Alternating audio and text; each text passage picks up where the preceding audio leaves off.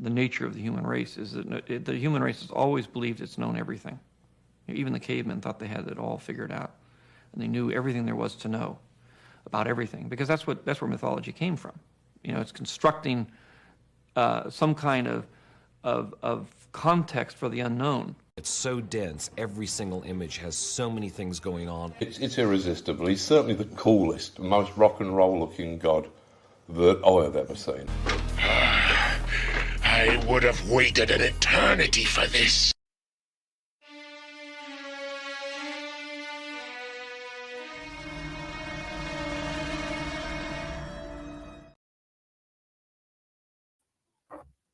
Hi. Hello and welcome. Good evening. Superliterary Encounters Part 9. Let's go. Which may be the halfway point of this book. Yes. I'm going to start off by saying it's probably going to be a long one. There is a lot here. I actually wanted to cut out one of the chapters, and Maxine forced me to not cut it out. So we're going to be doing it. Yeah. We're going to be powering through. Ken is going to be joining us a little later. I don't know if Alex is going to be joining us, but I hope that he does. Or if he's not able to, then you should definitely go check out his 47-minute star-by-star review on his channel. It's amazing and very in-depth and passionate, which is what you can expect from most of his reviews. But that one in particular was really good, I thought. So definitely go check it out. We already have some people in the comments. Hello, Jade. Good to see you as always, and hope you have a good sleep. And oh yes, well, of course, this is where the fun begins. Hello. So today we're going to be covering the second interlude, the problem of droid abuse, I believe it's called, as well as chapters 50, 51, 52, 53, and 54. And there are a lot of things to discuss. Hello, Darth Sidious. Good to see you as always. Hi. We all have droid names because the interlude is all about the problem of droid abuse. So M4X1N3, what did you think of the interlude, the second one? The interlude is very good. It's very it's very enlightening on the concept of droids and what we perceive of them, and kind of makes the whole Yuzon Vong war a little more sadder than it should be. Well, than it already is. And there's a lot of really cool like references and stuff in here, and we see Arhul interact with R2 and 3PO, and it's a really fun little interlude to read, and there's a lot of really cool stuff in there. How about you, R2 Yints 2? Love to see Arhul always, every opportunity I can. This was more of just a little palate cleanser sort of interlude, not really as in depth as the previous one. The previous one that I still might be my favorite part, but still great. Still love seeing Arhul. This has addressed an ongoing problem that I've had with droids, that they have so many emotions, and they're not robots in the same way that robots in, say, Star Trek are. And we discussed this last time, but again, it's just continuing to sort of explain that. So I like that.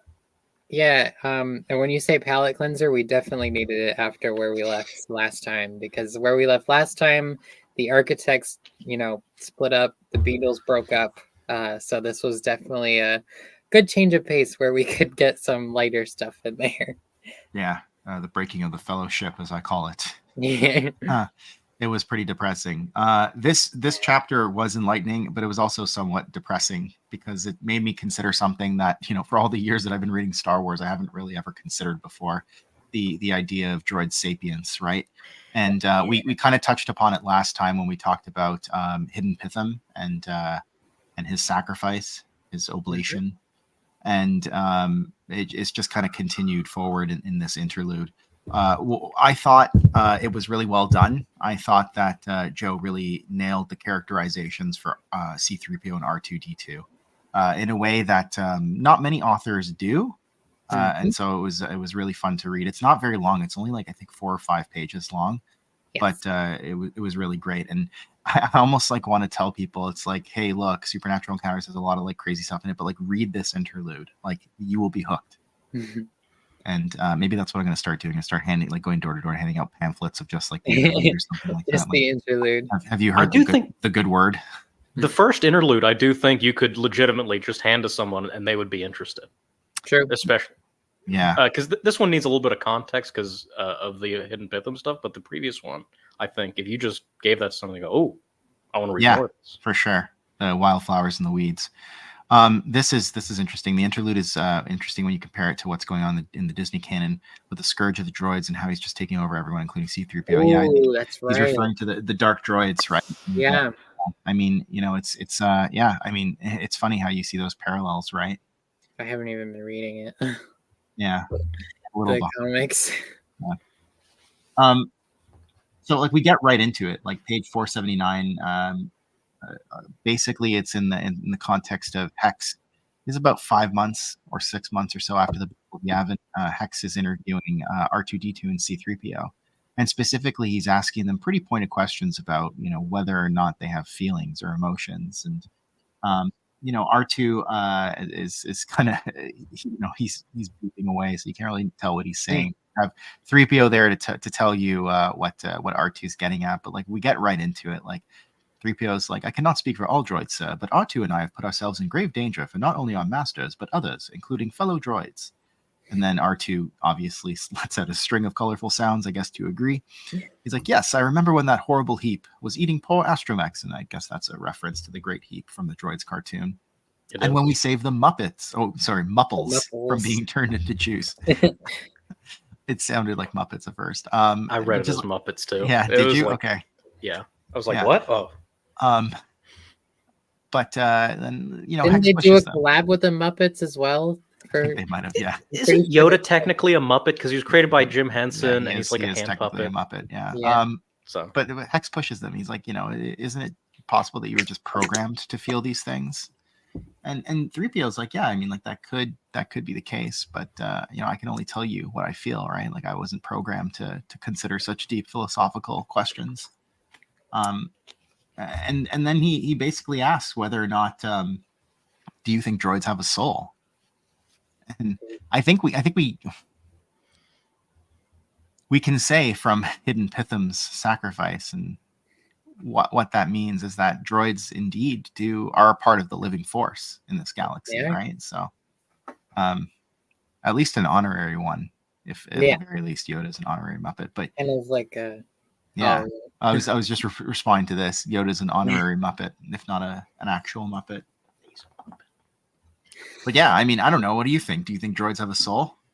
100%. I mean, as we find out, like, in the other pages of this interlude, Arhul basically has this device where he can kind of, like, almost like kind of detect whether they have some sort of like soul or emotional responses to like emotional responses and like that are likened to a human because he does it on himself as well and he does it on 3PO and he basically proves that droids are like sapient creatures, like they're things that feel, and that it honestly goes back to like everything we've seen of 3PO in different parts of the EU. Like I know Matt just talked about it on his reread of Agents of Chaos, where like 3PO, like it's after the death of Chewie, and he sees Han and he feels bad for him. Like he keeps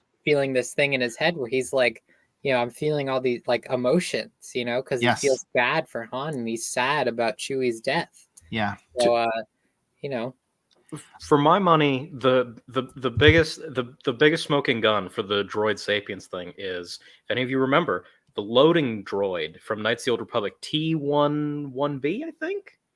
I know it's like T1. I thought it was like T1M3 or something like that. It could be. Maybe. I don't quite remember. But I do remember that his arc, or so to speak, was him getting over his insane fear of the Jedi, specifically the Jedi Covenant, because they tried to kill him. Yeah. Why would you program a loading droid with fear. Exactly. Yeah. Why would it have emotions at all, let alone fear? Yeah. I'm thinking about like even just like in the Disney universe, like you have K2SO who has just so much personality to him, right? In Rogue One, and there's just so many examples from the EU, and one of my favorite stories from Star Wars Tales run is Skippy the Jedi Droid, and I know it's ridiculous, but it's just funny that like with this idea of droid sapience, like legitimately, I mean, it kind of almost in some way legitimizes Skippy, and I'm not saying it does. I'm just saying it like in my mind it does. Okay, before you start. It does. Okay, well, I'll take the blame in any event. Like in in the Disney canon, it's like a big part of Solo: A Star Wars Story is L3, and she's a big representative of like droid rights and droid like sentience and stuff like that. We see it a bunch in the movie, so like proves are right. I mean, you know, so droids are sapient creatures. They're things that feel things, and then like when you think of like back to Vector Prime, where the Vong are just tossing them all in a burn pit, I know. It's terrible because it's all these innocent droids just getting burned and smelted and pelted with rocks and everything. It's not pretty. And then obviously, like, how can you like look at R2 and see everything he's done and be like, this droid is just a droid. He's he has no emotion. How can you look at R2D2 and think that when R2 is very clearly like he's a character. He's got emotions. He like feels things. That's right. He makes decisions on his own. Yeah, he has personality. And he feels like upset when something bad happens. Like he does that low like boo, like that whistle he does. Oh, there I am. Hello, Ken 9000. Using my laptop this time. Unfortunately, that's okay. I don't have a picture because I don't have anything on my computer. It's all on my That's phone, okay. So no worries. I'm just gonna pretend there's like a HAL 9000. I will be random white background person. Jesse was bringing up some really good comments about replicants and synths, and how I think that really weaves into what we're going to talk about a little later today when we get into book 5 part 2. But I wanted to say for this part what I really liked about it was how it kind of weaved into another EU story that I just recently read, Fate of the Jedi Conviction, and there's a part where Alana and 3PO are confronted by protesters. They're anti-slavery protesters, and they're basically like, "Oh, but you own this droid," and she's like, "I don't own this droid." It's like I'm not his master, and it's just funny. Like it was a funny exchange, but it's like this idea. It's like if droids have sapience, then if you own the droid, then it is essentially slavery, right? And that's kind of the conclusion that they come to on 481. It says like, it comes with some disconcerting connotations. In what way? Well, it means that owning of droids constitutes slavery. And then what does that mean in 42? They talk about memory wipes, right? C3PO translates what R2 says. He says that is the reason so many droids are forced to undergo memory wipes, hoard things. The longer a droid goes without one, the more his personality asserts itself to the point where one might potentially no longer automatically follow an order if it seemed inappropriate or harmful. So it's almost like, if you think about it, it's like brain damage. Yeah, right? It's like intentional brain damage. I don't know if anyone here is like big lobotomizing. DC, is a big DC person, but in the early 2000s, they would have Zatanna, the superhero Zatanna, mind wipe villains in order to get them to like stop being villains. And at one point, she got caught doing this by Batman. And then she mind wiped Batman, so to get him to like follow her lead or whatever, and that led to a whole big crossover that was terrible that no one liked. But like, the point still stands. Because if you think about it, though, someone who has no memory, and they have nothing to really base their decisions on because they can't remember anything. They're more susceptible to being told what to do. Yeah, and that was the logic. Yeah, and going off of your Fate of the Jedi example, I remember throughout like all of those scenes, like with Alana and 3PO and like R2, she like considers it. She's like, these are my friends. Like I don't. They're not like I don't own them. They're not like beholden to me. They're just my friends. Yeah.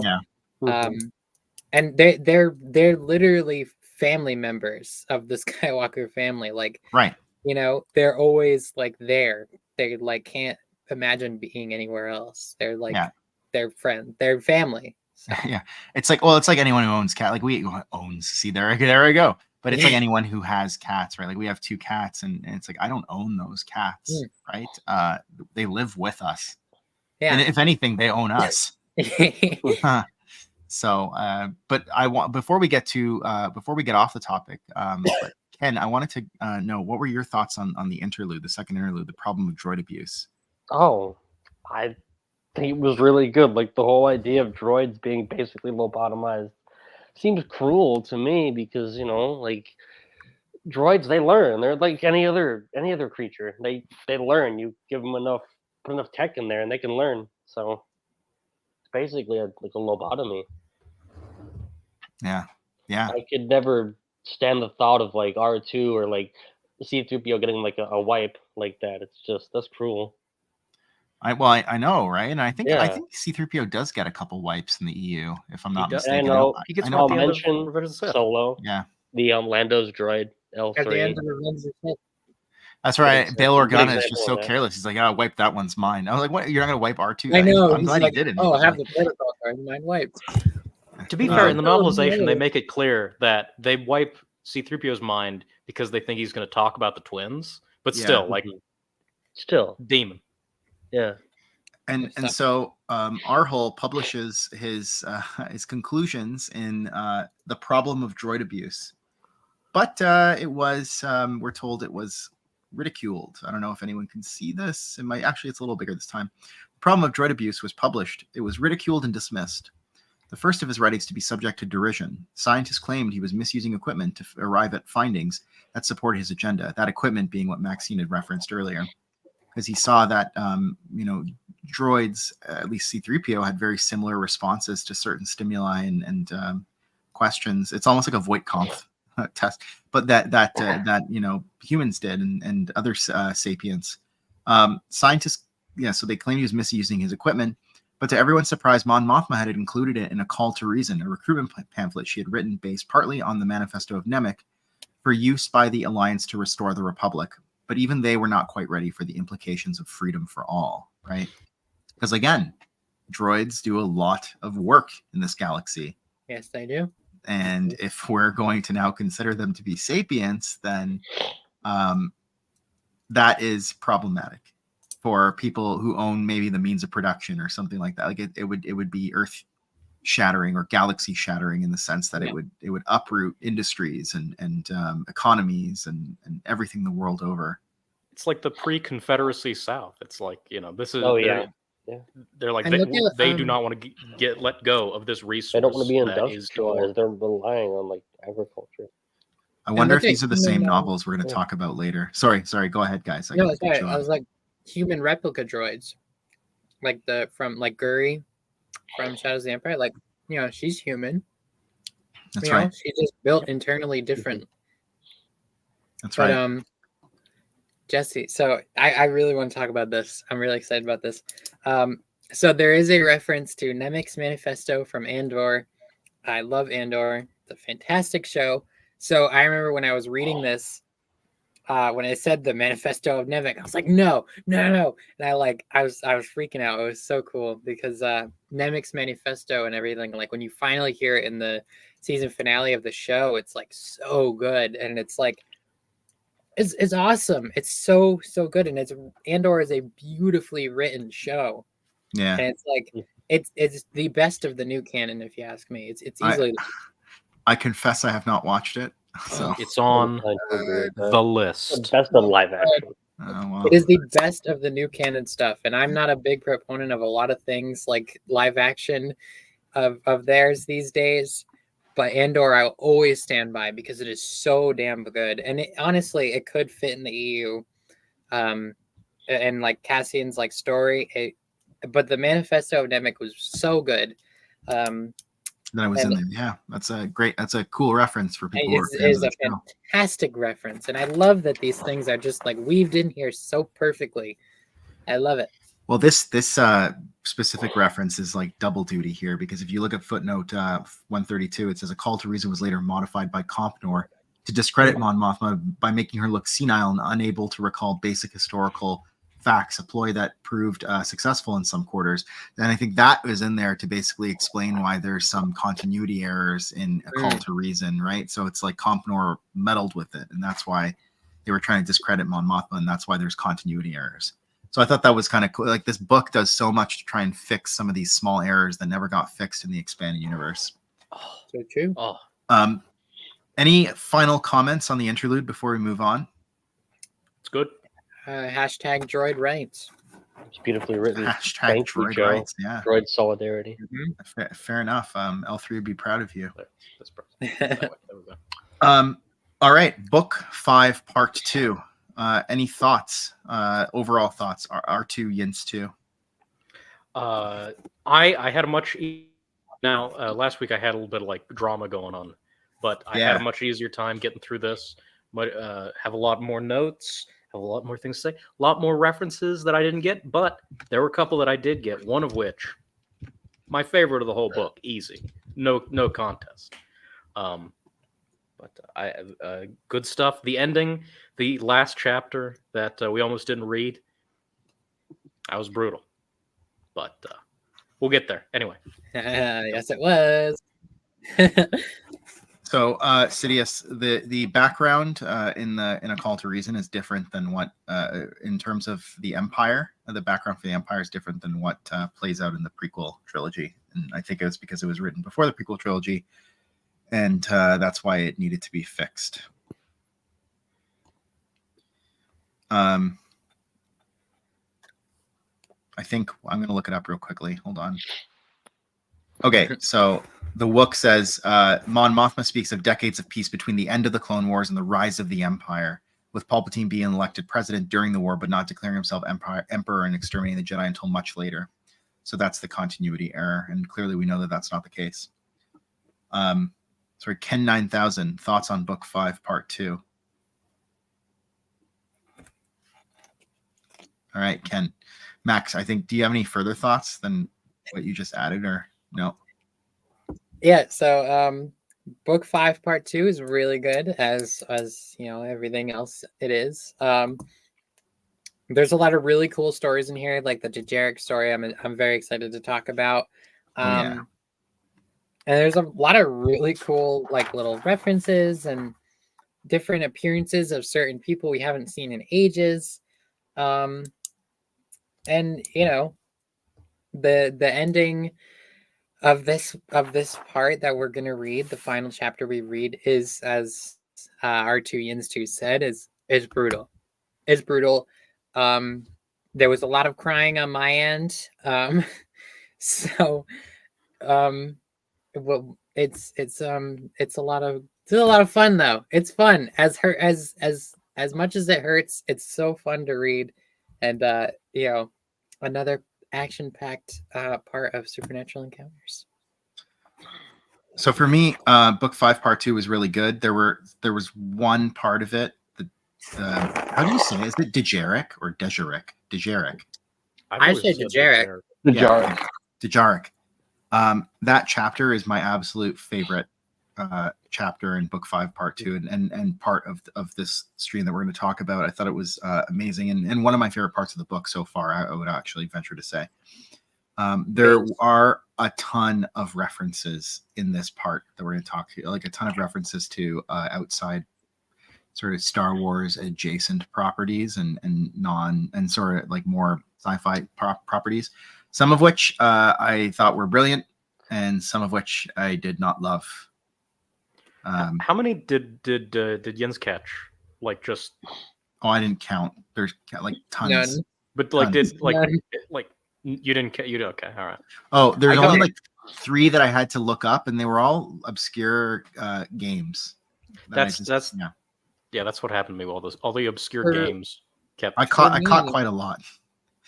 I was half and half. I got a couple. I missed. I got a few, but there were 2 major ones. I got like probably none of them because my palette of movies and other things are it's rather narrow. So like you guys like I don't know, you guys know all these things, but like it'll just go right over my head. So Yeah. Well, there was one that I caught, and we'll talk about it after the fact, where I was like going over my notes and I saw a footnote and I was like, oh wait, I know what this is. In any event, we start off book 5, part 2, with the Melodies of Oblivion, and that's right at the beginning of chapter 50, and we learn about the Moor of Randir and the Tauranic Codex, and the Moor of Randir is like, you know, Rand being RHAND. So you know, we already know Rand from, you know, the Sorcerers of Rand, and of course there's a lot in here that reminded me of stuff that we hear about in Shadows of Mindor as well, a Matt Stover book. So I thought it was really interesting, this particular section. Did you guys see on page 44? They tried to summon Mongol Ngal. Yes, Mhm. yes. So this is what I've been wondering for a while, because the way they described Null Null here is the way it's described in the source book that it comes from, at least Is according that the to Unknown Regions source book Yep. you're referring to? Yeah. Yes. So I was like Yeah. curious, like, well, where's that going to come in? There we go. Finally got it. Come forth from the ancient mountain Mordoth, spawn of Ubosathla.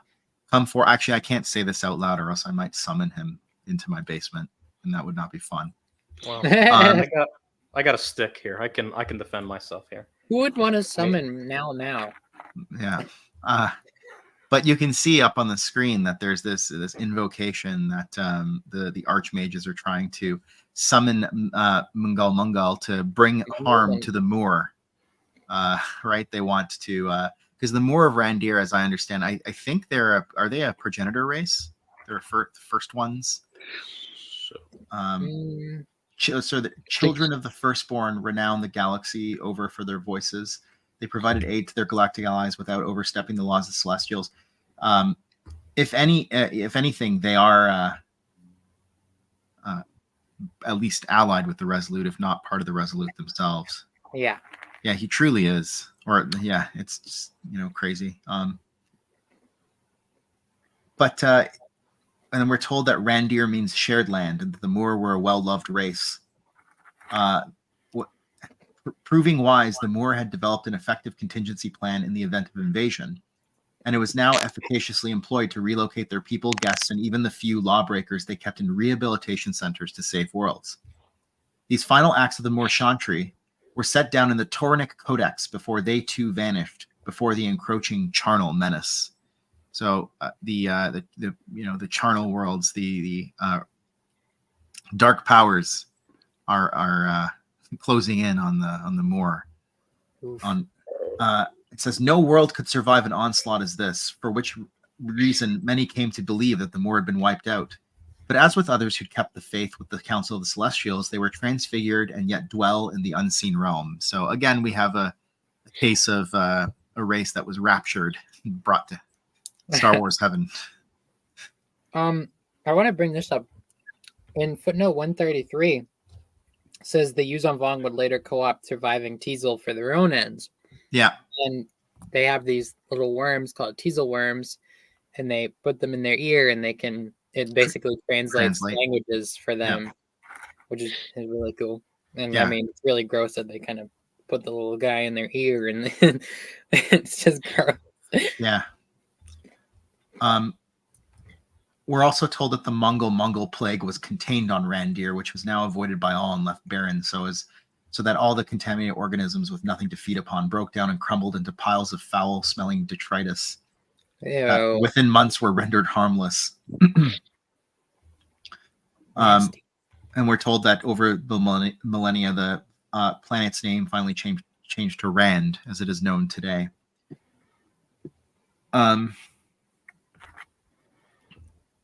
I thought the reference to black hole on page 486 was interesting because, of course, yeah, I mean, black hole is also known as Chronal or Lord Shadowspawn.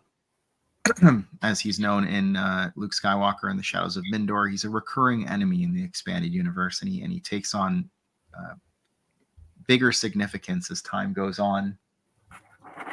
It says, eons later, Black Hole searched out and discovered the very same Tauronic Codex. By this time, only the later portions of its history remained, which he restored, as the Moor annals had long ago been purged as blasphemy, for which reason the document remains widely misunderstood.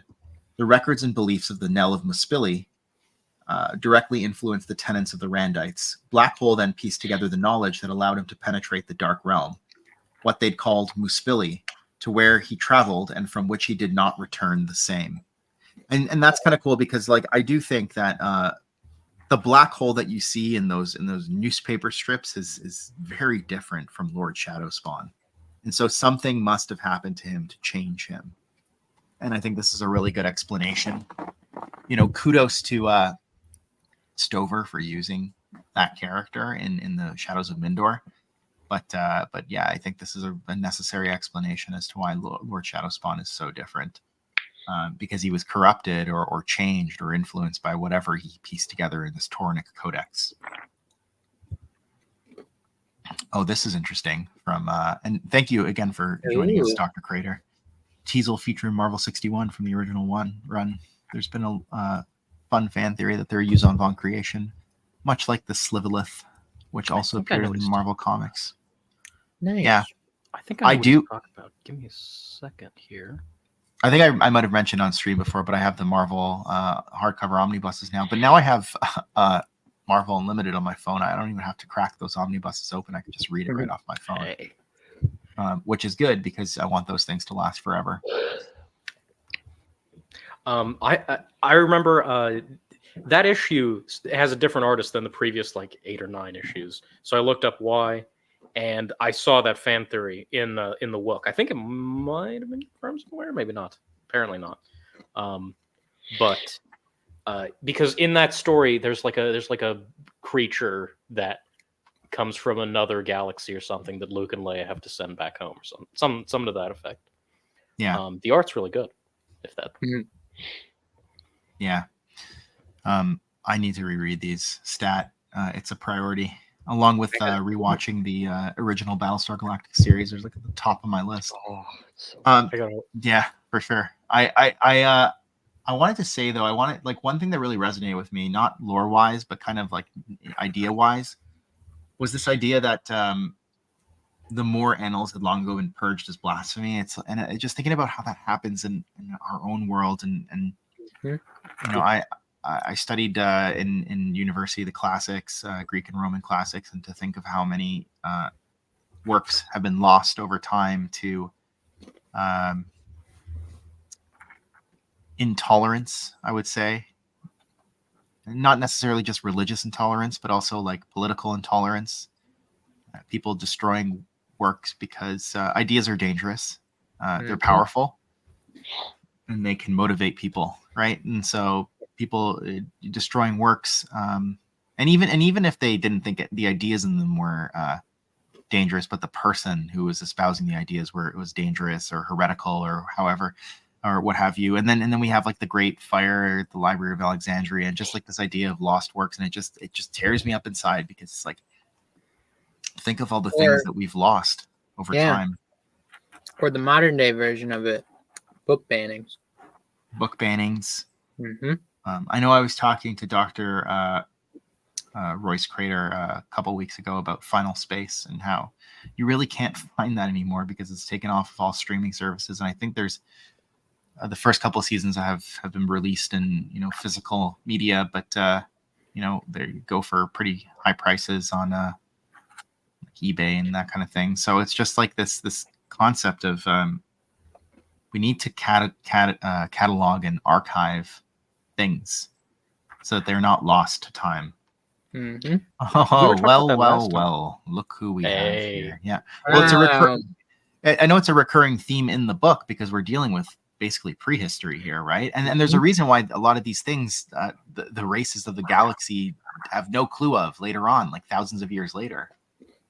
It's also you could also view it in like a meta way, because a lot of the Legends stories, like especially like the young reader stuff, like Jedi Apprentice and Young Jedi Knights and Junior Jedi Knights, Jedi Quest, all those are basically gone. Like you'd have to, you can find them on eBay, but the later books, especially for Jedi Apprentice, ugh, and there's just no effort to be made to salvage them, get them back. Yeah. I had to go on a whole scavenger hunt when I was looking. Yeah. I remember when I was collecting all of Young Jedi Knights and Junior Jedi Knights, and it's like a whole thing. You know, you gotta like look in all the weirdest places and find them all. Like book 10 of Young Jedi Knights was so difficult for me to get, and so was like books like 4, 5, and 6 of Junior Jedi Knights. They're all so hard to get sometimes. So. Well, hey, like even I don't even have all the junior series. Like I have, you know, Young Jedi Knights, Junior Jedi Knights, Jedi Prince. Yep. I had to I basically have like fan made copies of Jedi Apprentice. I have the first 10 books, like actual physical copies, but the rest of the series for me is fan made, and I don't have all of Jedi Quest or Last of the Jedi. Like I'm still looking for decently priced copies of those. I got lucky with Junior with no. Yeah, I have heard this that there might be like it's like Scholastic or something, like there might be like a rights issue. Yeah. I got lucky with Young Jedi Knights. I was able to get a lot on eBay for not too expensive. But Junior Jedi Knights, the only one I have is the first one. I had to listen to the like the YJK audiobooks stuff. Yeah. I forgive you. It's okay. I absolve you. If you have no other choice. It was a painful process. Like those guys do a great job, but it is still a painful thing with the AI voice. But still. Yeah. I don't know. I mean, like I hope that there will be a day where we can access these works even digitally, as long as we can access them, you know, readily and easily enough. That's my dream. Especially look at this humble brag over here. Just kidding, Lance. You're not the only one, Lance. I do too. Wow. Anyway, I'm going to Rhode Island. I got to get those Junior Jedi Knights books somehow. I'll fight you for them. But and you know, awesome. It is such a shame that they're not like reprinted today. Is because those books have great lessons in them. They have great stories in them, great characters that kids today would love. And I think, you know, a lot of the lessons in them like are valuable things you can take from those books, you know. And there's such fun stories. It's like I wish I knew about them when I was little, you know. Me too. But I didn't. Well, I didn't at all. I had no idea. I shouldn't say that. I did know about them when I was little. When I was 11, and I was starting to read the New Jedi Order, and people on the Jedi Council forums were like, "You got to read Young Jedi Knights first." I'm like, "Why would I read these books for kids? I want to read the adult books." I'm definitely gonna have to introduce my niece and nephew to at least a Jedi Apprentice, because that, like, you know, I don't have to explain to them, in a separate continuity, as if they would understand what this means. That Han and Leia had 3 children instead of 1. Yeah, but with I know I will be like giving these books to my kids one day. I'll read them to them, you know. So I'm not showing my kids those sequels, so I don't have to explain that. All right, we've put it off long enough. I'll address this first. I know it would have been. It's such a great idea. It's like right there, staring them in the face. Okay, we've put it off long enough. Let's continue. I know exactly. Page 46. I enjoyed this. Okay, I liked it. Howard the Duck. It's good. I like it. Lead the charge, my friend. This was one of the things that I was not a fan of. So no, listen. So it's not badly written, but it's just it's fantastic. It's delightful, but like it works. So what did they call? Here, let me bring up the thing. Malord. I'm trying to find the species name. That's the planet, actually. So this is what the thing I was talking about earlier. I went back in my footnotes and I was like, footnote 137. Malord is oft regarded for its acclaimed holobook series based on the exciting adventures of its wealthiest Okay, sorry. Go ahead. Oh yeah. Oh no, never mind. No, you were just talking about Pommel different. pates. That's Pommel good. pates. That's what they're Pommel called. pates. There we go. Yeah. Ebenezer, 1867 to 1967 NE, and his nephews and grandnephews. His nephew and grandnephews. And I was like, oh, I just kind of glossed. I was like, is this like a Christmas Carol reference? I'm like, wait a second, my lord, it's a Scrooge McDuck reference. Yeah. Oh Anyways, my god. I never thought I'd be reading a Scrooge McDuck. For me, there's a way better one, but we'll Okay. get there. We'll get there. Okay. So in the 70s, there was a guy by the name of Steve Gerber, and he made a comic book called Howard the Duck. And then our good buddy George Lucas saw that comic book and he said, I want to make that into a movie. And he did. And it's one of the worst movies ever. It's also the first Marvel movie, not counting the Captain America serials, which you shouldn't count anyway because those aren't movies. So, in Supernatural Encounters, we have Ward Duxon. Yes, Ward Duxon. Come from the planet Malord to Terra 1 or Terra 2? Where is it? So, an Earth world. Comes to an Earth Terra world. 1. And has a bunch of adventures, which apparently are based on the comic, from what I can tell, not the movie, which was a pleasant surprise for me. It's neat. But meets up with Beverly Switzer, like in the movie, and there was a reference to the Montauk Project. It's spelled differently because Howard the Duck doesn't. He's like the Montauk or something like that. But the Montauk Project is like one of those like conspiracy theories of I think Montauk's is it in New York State? I think so. But it's linked to the Philadelphia experiment. This idea that there were all these secret experiments that were happening in Montauk, and there's a book by the name of the Montauk Project which I read, and this guy tries to pass off all this crazy stuff as like fact, but it's alternative facts is what he called it. I was like, what? Alternative facts? So fake. There's no such thing. Jackson vibes, yeah, most definitely. Oh, for sure. But like I think the comment, at least from my perspective, was more about things that may not be available anymore, not Star Wars related, but like historical wise, because they've just been completely purged from this earth, and that just like pierces my heart in the worst possible way. Is it Palmo Pate then? Yes. Wow. Yeah. I literally just looked this up 2 minutes ago to see if like this came from source. Yeah, he got it. Yes, I think that actually this was mentioned in one of Joe's endnotes, if I recall correctly. Oh yeah, really? Lay it on me. But so basically, we're told there's Dr. Jennings, and he's being told. Oh, funnily enough, sorry. Ward Duxon thinks the Montauk Project has something to do with loquacious Mon Calamari, which I thought was funny. But Jennings is told on page 488, the wise archmages had tried to help, but they could only thin the walls between dimensions. Now it's up to me. Oh, I know what you must think. This is Jennings talking. But today I'll prove it once and for all. Just last night they informed me that I was very close to bringing their children through. How exciting for you. You're about to see history made. I don't know. That sounds very ominous to me. Bringing their children through. Like, what do you, anyways? So he opens a portal and turns into a demon. I think a creature, demonic creature of some sort. A lot happened over the course of the next few hours, but the gist of it was this. This is Ward Duxon explaining this part. It was too late for Jennings, poor man. I recoiled in horror as I watched the beast-shaped thing take the scientist who was so blindly trusted that this thing was some benevolent superior being who only wanted to help. The Jennings thing roared and lashed out. It was exhausting work killing a monster, and not at all like the ones we see in the fright vids. So, Ward Duxon and Beverly Switzler saved the day and stopped Jennings.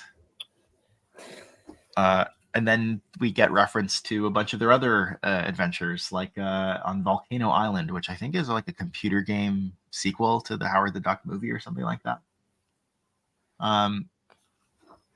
They mention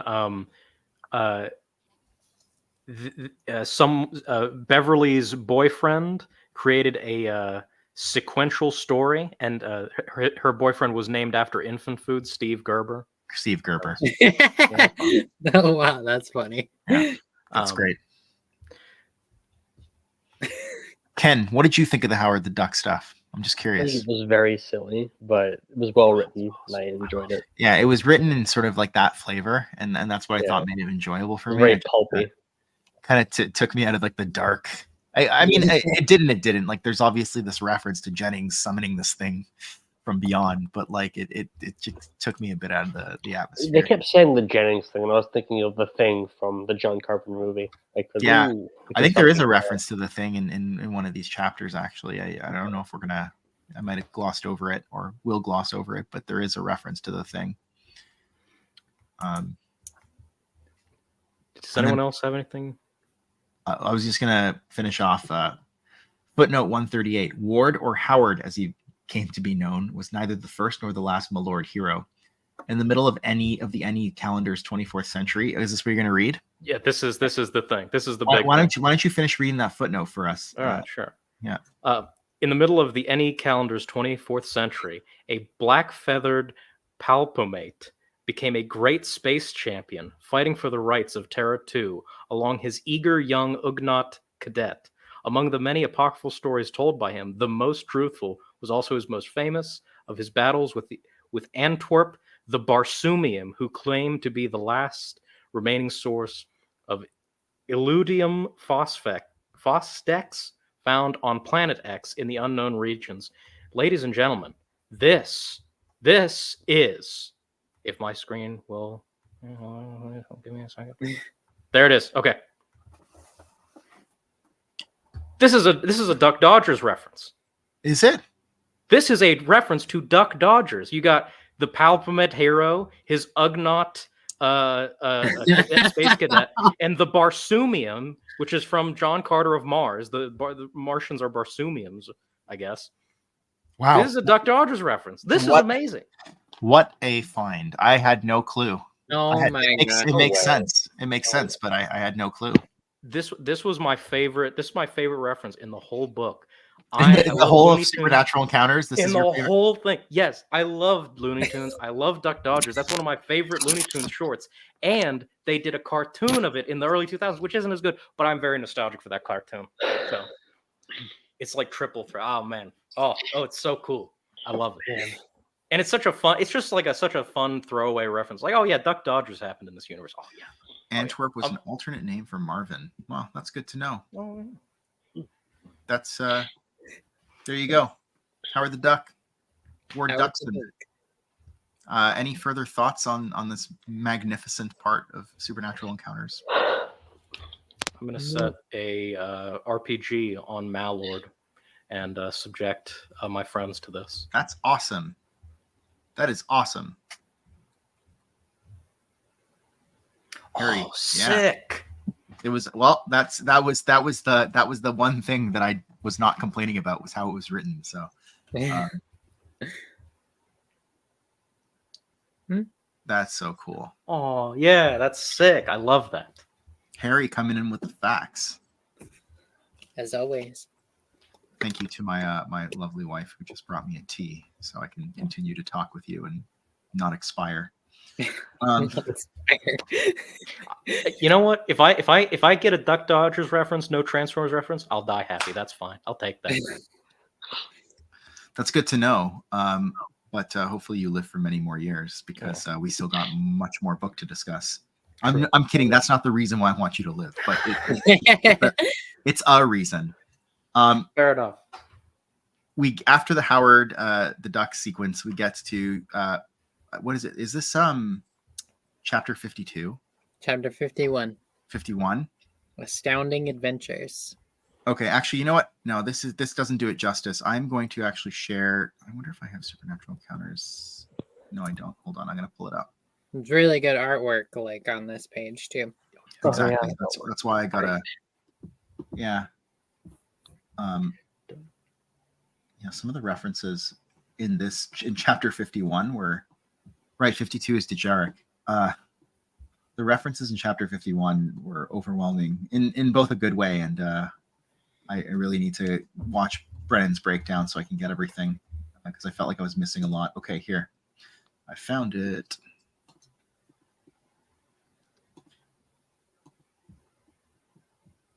Look at that. Oh, that's cool. Oh, Very Love it. like kind of like gives like this kind of pulp feel to it, like a spacefaring adventure. And we're told about the first breath, the last gasp of what has come to be known as the first breath came with the destruction of the hypergates, which we talked about last time. And in the interminable span before the second breath, which would be like the second kind of leap forward, I think it's like hyperspace technology at this point. With only the elder race and some of their allies and adversaries able to traverse the galaxy, worlds and systems became insular because they had no way of visiting one another anymore. And after years spent in seclusion, the progeny of their progeny came to believe their civilization was all there was, and that their sector made up the whole galaxy. And so it's easy to kind of see how all this history could have been lost. Yeah, because it's all contained in one kind of sphere of planets or something. Think, if you will, humanity for some reason is like reduced to, I don't know, like I'm gonna say like the Stone Age, but not like the Bronze Age. And we no longer have like a flight capability of flight anymore because like planes are gone and the technology's gone. And there is a group of individuals living on an island or like a subcontinent like Australia or something like that. And over hundreds of years, they might think that there's nobody else. So they might forget that there was a history of the world and stuff like that if like the materials no longer exist. And you know what I mean? It's just like it's easy to see how this could happen on a galactic scale, because it could happen in our own world if enough time passes and something really horrible happens. But and yeah. I think this helps explain, especially in the Marvel comics. At least I remember it coming up in a lot of the Marvel comics. There would be like human colonies that were uncontacted. Wait, how did the humans get there? Well, now it sort of makes sense. Well, it makes a lot of sense. They had been cut off, and then they had forgotten. They thought they were the only ones in the universe, but no. But that came up. That's like a classic Star, like the early, like 1977 to like 1986 trope is like basically humans, the human aliens or whatever that are uncontacted. Kind of reminds me a little. 46.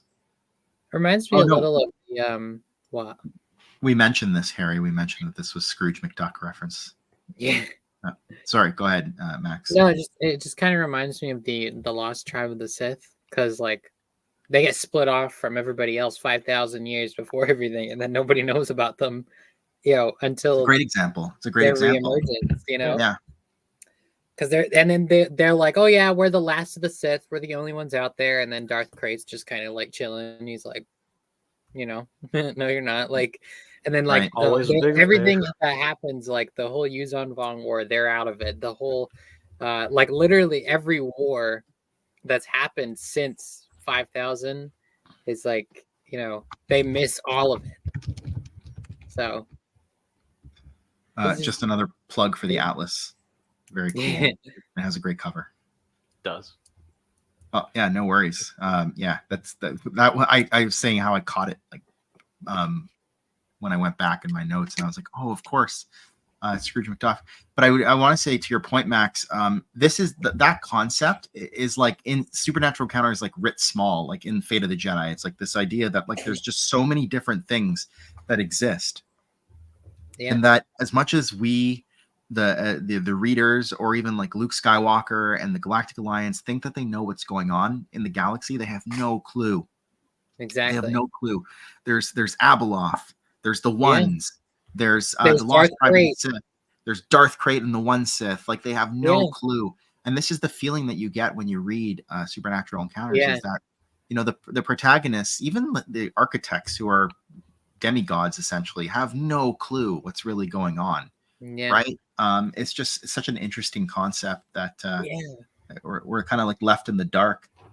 And it's like when you read like the older books like Jedi Academy, and they go to Kessel, and and they go to the Maw, and everyone everyone's chilling in there. There's a whole battle in the Maw cluster with Dala, and then like you just you don't know at the time, but like when you read Fate of the Jedi, like Abeloth's there, she's there, she's chilling in there, she's vibing, and then like another thing is like the Yuzan Vong invasion. Like the whole time they're just on their way, you know. There's so much happening even outside the galaxy. You know, the Vong are on their way.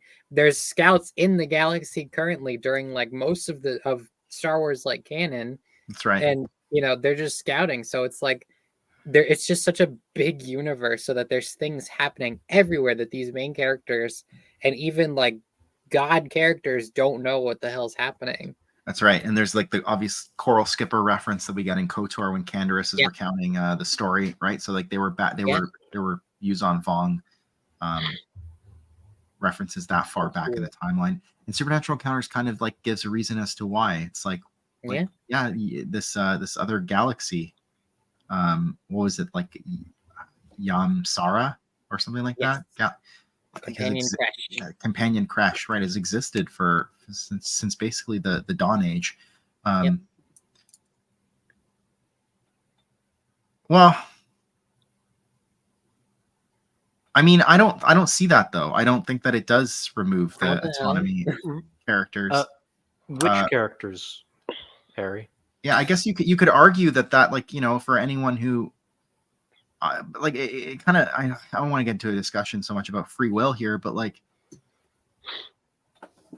most major religions have a concept of free will, despite the fact that they believe in higher powers, right? And so I just don't see the fact that a higher power could exist, or in this case does exist in the Star Wars universe, as something that takes away from the autonomy and free will of an individual, because it's really like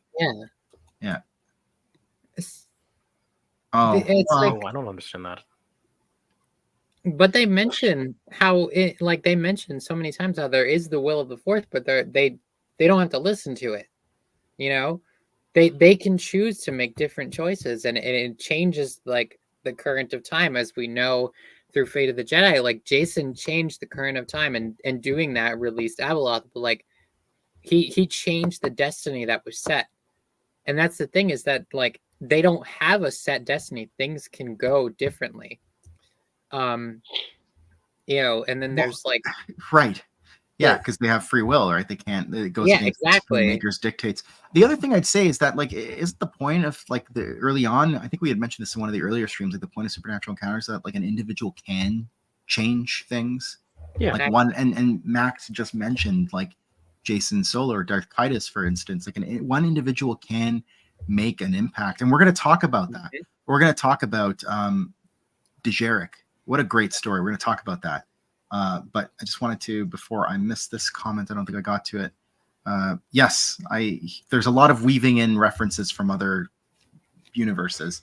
There was one actually that I saw. I'm going to just throw it up on the screen. I don't know if this is what I think it is, but I believe this is on page 492. There's a reference to the tyrant Zur, which I think is Zim the Despot's father. Yes, it is. That's right. Yeah, that's right. I remember him from reading the Despotica. When the Kodan Armada began to dangerously expand under the reign of Zur, it took a young and talented human from Terra 1 named Rogan. Any relation to Joe? I'm just kidding. Not Joe Bongiorno, I think Joe Rogan. Along with his companion navigator Grig to overthrow the tyrant. I wonder if that's something, Rogan and Grig. So, but I just want to bring this up, is the Last Starfighter, of course. Okay, never mind. Sorry, I saw that movie like 2 years ago. Yeah, but they talk about like with free will, is that like the one above all, the Father of Lights, like, you know, they have free will. The Celestials don't get involved for the reason like that. They're not gonna determine what species will do. Like they can make the choice to fight or be violent, but they're gonna lose the protection of the Celestials. But that was the choices. Yeah, that was the thing we were talking about, and like the second session was like or second or third, where the Celestials just throw their hands up. Because the judicious, I think, want to bring justice to the humans. That's right. Yeah. That's So right. so like I don't understand that criticism at all. Yeah, that's pulling it out of their rear end.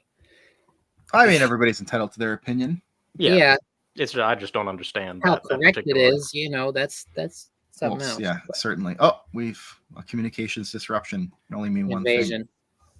Invasion. Sudden There's thing. one thing I wanted to throw up on the screen. I'm just going to pull it up on my end because I had a copy of Supernatural Encounters digital, but it's all marked up with my crazy Lovecraftian style notes. All right, share screen. Boom. Okay. So page 492, we get some information about how the Zazaks pass onto the Collider schematics for a fleet of Zazon ships. And the Firstborn Council get their gigantic Phoenix class space stations, and so there's kind of like an exchange of technology here. We're told that some of the Firstborn have always been able to navigate hyperlanes, so that there is still some exchange occurring, I assume, amongst like the Firstborn Council and stuff like that. But I thought was interesting is that there's some of like kind of like early shipwrights, and we're talking about like the Anks, the Kill, the Chikari, the Sachet, Herglick, Bothans, etc. Duros is also mentioned there, and who share their developments with their allies. But then we get a reference to they mentioned the Sluissi as well, like from Sluisvon. Sluisvon, yeah, the shipyards, and then so you get like a reference to Gorog, who wants to create hyperspace nullifiers, basically interdictors, right? Oh, and yeah. It would be the traders Kakaibak who first succeeded. This is a reference. We learn about the Kakaibak in James S.A. Corey's Honor Among Thieves, which is a welcome back, which is a it's one of like the last EU novels to come out before decanonization in 2014, and it almost I think I don't know if Razor's Edge. I don't know, Dawn of the Jedi Into the Void. Around that, there was like a whole. Anyways, it to me that adventure, I really enjoyed Honor Among Thieves. It's not like nowhere near my favorite book, but I thought it was like a solid like 7 or 8 out of 10 for me because it read like one of those early Marvel adventures because it's so grand in scope and it involves the OT heroes. And we learn about the Kakaibak. They're no longer around. They're basically extinct at this point in the story. But they create this machine that can basically pull ships out of hyperspace, right, en masse. And they want to like that machine. They want to like use the powers that be. The Empire wants to like use that for nefarious means, and of course the Rebellion wants to obtain it too because they think they can win the war against the Empire if they have something like that at their disposal. So I just thought it was a really cool reference there. Some fun Easter. Yeah. Okay. Me neither. I know he's been really busy lately, but hopefully he gets to it soon. Oh, did you? Oh, you did grab that Rockstar. I did. It's terrible. Well, it'll keep you up. That's why I'm drinking this for the energy, not for the taste. Templars of Mithra.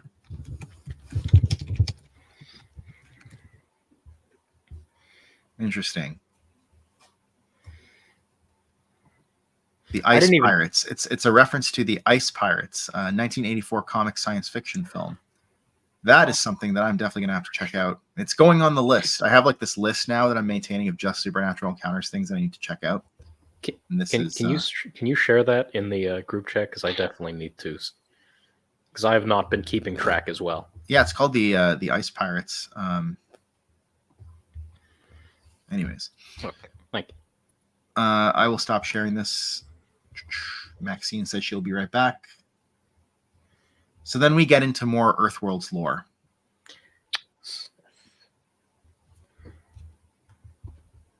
From the director of Mac and Me, Tammy and the T-Rex. Yeah, okay, for sure.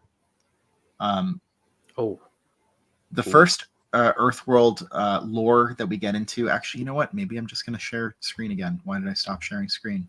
I don't know if this is the one where there's a reference to a old Predator game. I'm not sure if it's this. It could be the next one. I'm just going to like blow it up so people can see it easier. Okay, so the first one's Nemesis from Earth, and we have 1980 to 2175. NE, right? So the dating convention that we talked a bit about last time.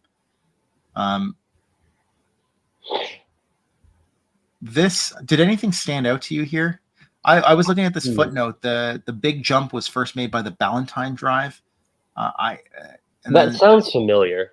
Isn't that the name of a publishing company? Ballantine. Oh yeah, Books? Ballantine Books. But I don't think that's related at all, is it? I mean, it could just be like it's just a little reference or nod to the publishing company. But that didn't catch me.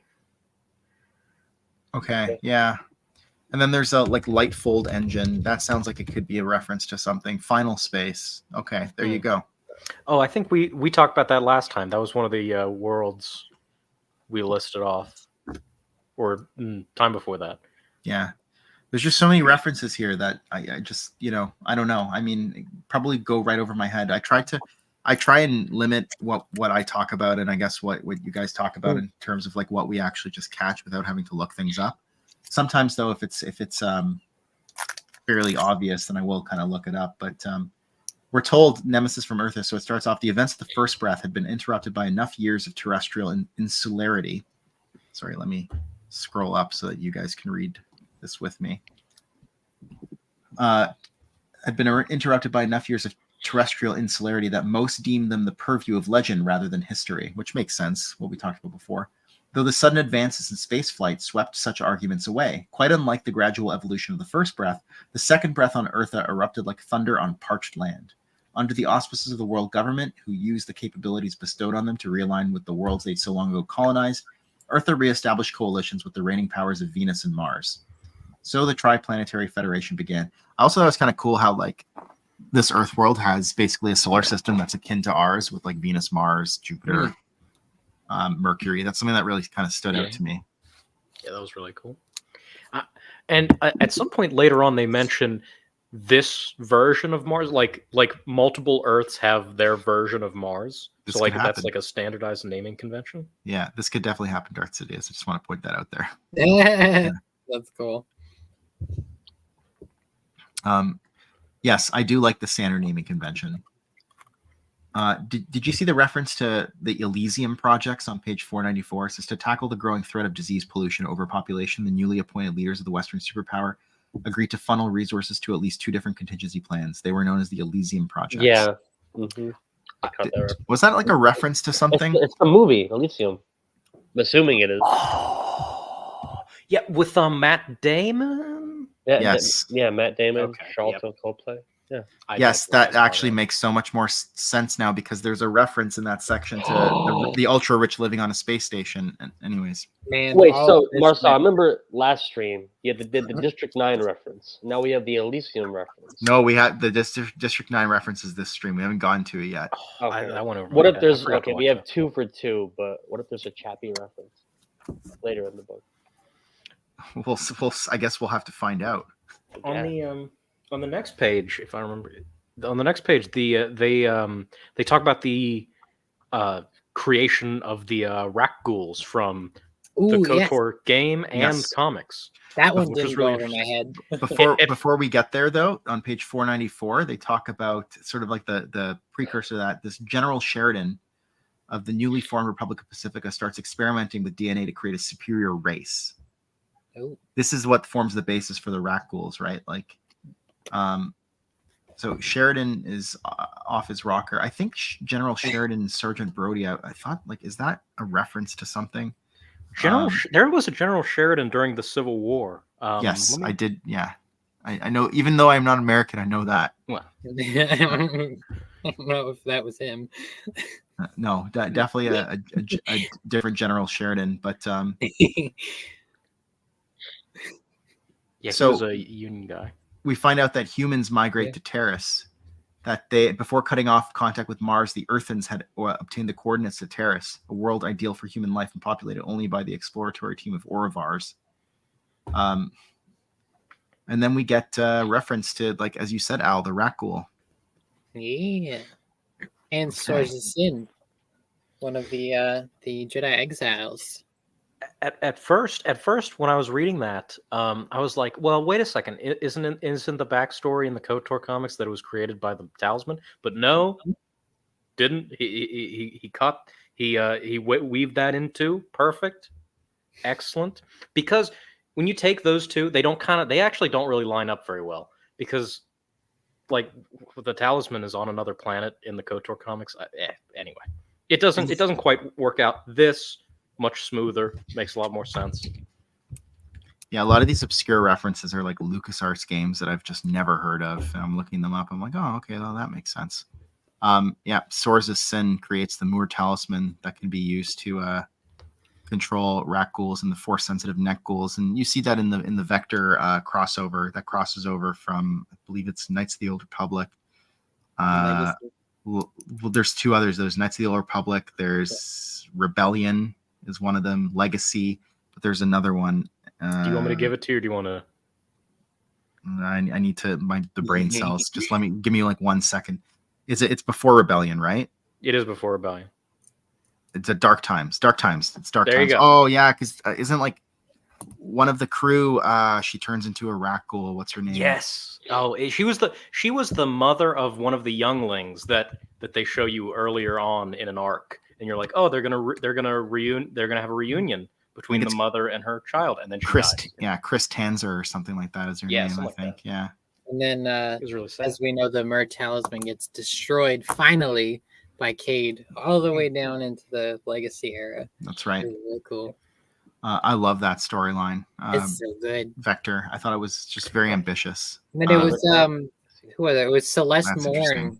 It was Celeste Morn who was like keeping like the Mer Talisman like by herself on like a cruiser like full of like rat ghouls and stuff, and then like Cade and it like almost turns into one, but then with his like healing abilities he can like that's get right, rid of the whole rat ghoul plague and everything. I love it. So cool. So yeah, we find out that the rat ghouls are created by this kind of these DNA samples.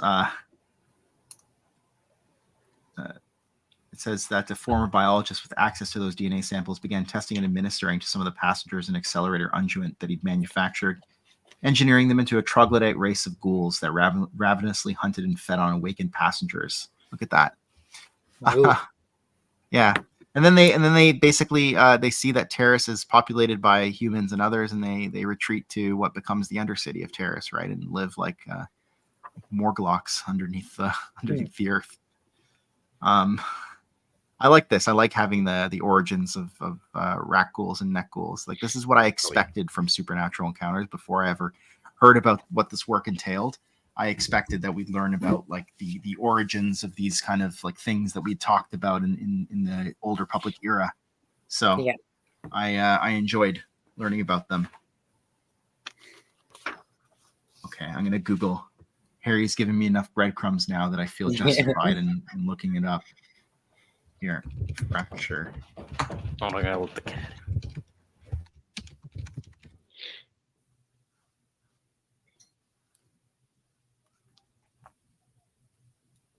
Fracture, Lucasfilm Wiki.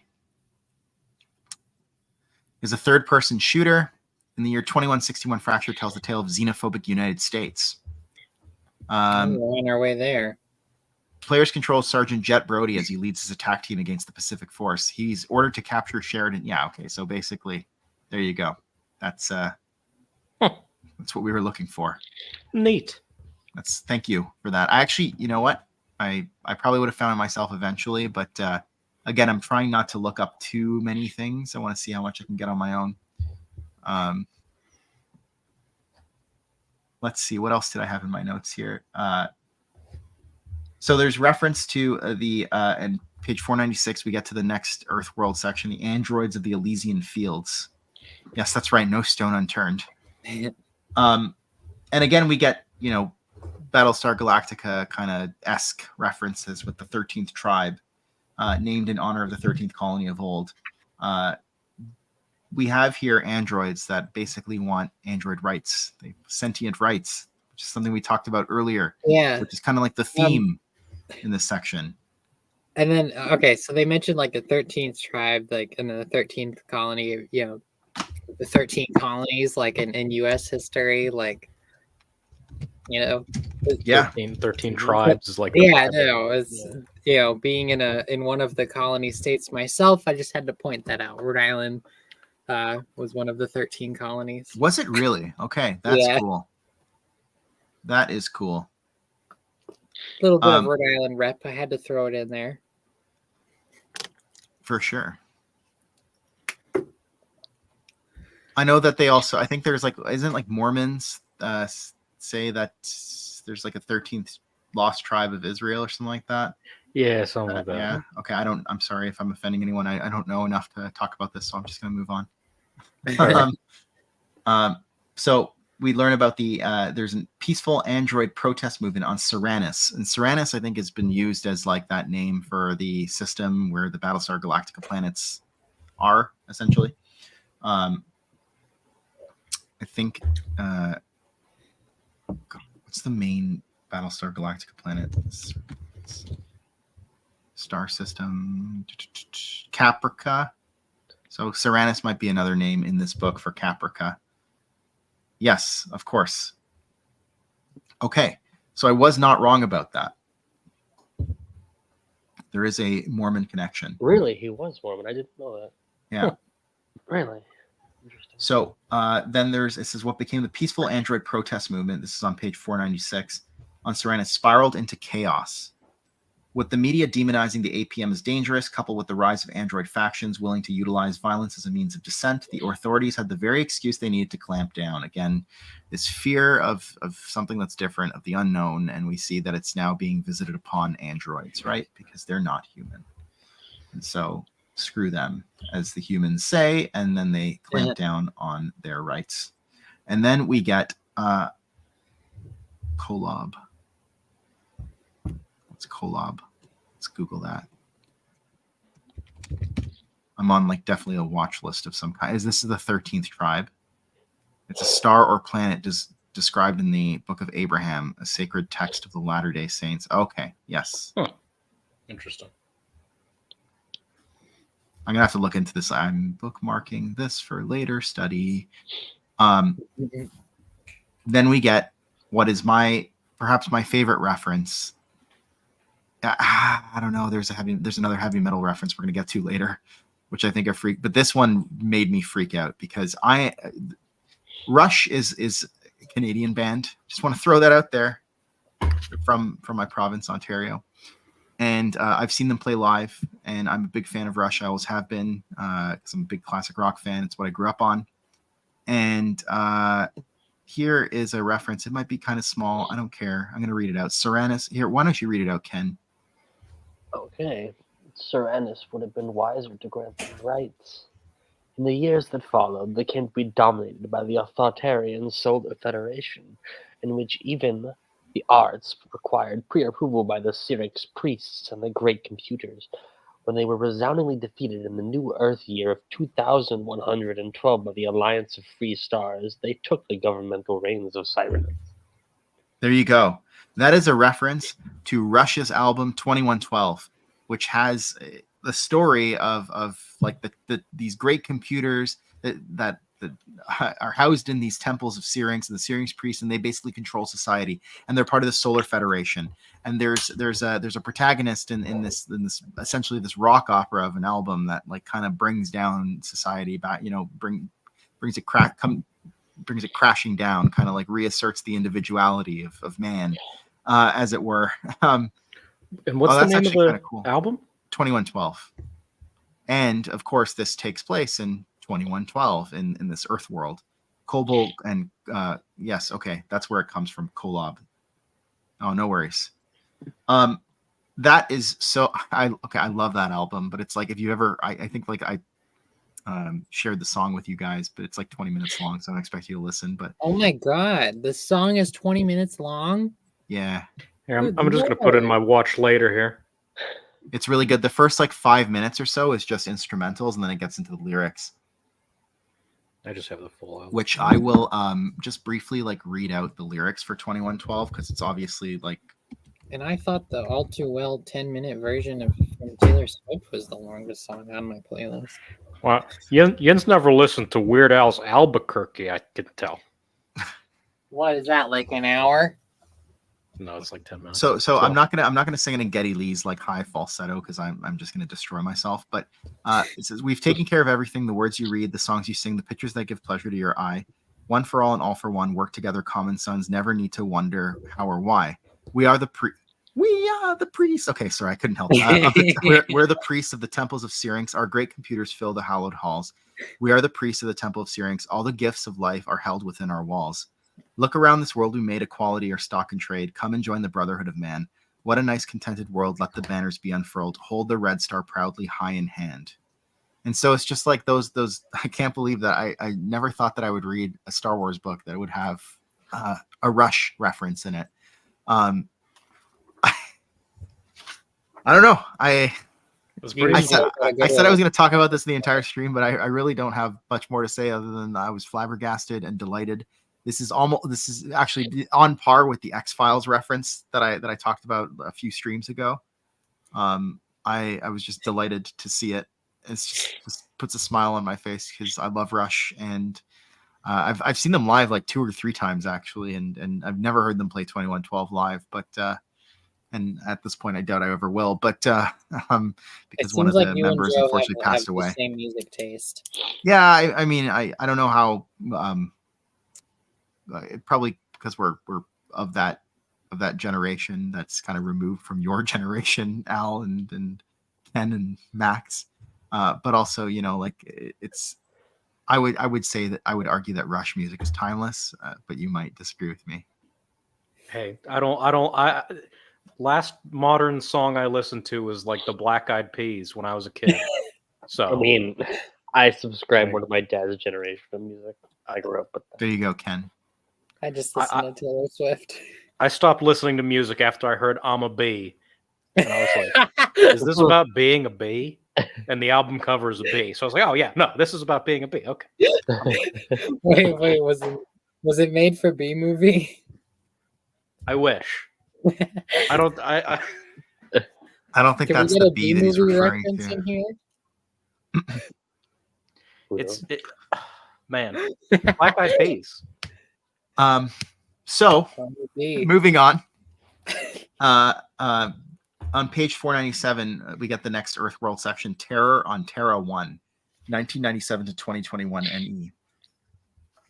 And we got a reference here to the Nexus line replicants. So we're getting into more kind of Blade Runner-esque lore with the Nexus replicants. That's a Blade Runner reference.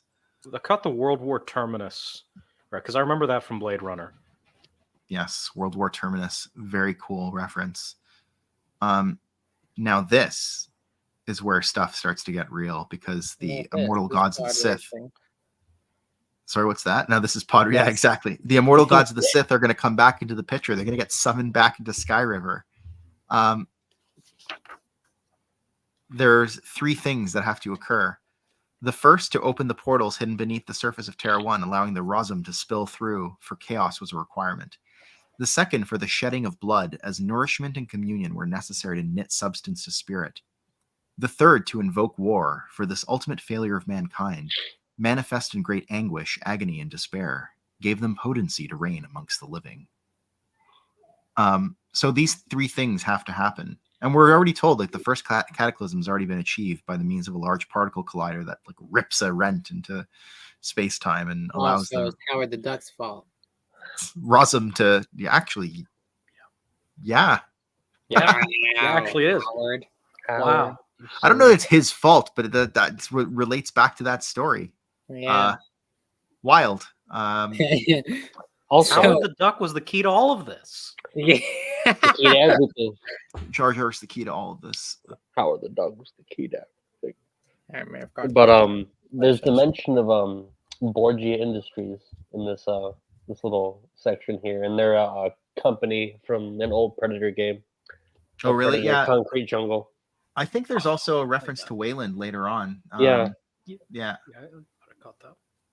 But they keep mentioning the Blade Runner stuff, but I don't think that the Tyrell Corporation gets mentioned. So I know it's the main corp of those. Yeah, I didn't whole see universe, Tyrell I don't remember. I think it's mentioned. named something else. But I've been reading the Blade Runner prequel comics. I like them. Blade Runner is one of my favorite movies of all time, and Philip K. Dick is one of my favorite authors of all time. The book is, I would argue, substantially different than the film, but both are very, very good for different reasons. I really enjoyed Blade Runner 2049. I didn't think I would with Ryan Gosling, but I really enjoyed it.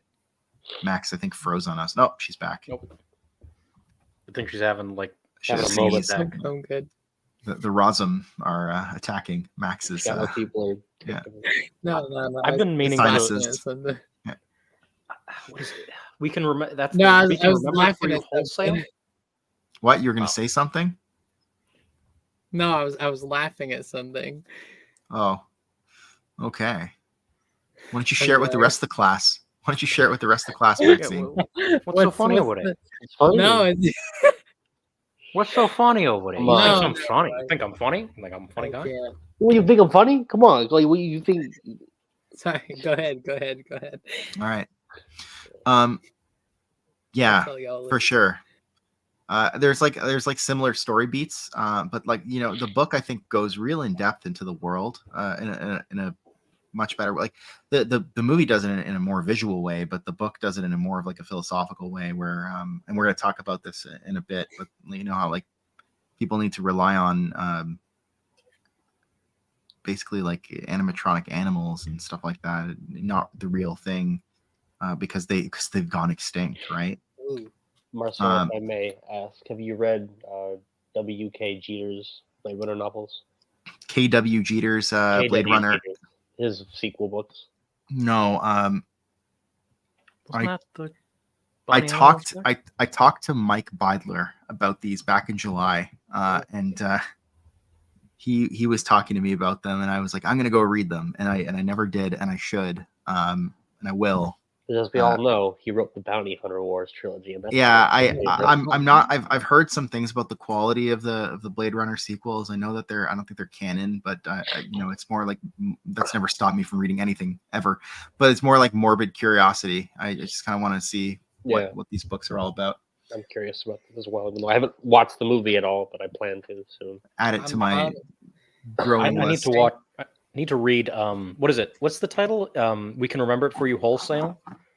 That's the title of the book? my Minority Report, I believe. Okay. Oh. I'm gonna just say I've never watched like Blade Runner, like ever. Oh no, sorry. Total Recall is We Can Remember Total It For You Ooh. Wholesale. No, Yeah. do androids dream of electric, Electric sheep? Sheep. Is that Yeah. it? Yes. Okay. Yes, that's. You've never watched Blade Runner, Maxine? Nope. I feel like You you're gonna gotta watch it and watch be like, Blade. you're gonna be like, this is boring. This movie, Marcel's stupid. No. We gotta have I a would watch never party. We gotta do it. force you to watch. Oh, we watch should. Blade Runner. It's so good. We should do a watch party for Blade Runner because my copy never- won't work on my Xbox for some reason. I've never seen 49. I need to do so. Yeah. I haven't either. But Do you know which Alien EU story this was, Harry? If you don't mind throwing it in the chat, I'm curious about this. Story. Okay, I want to talk about the second and third cataclysms, though, that summon the dark powers back into the galaxy. Yeah, no worries. Just put he needs to check in the chat.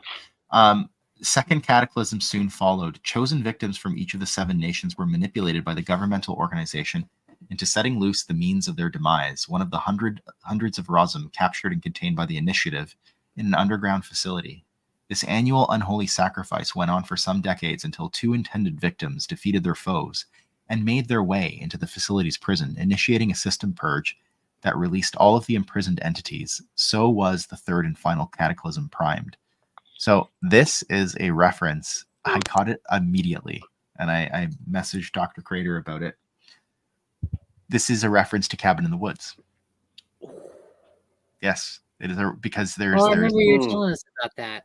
at the end of the film it's like a group of friends that go to a cabin in the woods, and they find out like there's all these like horror elements to it and stuff like that, and then they find out basically through the course of the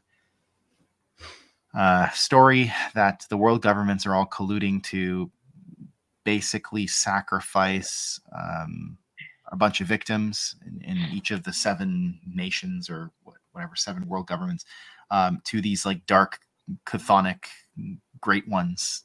And if the sacrifice ever fails, then the end of the world is essentially caused.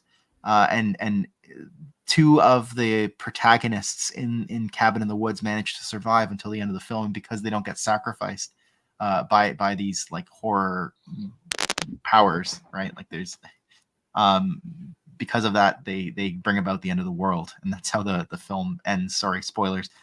I should have said it beforehand, but it's a really fun kind of horror comedy type film. I mean, there's the comedic elements are a bit subtle, but it's really good. It's worth a watch, and I was like, this is a reference to Cabin in the Woods. I'm not doing it justice, the explanation. You got to go watch it for yourself. I'm not big on horror movies, so I think I'll pass. Okay, I'm a big horror I'll person. add it to the list. It's Oh. You know what? Yeah, there are horror elements to it, but it's like Cabin in the Woods is like one of those horror movies that I recommend to people who don't like horror movies, if that makes sense. Yeah, but I'm like a big baby. Like I can't. That's fine. I mean, I need to make an effort to watch things that are not horror at this point, because I'm like, man, give me 8 more Draculas. That's what I want.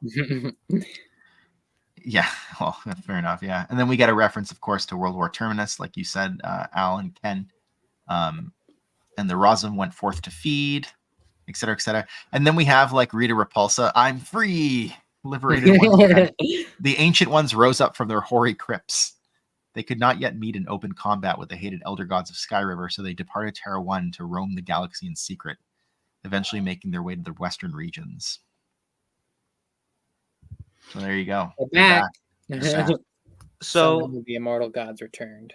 This is one of the things I really like about big, like bird's eye view Star Wars media, like galaxy guides and things like that, is the horrors of the unknown regions and wild space, and just the crazy things that are in the galaxy. And that little section just sent chills up my spine. I was like, "Ooh, they're out there. They're doing no good in the unknown regions." That's right. Or not so unknown to them, I would say. It's just like Abeloth's in the Maw the whole time. It's, she's lurking. She's there, just like how Abeloth. Yeah. Abeloth. That sounds like foreshadowing. Ooh, it does, doesn't it? I'm gonna share screen with the book again itself, because there's just like a gauntlet of references. We get to the Corridor Ghouls of Kobol, 2012 to 2060 NE. And there is a reference here to Corridor 7, which, as I understand, is another LucasArts game. I looked this one up, and that's what I found. Which talks about the examination of the object occurred on Delta bases in a top secret underground laboratory known as Corridor 7. No one could have predicted it was one of the dreadful orbs, or that it would open a dimensional rift. This opening of dimensional rift just makes me think of Doom, with like demons pouring forth and someone having to go and deal with them. The other reference that I caught was, so then we have the Triumphs of Terra 2. Now, I probably glossed over another reference or two there. We're not going to get them all. That's for Brennan's breakdown. I just want to talk. We want to talk about the ones that we noticed and the ones that resonated with us, at least enough to look them up. We have the Triumphs of Terra 2, 1982 to 2977 NE. This is what Ken was talking about earlier. Yeah. I got this right away. I was like, hey, I saw this film in theaters when it first came out.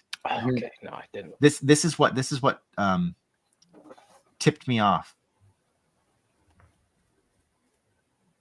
They were relocated to concentration camps where they could more easily harvest them without the scrutiny of journalists and alien rights advocates. I was like, putting aliens in concentration camps sounds like District 9. So, excuse me, the animals are fighting.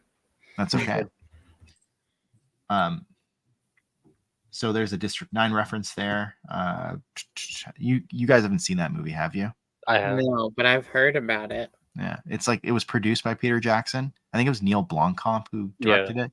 Yeah. And then there's a reference on page 500 also to we get this reference to like let me just scroll down. The Tong Vodeon. Let's go, Republic Commando. That's cool. Yeah. I want you to sit, Max, sing the Vodeon, yeah. No, I can't do like the whole song, but that I remember reading that. It brought me back to the Republic Commando main menu screen. I love it. But this paragraph, the OMAC, it's a reference to Defiance, I believe, a show. It's a TV series, Defiance.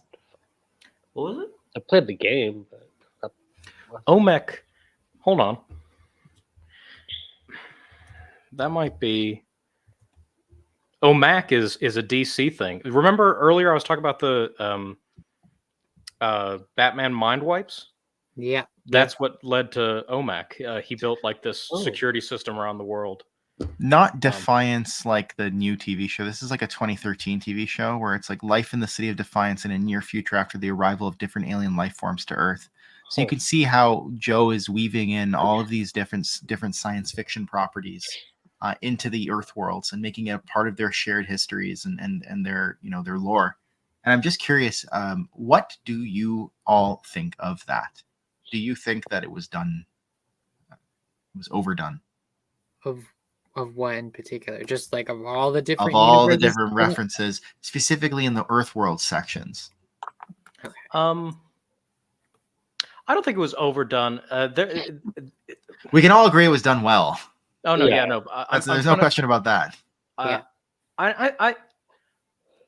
think it struck a decent balance.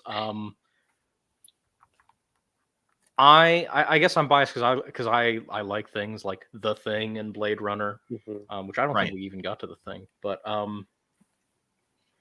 I think it struck the balance well enough. But I can understand if you get to the Earthworld section, you're like, this is too much for me. I can understand that. Al speaks for all of us. I'm just kidding. I have the same opinion. What do you think, Max? Sounds like I will say, so a lot of the references in the Earthworld stuff, like to other like movies like Blade Runner and District 9 or anything like that, I didn't get any of that. Literally not. Right over. Yeah. I'm sure I only got like a quarter of them. So you're in good company.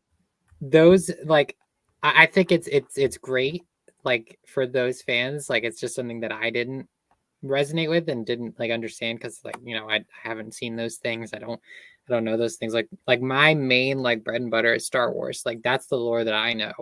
Of course. And going off that, like I like this kind of stuff, even if I don't get it, because it still expands like the Star Wars like mythos and the lore, and I'm all for that. So no, certainly. Yeah. Ken, any thoughts you wanted to add? I think the Earthworld stuff is very interesting, and like I feel like a lot of the references. You just like your Predator You just want your Predator. Yeah, exactly. No, but I just think it's geared. I think it's geared towards people who are just big movie aficionados. Like I feel like the average person isn't gonna. The references are just gonna go right over your head. But well, you got to think back to the things that inspired Star Wars itself. Were everything was Buck Rogers. It was Duck Dodgers. See? So I think Lee Brackett. The Hidden Fortress. Right, Kurosawa. Yeah, of course. Just like dozens and dozens of references that they're not as direct, but they're still there. Yeah. It's interesting that you say that though, because like there are people who levy criticisms, and not just against something like Supernatural Encounters. I'm not trying to specifically call it anyone, but like they levy criticisms on this idea of incorporating different ideas from different IPs or different stories from different IPs into one kind of cohesive narrative. But I mean, you just basically said this is a tradition that Star Wars was founded on. And so, from my perspective, I see Supernatural Encounters as carrying on that tradition.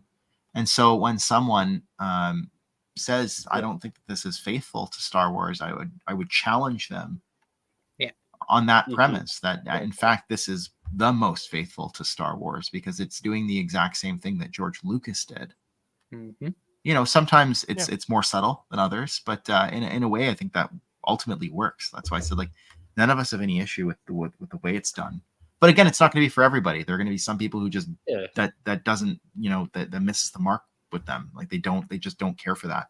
Like, right? Okay. Like I remember when I was reading, God, I want to say it's Red Harvest by Joe Schreiber, and there's like a direct reference. I talked about this in previous streams, but like a direct reference to like almost like Taken, the movie Taken, and Yes, it's like I don't know who you are. I'm going to find you. I'm going to, you know, and it like took me like right out of the narrative. It took me right out. But so far, other than a few things like Howard the Duck, I haven't been taken out of the narrative with the science fiction references that I've caught. And some of the small things, I think, like going back to the ET reference in Phantom Menace that we all love now, or loved before if you're cool. You know, someone could point to that in Phantom Menace and be like, that's dumb. Why is ET there? That's stupid. Someone could point to Duck Dodgers and be like, that's stupid. Why is he in there? Because it's awesome. Because it's funny. Because it's a great little Easter egg. I would say that most references in Supernatural Encounters to other properties are no more intrusive than the ET reference in The Phantom Menace. Yep. And take up about as much screen time in The Phantom Menace as these references do in Supernatural Encounters. Yes. Yeah. They are there if you want to acknowledge like them. ET, like it's a blink and you'll miss it. Like you really have to like pause it, you know, and then look. So many of these are blink if you'll miss it. Exactly. I don't even think it's visible on the VHS copy because I didn't know about that until I got the DVD years and years later. So I think my dad was the one who caught it. It was the first Star Wars film I ever saw in theaters, and he's like, "Oh, ET's," and I was like, "Really?" And then, you know, like conversely, like to go off the ET one, it's like the Star Wars reference in ET. It's just a kid dressed up as Yoda, and ET's like home. You know, it's meant to be just like a funny little like thing, but like in reality, it is like it's a reference to Star Wars, obviously, and it works. It works exactly, and it's just like super quick. It doesn't take you out. It's just like a little part of the movie. Yeah. Yeah. So sums my thoughts up. Yeah. Moving on to page 501, there was like a gauntlet of references here that delighted me. I only caught like a few of them. Like there's, of course, Corbin Lilu and the Mondo Showan's protection from the elemental stones. That's like a reference to the Fifth Element. There's probably like the Galaxy Ranger stuff, and went right over my head. The Ben Throttle stuff and the Polecats. I did not get. And then, of course, one of my favorite references. We got another reference to heavy metal.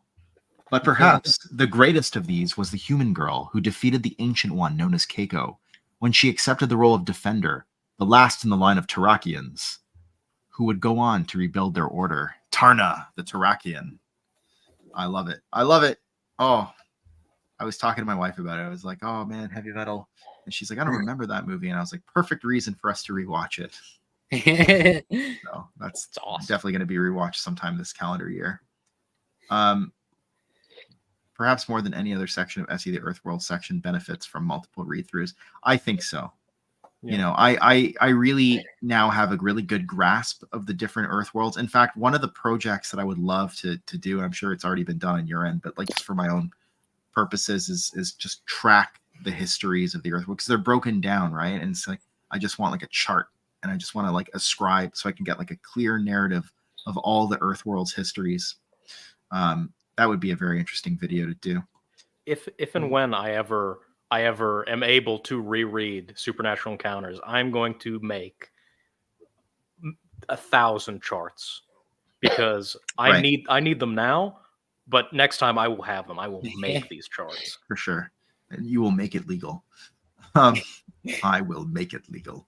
First-time readers are unlikely to spot a number of references that were highly influential to Lucas and his contemporaries, with SE hoping to introduce these pioneers of the genre to a new generation. This is such a great point. It's like if you take anything away from this book, I don't care if you think it's canon or non-canon or Star Wars or not Star Wars. There are so many things that this book is a hypergate to so many different fantastic worlds. What was this chapter called again? Can somebody 51? What's it called? The Triumphs Astounding of Adventure. Terra 2. No, not this Astounding specific Adventure. chapter. Oh, Astounding Adventures. Hey, There's no better name for this chapter than Astounding Adventures, in my opinion. that sounds better like name for this a whole book. DC comic Yeah, I straight know. out of 1952. Well, yeah, very pulpy. Astounding Adventures. And then, of course, there was a reference later on. Let me see if I can scroll down to it. William Weir. I got this reference right away. Event Horizon. Yeah, Event Horizon. Where we're going, we don't need eyes to see. William Weir, who disappeared years earlier. I love this. It's like what he generated was no interstellar portal, but an infernal gate that burrowed into the soul and flesh-rending derangement of the hell worlds, opening the path for thirsty and thrusting things to come through. That's why people say that Event Horizon is like almost like a prequel to Warhammer 40K. It's like an unintentional prequel to Warhammer 40K because of basically what occurs in that in that film. But yeah, anyways, and then there's this reference here. Sorry, yeah, go ahead. I just want to bring it's like not like a reference or anything, Very cool. but like I feel like all these portals that they open and like they let in these dark creatures and whatnot, right? It reminds me a lot of, and you know, a lot of these creatures, like they come from other space, from Illithurion, which, you know, it's something that's like, you know, like opposite of our universe. And it reminds me a lot of the Upside Down from Stranger Things. Yeah, where sure. you know they have like these portals around different areas, and these like dark creatures and monsters will come through and wreak havoc.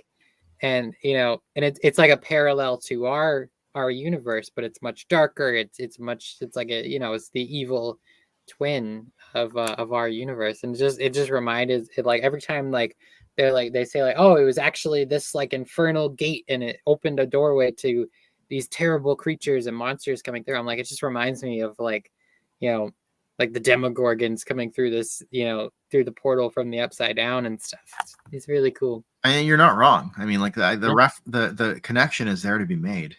Yeah. You know? And the concept of this, like this kind of dark other world, right, is one that's it repeats itself in human mythology. True. Very true. And it's very compelling thought, right? Yeah. That there is this, like, you know, this maybe that's where we're currently living. It's like, oh no. And then, like, you know, you have all these crazy like monsters that dwell in this other universe. You know, they like they have like that big like shadow beast, like the, you know, the mind flare, I believe they called it. That's right. And then like the Demogorgons and all these different giant like creatures, and Vecna as well, that scared the hell out of me because he was saying my name the entire season. That's right, he was. Yes. Don't spoil it for me. I'm currently, it shockingly has not been spoiled for me, but I'm currently watching season 4 right now, and we're on like episode. The episodes are so long; they're like an hour and a half long, but we're on episode like 4 or something like that. Yeah, but he's like sitting there the whole, like, I was terrified. Like Maxine. I know you're just saying like, "Where are you going, Maxine?" I'm like, oh well, you know, nightmares. Thanks. Yeah. That show is just, there's just something so charming about it. I don't know. I understand people don't like it, or they think it's like overstayed its welcome, but I think there's something so charming about that show. It's just the nostalgia factor, but also like, I just like the cast. I just really like the cast. Very good cast. I wanted to just quickly run through the gauntlet of references that I caught. So this Palomino and Cygnus, I looked it up because I couldn't take it, and I knew it was a reference to something. And it's a reference to a Disney movie called The Black Hole. Black Hole. Yeah. I read up, it was like sort of like Disney's answer to Star Wars or something like that, but it never really took off. Crazy how history turned out there. Yeah. Now they own Star Wars. Yeah, well, I know. Yeah, that's. Then there's a reference in here to Coronis Rift, which is, I think, another one of those kind of like LucasArts obscure games that came out that I've never heard of. Maybe it's not so obscure, but it is obscure to me. And we have also Floyd and Fitzhugh, which is a trilogy. They're from a trilogy of books by Brian Daley, who, of course, wrote the Han Solo adventures, which now I plan to read all about Floyd and Fitzhugh's exploits, legendary exploits in search of the White Ship and the secrets of the precursors. Yeah, so this Black Hole was a sci-fi remake of 20,000 Leagues Under the Sea. I really Definitely, yeah. I have to check it out. Leagues. It's a great movie. But it's on the list. Oh no. Good. Captain Harlock reference too. Yes, Bottom of the paragraph. Space pirate Captain Harlock. Of course, where is it? I think it was over here. It's at the bottom. Was it? I think it's right before "Children Shouldn't Play with Now." Yeah, They right at the definitely end of shouldn't. Right here, Nobody Harlock. should. Harlock and the crew of the Arcadia. So that's famous. Was it like a Japanese shonen manga that got turned into I want to say it was a show or a movie? It was a show, I believe. Show, okay. There are a lot of fun overlaps between Alacrity, Fitzhugh, and the Han Solo novels. Yeah, maybe I'll read the Fitzhugh Alacrity stuff before I reread the Han Solo novels, because I read those as a kid and I enjoyed them. I mean, I thought that they didn't really hold the candle to the Crispin novels, the Han Solo trilogy, but that's maybe because Crispin was just the prose was a bit easier to read. I think as an adult, I would really love the daily novels, because I went back and read the Lando Calrissian trilogy this last year and thought it was like the greatest thing ever. So, that kind of older, denser prose doesn't really scare me away as it used to when I was like 10 or 11. It's so dense. We get to my second. Are we about to get to my second favorite reference of the evening here? What is it? Mangal Mangal. Yeah. Mungo. One of my favorite children movies shouldn't play ever. with them. Okay. Let me see if I caught it. Oh. I don't know that I did. It's do you mind if I just read? Yeah. Would Okay. you want me to go to it? Where what page? It's Children Shouldn't Play with now, or it might be later on. Hold on, let me make sure. No, this is right. Yeah. So take note of 1982. Such were the perils that awaited the trailblazers of this age, but they were not all happy endings as these. A team in the Arctic wastes uncovered one of the great interplanetary arcs, which had crash-landed on Corona 5 after the Ordu Shell were returning home from a zoological expedition in which they had accidentally placed in their containment pods a sample of Now that had hidden itself inside one of the refugees from Randir. Several mishaps later, and the crew were killed and assimilated along with their leader, Lord Varzid Ryaman. Now, this is a reference to 1982's The Thing, which was sabotaged by E.T. for the record. They came out like a week apart, and E.T. made so much money, and The Thing failed. This is the Kurt Russell thing. Yes. And the really cool thing is that on the next page, it references the Dark Horse Thing comics, because they talk about one of the survivors making it and then getting dogged by the Thing for a while. What's amazing, what I love so much, is the idea that now is the Thing. That's perfect. That's that's fire. I love that. That's actually awesome. I will say that I rewatched The Thing last year, the 1982 one, obviously. Incredible. Oh, incredible movie. That's another one. I'm sorry, you gotta watch that one. No, that's horror. It is a horror movie. Gross horror. You're gonna have to watch it. There's an X-Files episode which kind of takes the same concept and runs with it. I think it's in the first season. It's called Ice or something like that, and it's just done really, really, really well. And so is The Thing. And it's just like, what is it about this trope where people are trapped in the Arctic? I think in X-Files it was like the Yukon or something like that. It might have been the Arctic, but and there's an alien entity that's taking over people's bodies and making them kill one another. I don't know, but it works so well and it's very entertaining.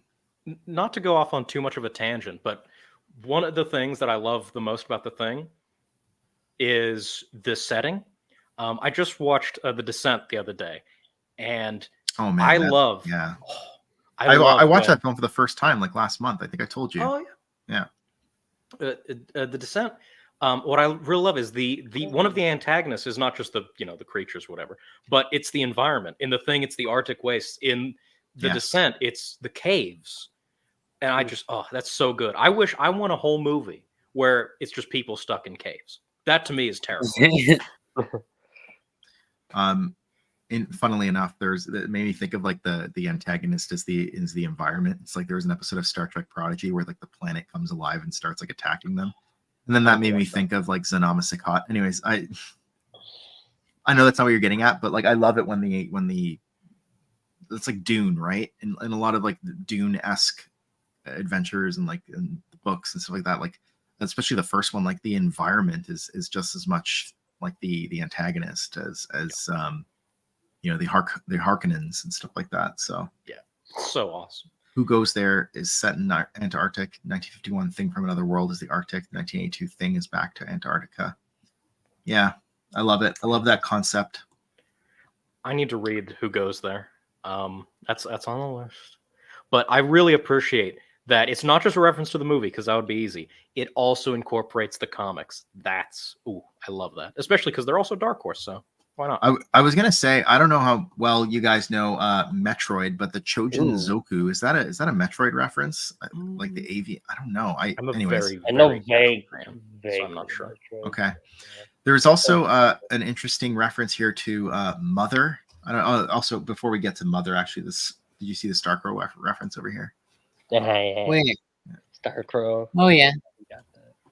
It was like kind of like Blink If You Miss It Starcrow reference, but I thought that was cool. I was like, oh look, Starcrow. And then we get the another Aris named Metadin.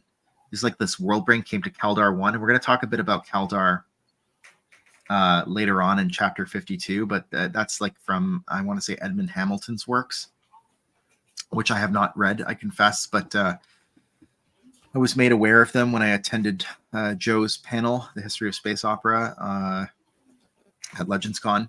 Ken, were you there for that panel? Or I don't think so. I think maybe that was the Sunday, and probably I on think you were only It was only Saturday. The Chozo or the bird-headed aliens in Metroid. Yeah, that's what I thought. Not like Mother. I don't know if we're talking about the same thing. There is I think like a brain called Mother, an Arus. Mother I'm brain. just thinking of a computer from Alien. Mother. Maybe it is. Wait. If there's a Metroid reference, what if it is Mother Brain? Mother Brain. It might be Mother Brain actually. Oh, okay. Interesting. Al, I wanted to ask you this. Have you played the Thing game?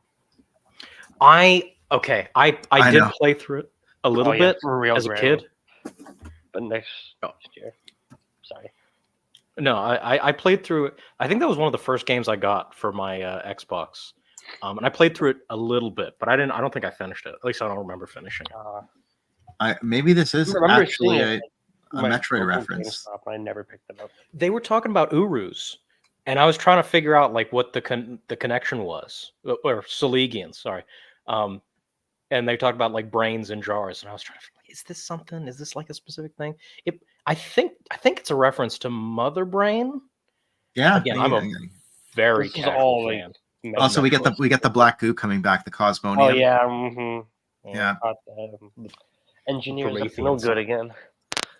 So the Chojin Zoku, I think, takes some of the Cosmonium from the Malik, and but it says, like, tragically for Mother, it was not to be. Numerous strains of the organism were disseminated on different worlds nearest to Kobol, prompting a concerted effort by the Galactic Federation to deal with the problem. So the Mother Brain, if she is known as that, did not get her way. Her plan did not come to fruition. This is why children shouldn't play with Null. Cause lots of problems. That's a great title. It is. Then we get to chapter 52, which I think is such a highlight, and I hope Maxine comes back for this so that we can talk about chapter 52. There she is. Sorry. No worries. She's like, they're talking about the Earth worlds. Who gives a flying. No, I'm trying to fix this. What are you fixing? I broke something. Oh, jeez. I broke like my lightsaber blade on this figure. Which figure is it? Jaina. Oh, Oh no. no. Oh no. Oh man. We have a new world's largest travesty, Granny. Yeah. Okay, the lightsaber blade broke. I was trying to take it out and it broke, and then there's still the little tiny bit in there stuck. in Oh her my hilt. god! I remember when I was a Ooh. kid, and they all had the detachable lightsaber blades, but it was the 3 3/4 inch, and they all broke just so consistently. I hated it. Is that your Jaina Black series? Yep. Yeah. Oh man. Incidentally, I got one of those at Legends Con. So How much did you pay Nice. for that? Out of curiosity, because I've been trying to hunt one down, and I cannot find one for a decent price. Right. like 50 American. I got it for like a song. Might have been 40 American, something like that. Anyways, I got it I like paid really regular good price for mine when it came out. Yeah. There was I'm a always Plagueis action 6 years figure late. there too that I was eyeing. Ooh, I have that one. Yeah, I couldn't pull the trigger on it because I also like ran out of space because I had to bring back 2 copies of Supernatural Encounters. So chapter 52, Dejeric. There was a reference like early on, and I think it was explained a bit better in the end notes, but to the Caliginous automaton that the Gree set loose their technological marvels to battle. And I was like, oh, that sounds kind of cool, like Robot Wars. It's always my style. So in chapter 52, we learn about the Essulines or Esselines. I'm going to call them the Esselines because it sounds better. From the planet Esselines. Here. So this is what the order is called. I guess if they can be called that, like monastic order or group of people, the Esselines from the planet Esseles, which is something that I believe is in SWOTOR. We also learn about the origins of the Gundark. We're told that they had been established and trained on Vancor. From it, commanders would harvest groups or individuals to fight alongside them in the brutal campaigns taking place across the stars. Several of the varying appearances and abilities existed. The 4-armed Great Gundarks were the most difficult of their race to control, for which reasons they sold the most to Sethan wizards who were breeding them. Hello. We're talking about Dejeric. Hey. Yeah, I mean, Joe explains in the end notes how he wanted to kind of explain why there are these disparate or different creatures on the Dejeric board that we see in Star Wars: A New Hope. But the reason why I like this chapter so much is because of just the character drama that unfolds in it. Mm-hmm. We have we're told that the Esselines establish a peaceful settlement of mixed races, including the Karasites, the Relarns, Ithorians, the Pauans, the Kamasi, the Revwians, which we talked about a few streams ago, the Sylph, the Nuiat. And so, already we're like, okay, they're like agents of the good, right? Yep. But they get assailed by a Sith sorcerer known as Aelden Cainspar. It's described as crimson-skinned with having black armor. And if you look at the thumbnail art for this particular stream, then you will see what I believe is Cainspar. This is probably him right here. Yes. Yeah. So, also this is a very metal picture right over here. Just like this is supposed to be like the Abbey of the Esselines, I believe, and then like these are like his dark forces that are. I'm gonna have to make this my desktop background at some point. Oh, on this Blue Pig, maybe sooner than you think, because I as I was telling earlier in the stream, I got Marvel Unlimited, and I'm just like reading a whole bunch of older comics in the Marvel universe, and I already have like the DC background because I'm a big, huge DC fan. So maybe sooner than you think, and also I want to get Pico involved in those too. What is this? Some kind of dark force? Yeah, exactly. It's a dark force that's rising, I would even say. Venture to say.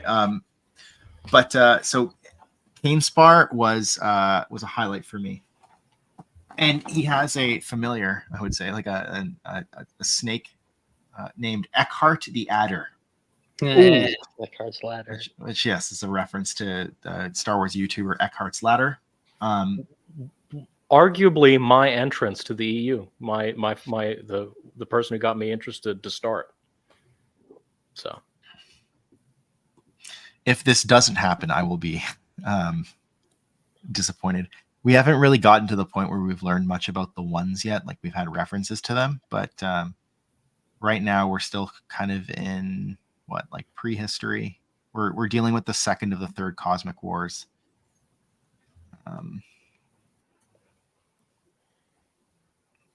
Interesting. I need to read Howard the Duck. I've never even watched the film, so I have. It's not good. Flying through space is exactly as opening the scene in that. Well, maybe it was always a surprise to me when Howard the Duck showed up at the end of, what was it, Guardians of the Galaxy? Yeah, that's right. He did. Yep, he was. Yeah. That created like a whole Howard the Duck renaissance that was terrible because at least I didn't like the new Howard the Duck comics, but there's he also was like a huge character for years. There's also a really like really blink and you'll miss it cameo of Howard the Duck in Avengers Endgame. When the lineup is happening and the army's there, he's there. He's there. I didn't even notice. He's there, but not Daredevil. We get an Avengers Endgame moment in this very chapter, actually, which we're going to get to a little later. Yes. But okay, so this is something cool that I didn't know at the time, and I learned about it by reading the end notes. Edie, who's the little girl, and she's a force sensitive, comes across a great Gundark in a clearing. And that's when Eckhart the Adder appears, and he's like at this point been abandoned by his master Cainspar on Esseli. And he's like, oh, don't go near that Gundark or whatever. But she manages to use force healing because the Gundark's been wounded when the Esselines drove Cainspar away and back and whatever. The Gundark was wounded, and she uses force healing to heal this Gundark. Super advanced force healing too. Yeah, but Edie is a anagram to a Tuckerization of Chris Nelson's daughter. Oh, that's very cute. Her father is named Topher, which of course is short for Christopher. So Chris Nelson's daughter is like front and center, that's the main character of chapter 52. And I was so delighted. I messaged Chris like later that night after having read that. And I was like, this chapter was so good. I missed my subway stop. I was so engrossed in it. I had to double back, and I wasn't like late for work or anything, but I had to double back, and I was like, oh, what an idiot I am. I wasn't paying attention because I was so engrossed in what was happening in this chapter. But it's nice to see Edie and Topher and that being a reference to Chris. And I know he told me he was honored to sort of be a part of that narrative in such an integral, I thought very meaningful and beautiful part of the book. That's awesome. That's yeah, exactly. It's like poetry, it rhymes. It worked. I thought it worked well in the Endgame. Rise of Skywalker. I don't think it landed as well as they wanted it to.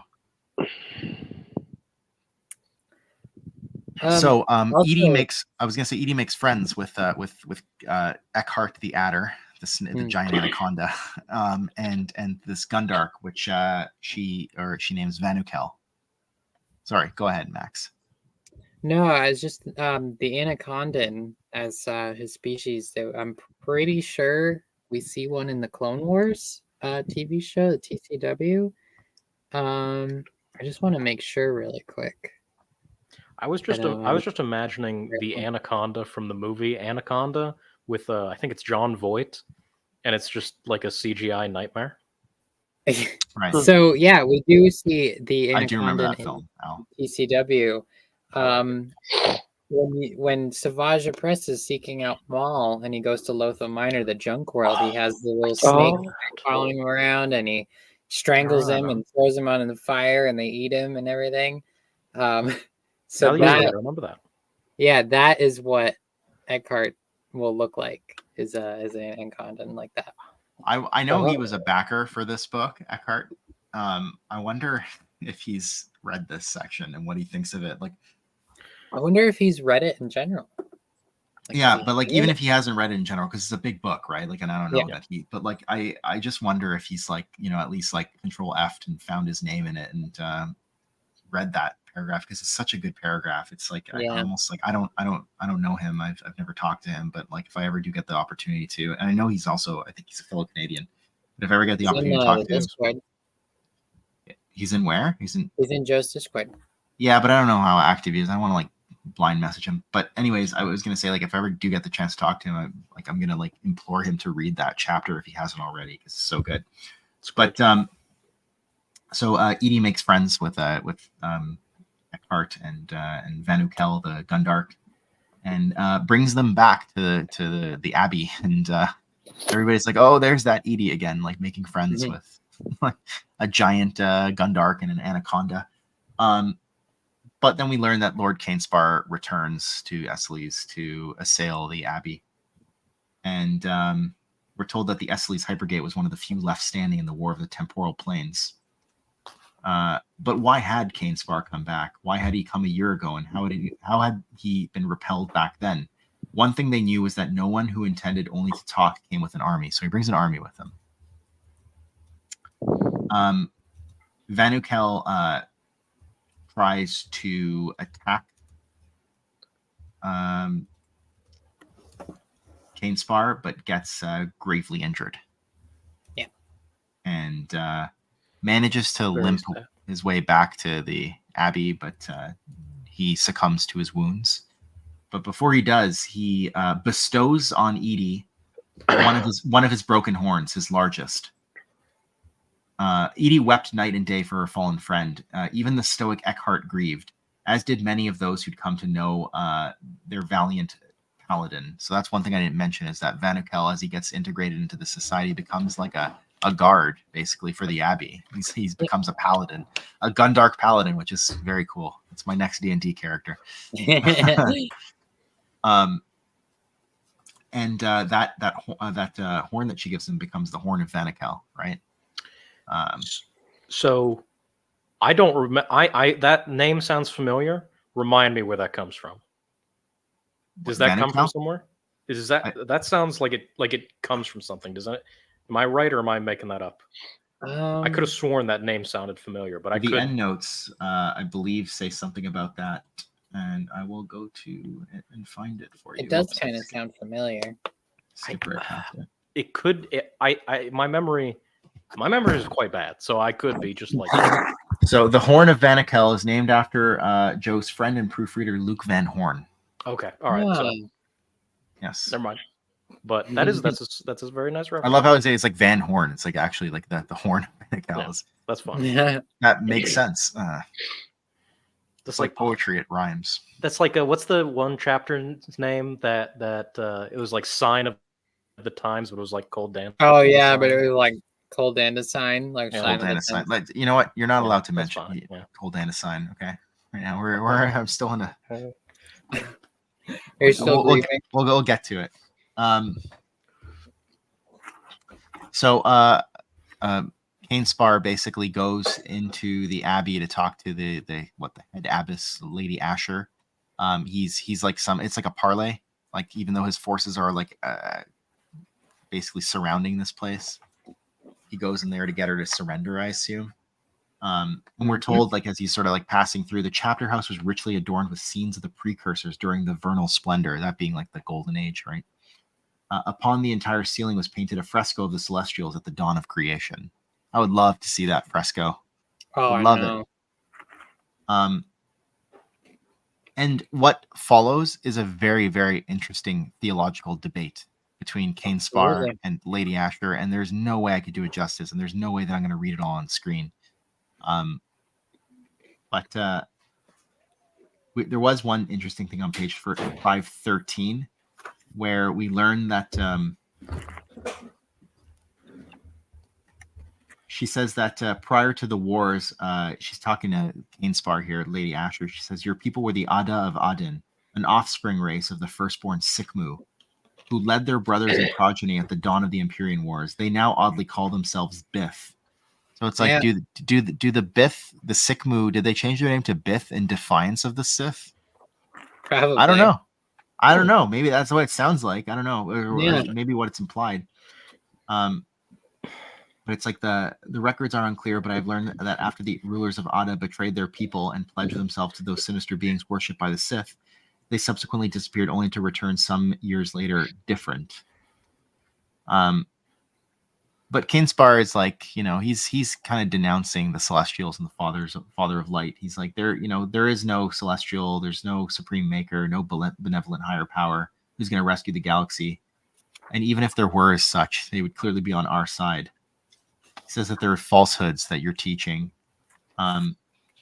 They who would deny the majesty and authority of the rightful powers of this realm by keeping you enslaved through the lie of egalitarianism. Now that's an interesting concept. This idea of equality or egalitarianism, is that, he's saying that keeps people enslaved. Can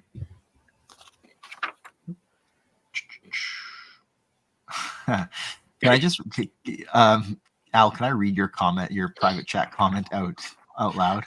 Sure, why not? I'm going to pour out the remainder of this rock star. I'll be back. It's dissolving my organs.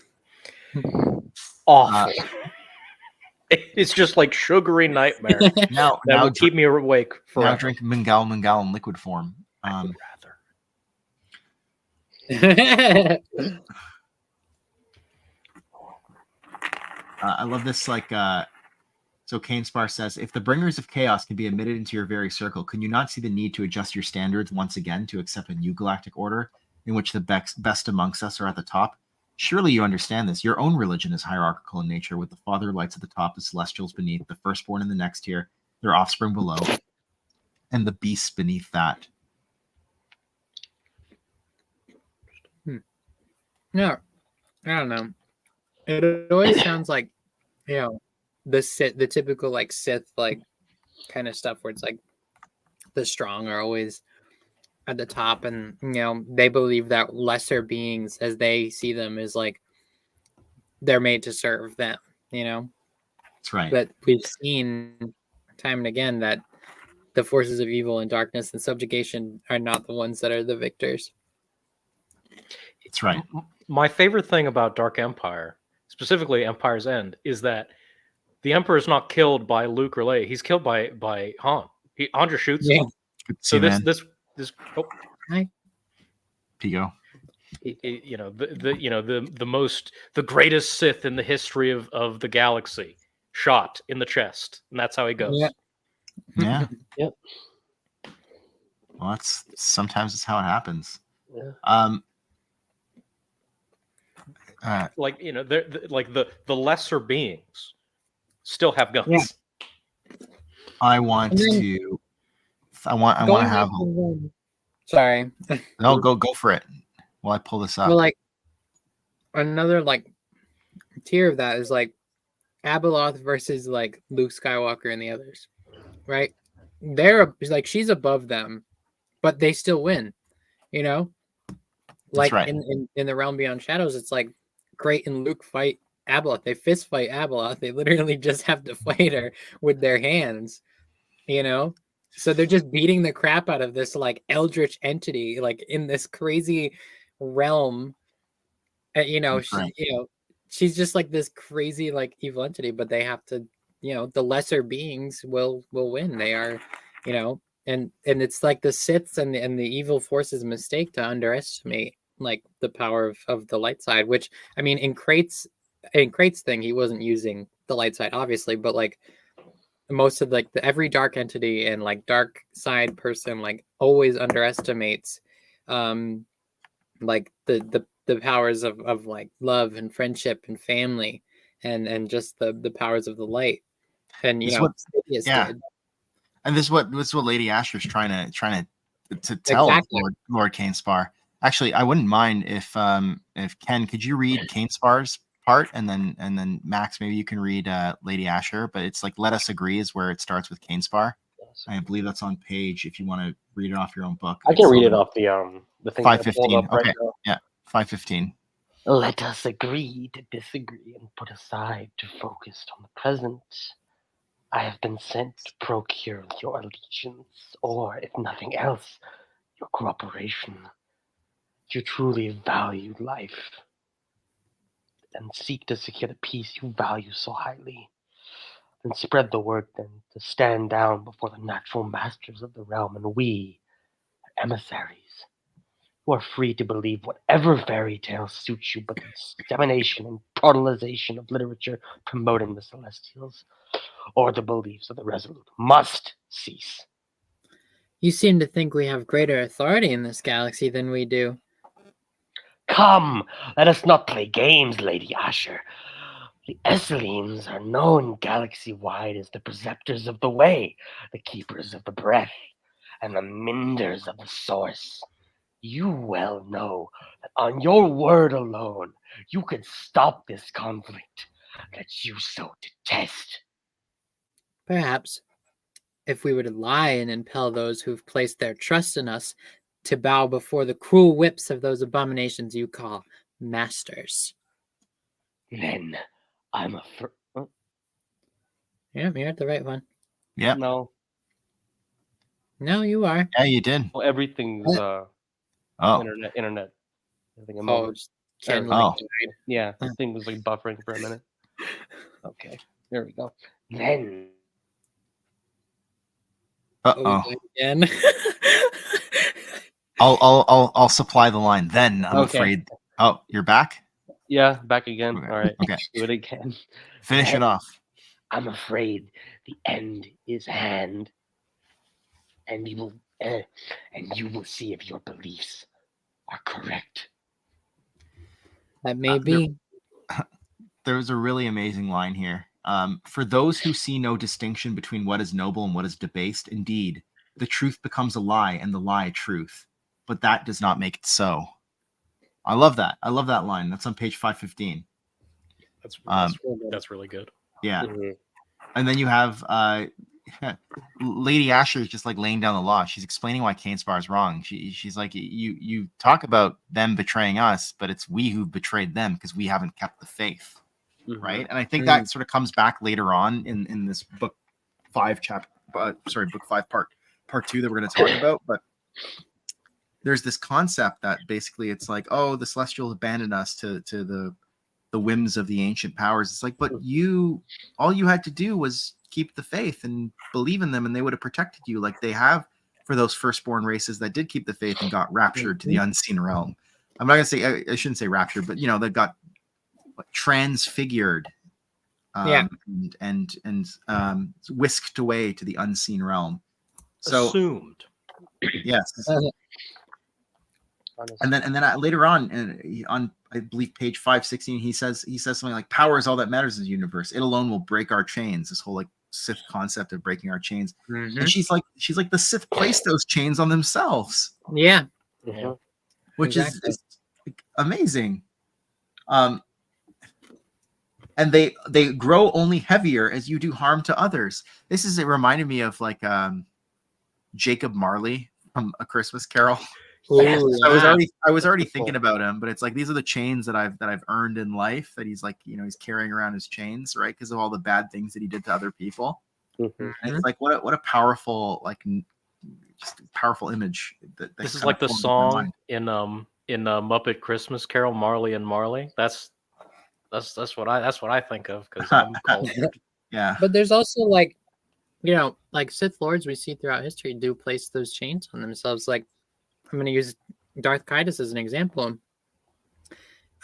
He chains himself to the dark side and has to forsake his entire family for what he thinks is like the only way to do things. Like he believes that he's the only one who can change his vision and bring order to the galaxy. When that wasn't like the truth, and he dies for it. He dies. He says his sister has to kill him. Yeah. So it's like, and Darth Vader he carries around all the bad stuff he did since he was Anakin, like killing the sand people and all this, and killing the younglings and losing Padme. Like, he carries all of this darkness and agony around with him all the time. That's right. Um, I And love. Oh, sorry. Go if ahead. I may add, Yes. even like when these Darksiders they get redeemed, they're just not, that stuff's not going to go away. They have to carry that stuff for the rest of their they have lives. to live with it. Like look at Tahiri after she got redeemed. Exactly. She has to carry all that stuff around with her. Well, most of them Exactly. don't even get to survive the redemption. Yeah. Yeah. Most Yeah. of them, like Darth Vader, of course. Yeah. Right. It's And, in their final moments.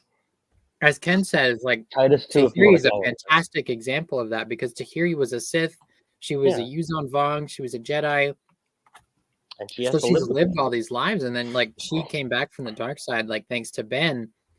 But the things that she did while she was a Sith are she carries around forever. Mhm. You know, like killing Pelion and torturing countless people and torturing Ben, and so like these, like the dark side leads to nothing but suffering and loss and pain. And she says that here. She says, domination, cruelty, destruction. These are the ways of the parasite. Turn aside from this ignoble path. What need have you of vile monsters who lure selfish, broken souls with duplicity and occult arts? Join us instead, for we have riches more than these. One day of real peace, charity, and fellowship is greater than 1,000 spent in fear, violence, and hate. I honestly, I feel that. Like, I would rather spend one day with peace than any day in fear, right? Like, That's the lesson from Yoda Dark Rendezvous. Yes. Count Dooku can offer Yoda all the power, all the money, and all Yoda wants is a rose. And a rose. That's all he wants. He just wants a rose. As Matt Wilkins likes to say, make me a rose. Love and flowers and nonsense. Sorry, I love his response. But it looks like his words almost like Dooku almost swayed him, right? He thinks back to a time in his childhood when he longed for good to triumph over evil, for justice to hold sway. And for a moment, he considered her words, but then he recalled how his cold father and wanton mother had driven all such notions from his head and heart, and a shadow passed over the sorcerer's face. What this makes me think, and I know it's just like a fictional, but like, I honestly truly believe that we are all born good. Yeah. And we are just like, that is our basic template.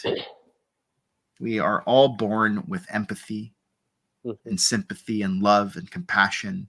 And it's just the things that are impressed on us by the world and whatever else that cause us to stray from that path. Evil is not born, it's created. It's like my little picture here of Superman. Obviously, Superman was raised by loving parents who taught him all of the good morals that he needed to grow into a great hero. Whereas if you watch like The Boys, or I prefer Invincible, what's his name? Oh no, the main antagonist from The Boys. Oh no. Homelander. There we go. Sorry. Yeah. My brain just refused to work there for a second. He was raised in a lab as an experiment to become a master. Yeah. He was raised with no love, no empathy, instilled with no morals. And Omni-Man from Invincible was raised in a society built on conquest and exclusively on the destruction of other cultures. So you can kind of see of Superman and then the evil Superman. Yeah, that at work. I'm gonna bring up the comparison. A lot of people make this about Darth Bane, is that Darth Bane's story is literally the evil Luke Skywalker. So Luke was raised by his loving aunt and uncle, on a faraway farm on Tatooine, and he grew up surrounded, he had friends when he was little, and he was with Aunt Beru and Uncle Owen, who loved him like he was their own.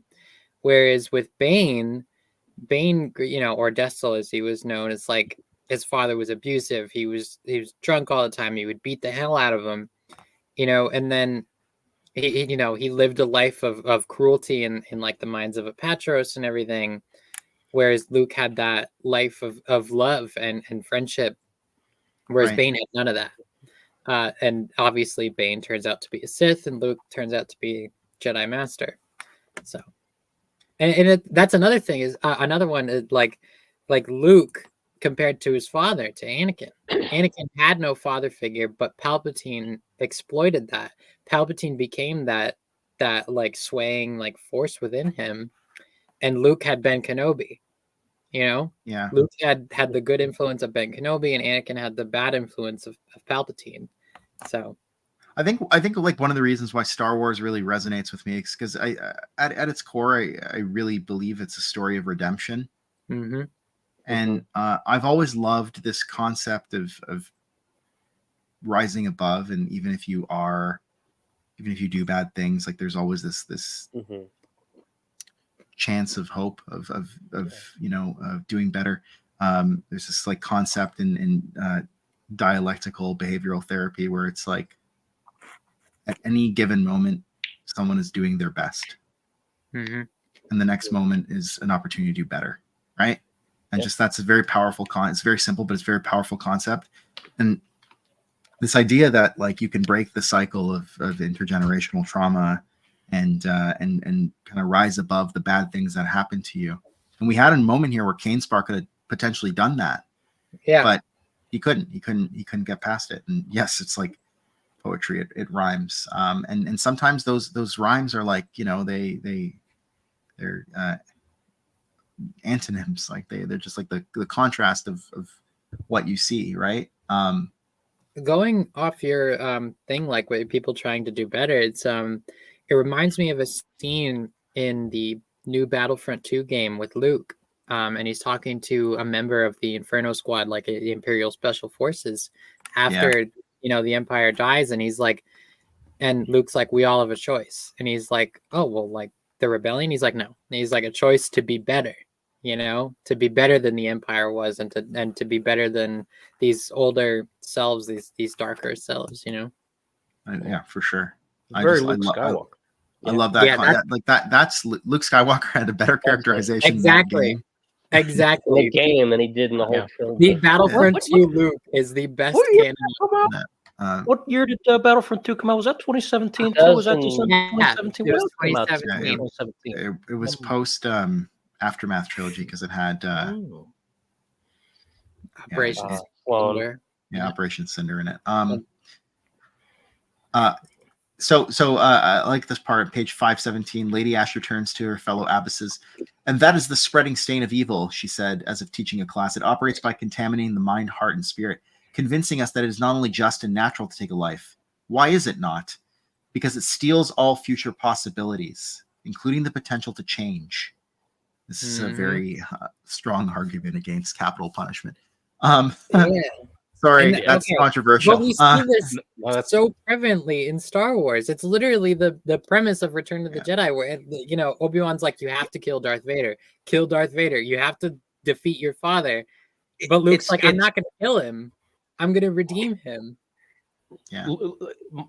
Luke's Return of the Jedi is my favorite because everyone in Return of the Jedi, everyone is wrong except for Luke Skywalker. Everyone is wrong. Exactly. Yoda's wrong. Obi-Wan's wrong. Darth Vader's wrong. Emperor's wrong. Jabba's wrong. They're all wrong. Everyone's all wrong except Luke.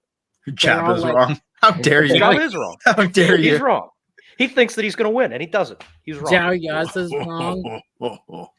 Zhao Yaz is wrong, right? Okay, if I may go on a little tangent for a bit, like Guts from Berserk, like this guy has been through so much pain and suffering and death, and like, he's watched his loved ones, his friends die, and he goes on this murderous rampage to kill all these demons. But like in the end, he has these people that he surrounds himself with, and like his own love, Casca. He decides like, I can't go after Griffith. I can't. Goro the blacksmith and his little daughter. Yeah. And he just like decides, okay, I'm gonna be better.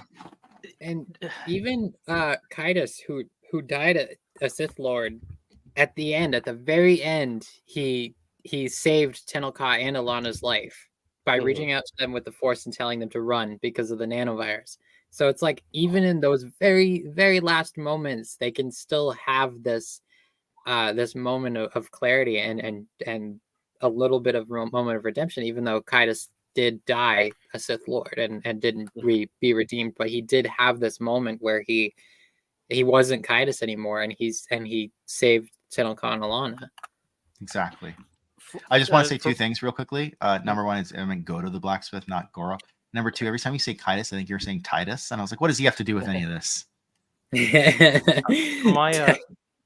For my legally required Transformer reference for this stream, that's also Optimus's reasoning in a lot of continuities for not just killing Megatron, is giving him another chance at redemption. And in the IDW comics, he does get redeemed. He becomes an Autobot. Yeah. So, okay. I'm going to make a Naruto reference here. I'm so sorry. This is such a big topic. We just keep getting... Yeah. Throughout the whole series, Naruto will not kill Sasuke. He will not fight Sasuke. He just wants Sasuke to come back to the light and be his friend. And throughout the whole thing, Sasuke tries to get rid of all of his past, life, his friends, and everything. He like says, I will be alone. I'm gonna like be immersed in this darkness and hatred. But Naruto's not giving up. He says, nope, I'm your friend still, and I'm not going to stop until you acknowledge that and you come back to this. And in the end, Sasuke does come back, and he does have to atone for things. He doesn't die, but he does have to atone for all the bad stuff he did, the people he killed, and the terror he caused throughout the show. But throughout the whole thing, Naruto is always vehement, saying, Sasuke is my friend. I'm not going to turn my back on him, and I'm going to bring him back. And he does. So it's such a recurring theme, and it's such a prevalent theme, and it's such an amazing theme. Or and how about like someone like Zuko from Avatar, who has an amazing character arc. Like I challenge anyone to watch that character arc and not just fall in love with this character. And he's traumatized and abused and brutalized by his father, the Fire Lord, right? Yeah. As a kid, and he kind of becomes a product of that, and then just kind of rises above it with the help of Uncle Iroh and Ong and the gang, and does so much better and just becomes a good guy. And I don't know, I love those stories. They kind of really resonate with me personally. And to put it with supernatural encounters, we even see this change in Telotny at the end, where she's like, I didn't gain anything from this, and she doesn't want to rule anymore. She doesn't want to be this all-knowing ruler of the universe. So yeah, I mean, I don't know. I mean, if someone says like supernatural encounters is preachy or something like that, I was like, you know what, like it's preaching the right message here, because it's filling with hope. Yeah. You managed to link it to Superman, Transformers, Berserk, Naruto, Last Airbender. All of these things are good. You should go out, seek all of these. Yeah, go read all these. I think that this it's one of the best things about this book is that it has so much discussion within it with just this one chapter. I know. Just this one page. So much one of my favorite chapters in the book for sure. I love this quote. We are a danger because we speak the truth, and that has always been the greatest threat to the liar. And then darkness cannot abide light. Darkness cannot abide light, and that's true. Light, by its very nature, pushes darkness aside, because light is stronger than darkness, right? Because darkness can't consume light. I mean, like light can go out, but darkness cannot consume light. Light pushes darkness away. Anyways, enough of that. On page 518, so afterwards, Kane Spar's basically like, well, you're going to die. And he leaves. And then he meets surreptitiously with Eckhart the Adder, who's working for him the entire time, or so we think. And Eckhart tells him a secret way to get back into the Abbey. I had to look up the word odalisque, which shows up on page 518. It's a female slave or concubine.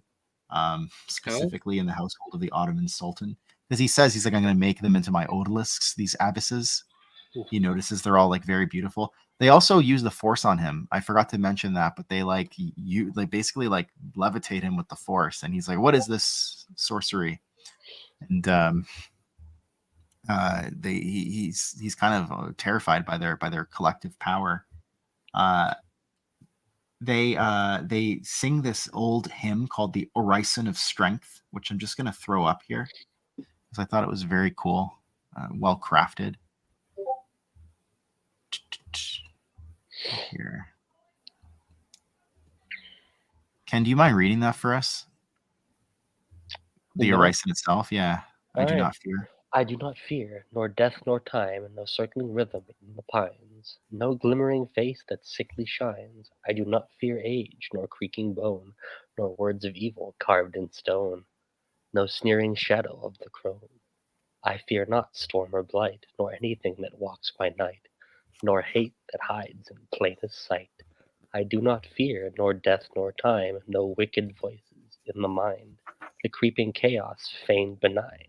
For all the gifts the Maker gave are greater than the shadow grave.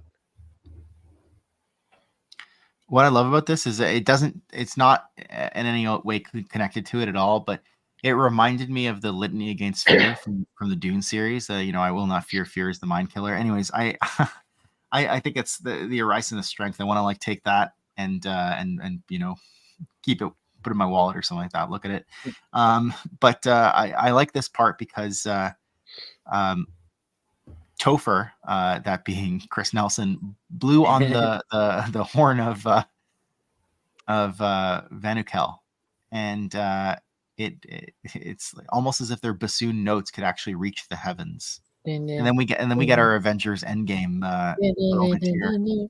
The Hypergate, which had been rendered functional, we're not really told how. This is my like little minor gripe, or maybe if we were, I missed it. But my little minor gripe about this is like, who rendered that Hypergate functional?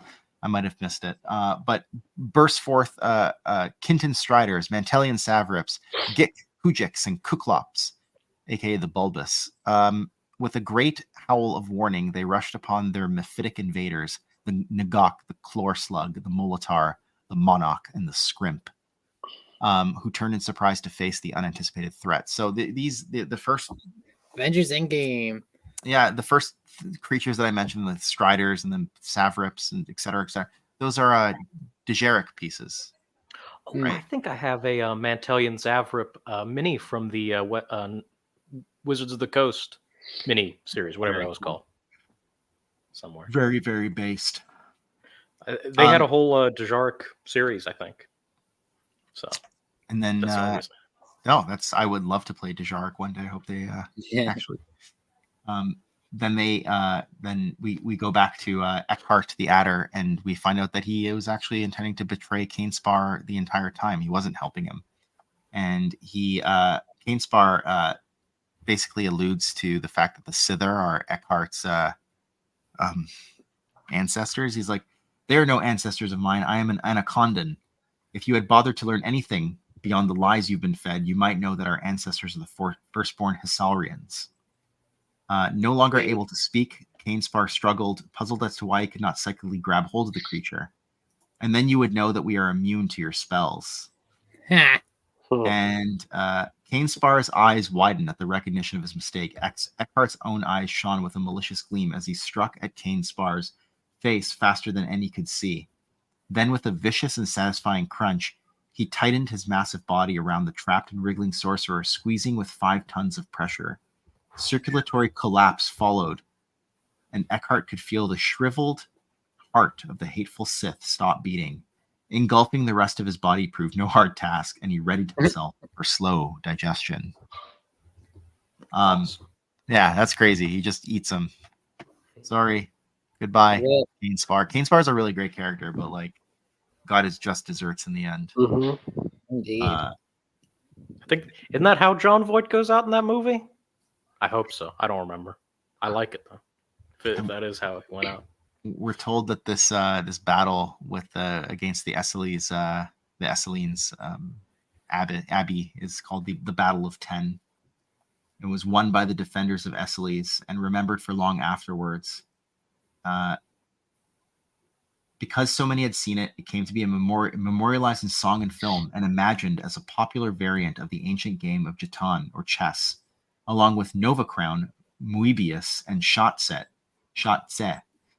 and called in the Argoese tongue, Dejaric, translated as in the trenches, though some called it Vrax, which meant wreck, an apt description of its ugly outcome. Evil had been vanquished, but the taint of it yet lingered as a hidden pall, we're told. And then we get, which is probably one of the greatest parts ever, we can all talk about, the origins of the Jedi on page 522. very, very early origins of the Jedi, and I'm going to share screen because this is worth talking about.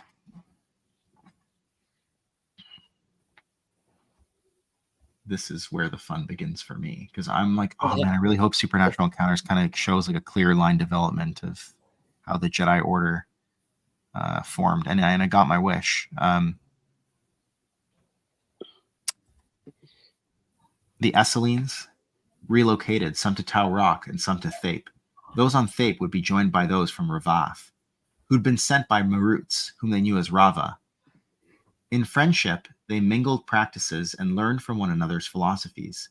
And many years hence, they moved again, this time to Ando Prime, where the Talids who joined them came to call their community the Dai Bendu, which translates to both the circle of the benders and the center of the bound. And then we go on. Those who had developed force abilities as they did Edi-Uar and the Abysses, and their later offspring were called Jed, master, with those they trained called Pad, student, so like Padawan and Jedi, right? Words that came down to us from the force-sensitive descendants of the Jadak, king, and Jadara, queen of Tammuz On, who joined the Dai Bendu around the same time as the followers of Palawa, the Temple of the Source, the Academy of the Way, to study and develop their psionic powers. Thus, the Jedi Bendu came to refer to the community of force wielders among the Bendu. So all these different force traditions come together with the Bendu and become the Jedi Bendu. And I never, this Dai Bendu, and then putting it Jedi Bendu, it just makes so much sense. That's perfect. I'm like Cartman, I'm like, why didn't we see it before? Isn't that from the Droids cartoon? I think it is. I think that's the Prince arc. Droids cartoon had arcs. They had like 2 or 3 episodes where they'd like develop a story. I think Tamuzan was the Prince arc, if I remember correctly. Speaking of story, I just wanted to give a quick shout out to this Darrell Asher II. Decades after his haunted ascension in the haunted pyramid of Morganthus, Master Cabron, the last of the wicked planet masters, as they came to call themselves, confronted and killed by Darrell Asher. She is a descendant, a far-flung descendant of Lady Asher, who becomes a Jedi and goes on this adventure. And I just thought that was very cool, kind of like end note to this chapter. It's like this, like Lady Asher's line continues. Sorry, Al, I cut you off. No, it's all right. I couldn't resist going up. I had to run up and find. Oh, the Mantelian Savrip? Yes. Ooh, that's awesome. Yeah. I had a West End Games campaign planned out for Ord Mantell, so I was like, I gotta get me one of these. So had to run up and get that real quick. But did you ever actually play that West End Games companion? We played like 2 or 3 sessions of it, and I did get it to use him once, which was nice. But I wish we were able to finish, but that's how it goes. Does anyone have any further thoughts on chapter 52 or the origins of the Jedi?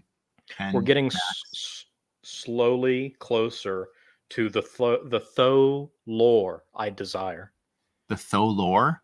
Oh, yeah, okay, the Tho Yor. Okay, but you want the lore on the Tho Yor. Yeah. Yeah, I fantastic chapter, led to top tier, one of the best discussions we've had here. Oh yeah. I got to break out the Savrip. The Mantelian Savrip. That's right. Show and tell. I'll bring my Max Rebo action figures. But and I actually think the Jajark is really cool. I think it's one of my favorite like little tiny details from A New Hope. I think they bring it back in one of the new movies, but I don't know which one. But the famous line, "Let the Wookiee win." Let the Wookiee win. And we finally, 500 some pages in, we are now starting to see the origins of the Jedi. So I would like to say at this point, I think we've officially passed the halfway point of Supernatural Encounters. Yes. I think we might have passed it a while ago, actually, because there's also Cult Encounters. That doesn't look right to me. Is that on the right page? It is. Oh, okay. We're on page right now. We're on page 523, 524. Oh, we no. still have a ways to go. Yeah, I don't think this is the last of our reading for the I see. for the week. Okay. But for the Welcome back. Is that some Thank you. goldfish I see? Oh no, Reese's. Oh, Reese's. Okay. I did have goldfish though. We're all out of my. Yeah, oh yeah, the big box. The Pepperidge official Farm snack of remembers. Superliterary encounters. Yeah, I don't know if we can say. Oh, we're gonna have to edit that out. I'm just kidding. We're not the official snack of Superliterary. Anyways, the stream gets completely scrubbed afterwards. No. So then we get to chapter 53, the enigma of the absolute. Look at these that guys. art is so metal. Another desktop background I need. It's like the first time I watched Mandy with Nicolas Cage, and like that guy with the spikes shows up, and I was like, oh man. That's actually a picture of me and my friends walking up to Kmart the last day it was open at the last possible second, and being told to get out. So. Me and the bros walking into Legends Con 2. Yeah, exactly.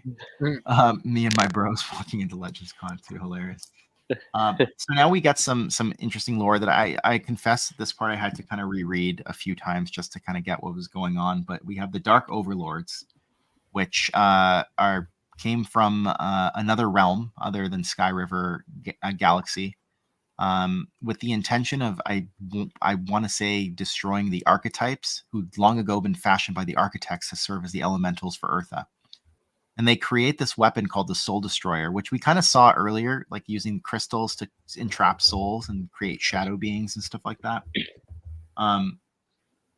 But then I believe the Shadow Kings show up. So the Shadow Kings.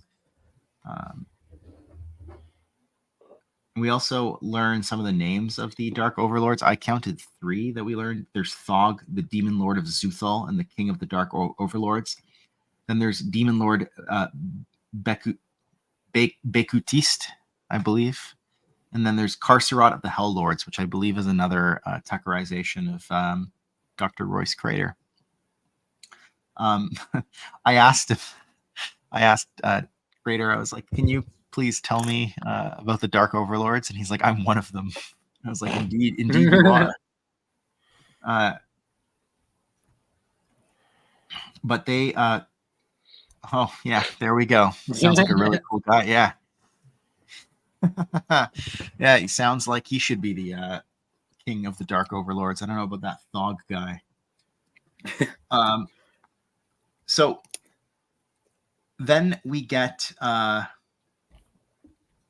the Shadow Kings arrive, and the Dark Overlords are like, destroy the archetypes. But nothing happens. It says, but the cruel entities merely stood there silently, watching with gleaming eyes the scene before them. Bowing in respect, one of the archetypes said, the Lord of all uncleanness does not wish a weapon that can also harm his unholy fission. Then they departed. So it's this idea that, like, no, we don't want you to create a weapon that could potentially destroy these evil ancient ones themselves, right?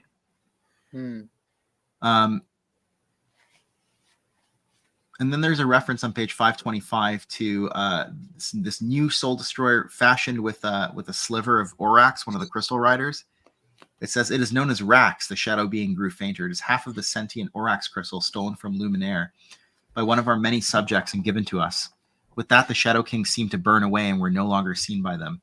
When the new Soul Destroyer was constructed, it gleamed with a deadly light. Despite our loss, this day has been a victory, Carcerat declared. Our victory is not complete, Thog returned. We must deliver this prize to the great priest. So I believe they're fashioning this for Typhagem, yeah. And then we're told about the Dark Overlords. Following their instructions, they settled on an unseen and undiscovered planet in Earth's system and laid down their title as Dark Overlords to instead become the Dark Apostles. They would herald and shepherd the return of war.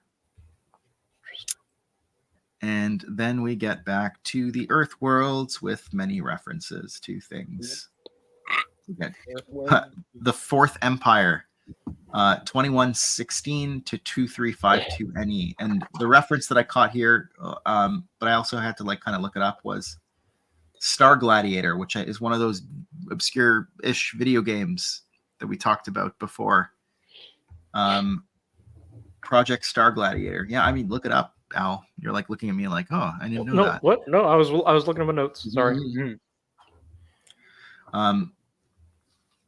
Was there anything else that stood out in this Fourth Empire section for you? Because that was really the only thing that kind of stood out for me. It was really short reference. We're told about the Alliance of Free Stars, their transition to a new government, and sort of what's happening on Seranus. Is the Fourth Empire a reference to something in Doctor Who? I vaguely remember something like that. I'm not a Doctor Who person, so this I'm almost certainly wrong, but I vaguely remember that coming up. So the Sleeper of Nakai is a H.P. Lovecraft, a supernatural entity in the Cthulhu mythos. Oh, sorry, writer Clark Ashton Smith. He's creator of writing. A writer, Clark Ashton Smith. Interesting. From The Whisper in Darkness by Clark Ashton Smith. Interesting. Oh, sorry. The first appearance was in The Whisper in Darkness, which is by H.P. Lovecraft. But Clark Ashton Smith is what created the Sethagwa, which is also known as the Whisper of Nakai, or the Sleeper of Nakai. My apologies. I'm getting my notes all mixed up. That's what happens. Yeah, the Sleeper of Nakai, also known as Zothaqua. Okay, I'm gonna just throw all this into the chat so I can throw it up. People can see how it's all spelled. Boom.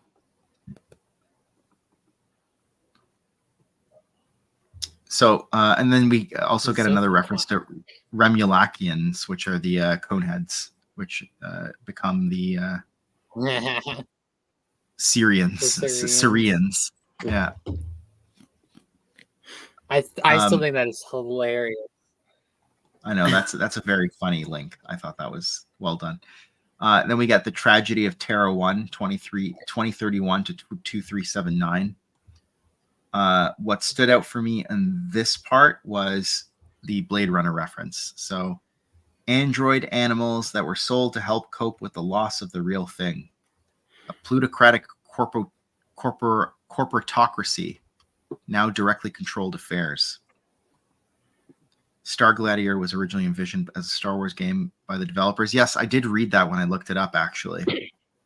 I read something like it was, for all intents and purposes, a Star Wars game, without actually being a Star Wars game.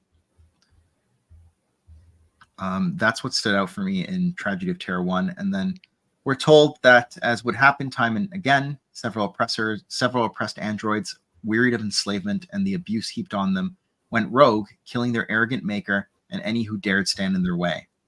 And when they were hunted down and destroyed, others rebelled, seeking only to be left alone, and unable to achieve that, started a rebellion. And then on page 527, we get a reference to Wayland, which is what I was talking about before, Ken. Oh, and also there's a reference to the Seeks Incorporation from Alien Isolation and the Working Joe androids. Is that in the same paragraph, or is that above? That's right after the Blade Runner paragraph on 526, the second one. Yeah, Seeks Incorp. Yep. Oh, wow. And the Roses Association. Seeks Incorp and the Working Joe androids. Working Joe androids. Yep. Silicatronics. I love how this android stuff becomes so prevalent on the Earth worlds after we have that discussion of the problem of droid abuse. It's so relevant. It makes so much sense. Yeah. Again, reference to the 13th tribe and XS Tech.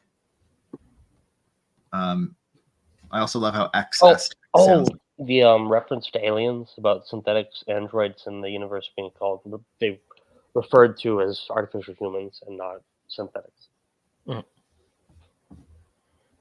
I cool. didn't catch that nuance. Yeah. No, me neither. Quote Bishop from Aliens, I prefer the term artificial. Okay, I want to highlight this. Can you read this for us, this paragraph? Sure. No one knows. Okay. No one knows what prompted some of these descendants to start having visions of the doom long years later. It was as if they sensed the coming of the architect. Many ignored them as nightmares, but for the handful that took the warnings to heart, they set a course for a world from which their ancestors had long fled persecution, Sirenus.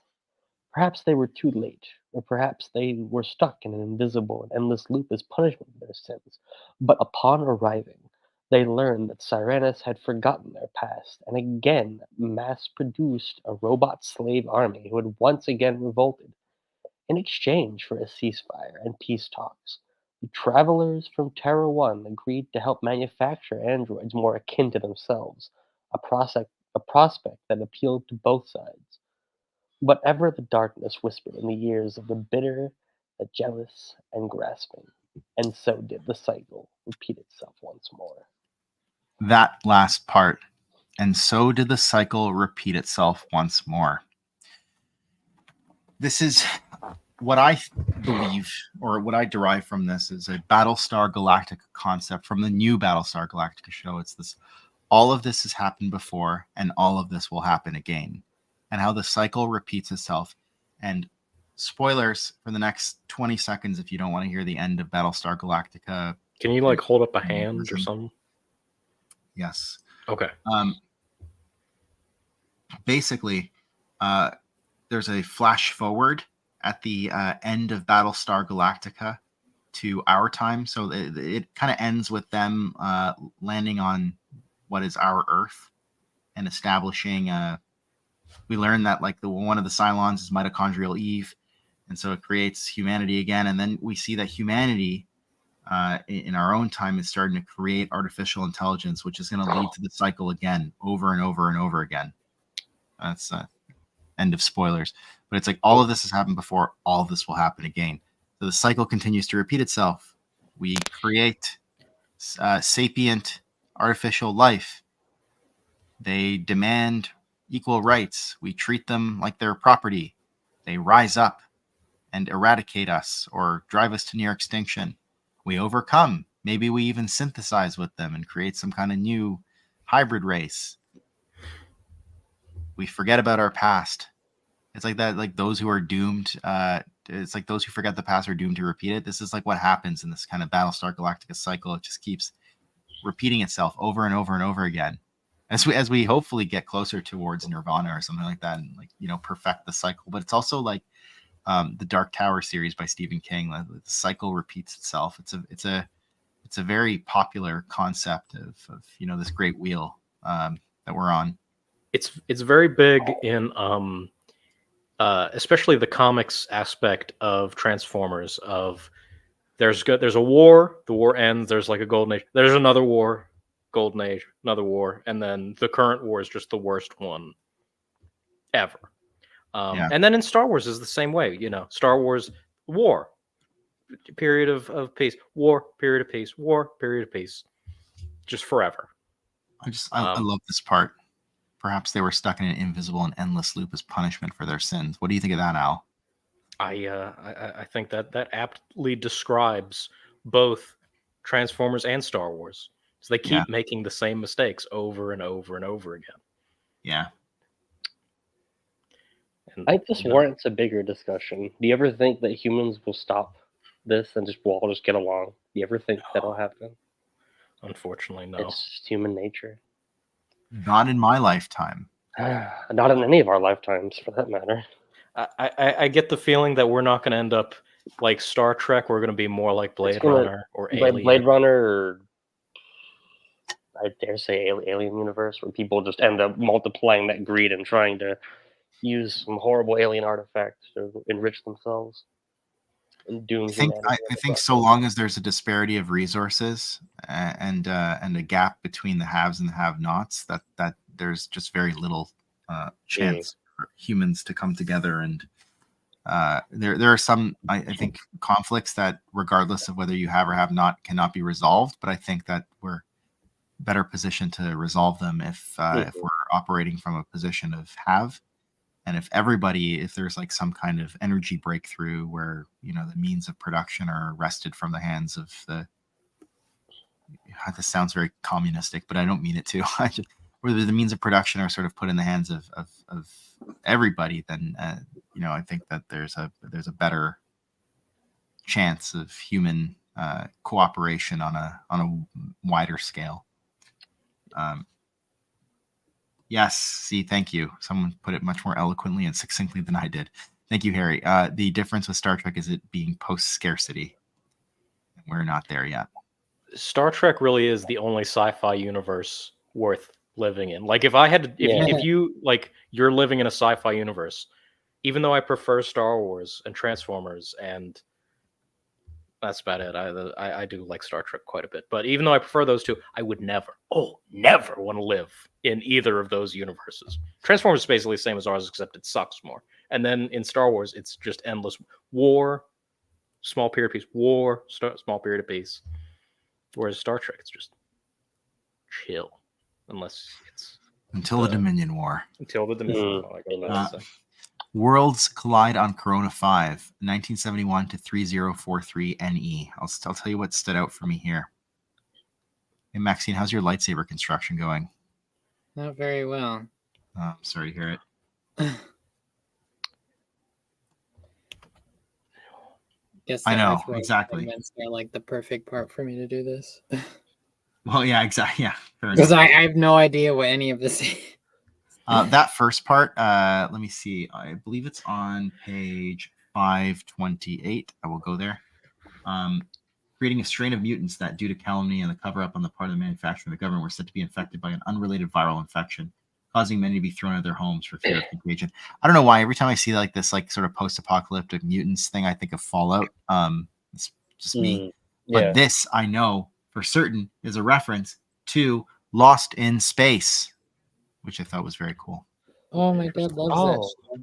Yeah, which one? The revival, the Netflix revival, the old one. Yeah, the old one is classic. I actually enjoyed the Netflix revival for different reasons, but this one early spacefaring family was sent to the Alpha Centauri system with one of their new robot models and a ship covertly designed on Aeolian tech, taken from a crashed vessel recovered some years earlier. The acts of a slippery and mercurial saboteur, Dr. Smith, sent it's Dr. Smith, right? Yeah. So. Sent them off course, but also on a series of escapades that eventually brought about the defeat of the deadly Aeolians on Proxima 4 and a halt to the plans of the Sadicons to control technology galaxy-wide and bring about over additional shadow demons in the shape of humans from the strange world of Avon Eret, an alluring mirror of and gateway to their world in Eleutherion. There's some more credence to Max's theory of like the upside down, alluring mirror of and gateway. There's a planet that has like a mirror and gateway to the Eleutherion world. Did you do it? Yes. I got this stupid peg out. John Williams did the music for the Lost Space TV series. Yeah. It's all connected. Oh. Very cool. That must have been very early in his career. Yeah. Maybe not. I don't know. Actually, I'd say that's pretty early on. Isn't that Lost in Space from the... No. Is it from the 50s? No, I'm gonna be right back. I'm gonna go get a Band-Aid. Oh, you hurt yourself? Yeah, I used a needle to kind of get the broken peg out of the lightsaber, and I poked myself. So I'll be right back. This is the blood sacrifice that that Supernatural Encounters demands. Just don't affix that blood to the book, or else you might awaken. No, I'm like holding it like above the book, so I will be right back. On the next page on 229 is the beginning paragraph. Is that a reference to Fallout? That actually like a reference to Fallout? I feel like it is. On 529, the beginning of 529. Let me see. I think that is. Beginning of 529. Where it's with a departure, where it starts, yeah. With the departure of many of Corona 5's great wiser leaders. Yeah, I don't know. Irradiated landscape, long-term nuclear shelters, and cities overrun by militants, mutated ghouls, and new powers arising from the east. Potentially. Sounds like it. Lost in Space, its own expanded universe through a comics continuation with a complicated history. A friend of mine made it. Oh, yes, please do. I thoroughly enjoyed the Thomas the Tank Engine video that you sent me last week. So please send me. I'm always interested to learn about more expanded universes. There's a reference on page 528, though. I didn't want to miss it, to, I believe, Space 1999, this Queen of Etheria. Yes, we were talking about that a couple sessions ago with one of the Earth worlds. Yeah, so it's come back. Where is it, Queen of Etheria? That has to be the second season, I think. I'll have to watch that. That's gonna have to go on the list too. Queen of Etheria, the last of the Sethan wizards, and the antimatter men of Sunim. I missed that. Then on page 529, what I caught here was a reference to Flash Gordon, the Witch Queen Azura. So here, 40 years. Here, why don't you read this last paragraph for us, Ken? 40 years hence. 40 years hence, Corona 5 celebrated the miraculous awakening of the space traveler. 500 years of cryosleep, a scion of a famed soldier who helped defeat the Air Lords of Han. He took up the mantle of rebellion in the face of a new evil emperor, formed from a human Sethi alliance that had enslaved the Drak of Drakon, who'd been sold out by the Sidonian League when the Drak had been fighting. The Draconian Empire was led by Emperor Draco, as he termed himself. I also love this concept of the Air Lords of Han, because I think that's also a Buck Rogers reference. So this is the Buck Rogers reference right over here. Is this like, he's waking up from cryo sleep, but then I think beforehand there's a reference to Flash Gordon. So we have like two sort of space pulp space adventurers referenced at once, because then we have Mongo, a nearby world to be renamed Mongo, and I believe that's a Flash Gordon reference. Savior of the Universe. Yeah, the 1980s film version was a lot of campy fun. Actually, interestingly enough, I ended up watching the 1980s version after Ted, of all movies, by Seth MacFarlane with Mark Wahlberg was in it, because the guy who plays Fat Flash is featured in that movie, and I was like, oh, this is interesting. I want to check it out. How's your finger? Oh, it's good. I got a Band-Aid. There you go. But I'm gonna have to buy a new lightsaber blade. Oh, that sucks. Yeah. It is what it is, I guess. I don't know. I feel very stupid. Yes, exactly. Seth MacFarlane loves 80s references like that. Don't worry, it happens to the best of us, Max. Every single lightsaber I had as a kid through the 3 3/4 inch characters was every single one was ripped off. They're supposed to come out, and then they make it impossible. And now Jaina doesn't have a lightsaber blade.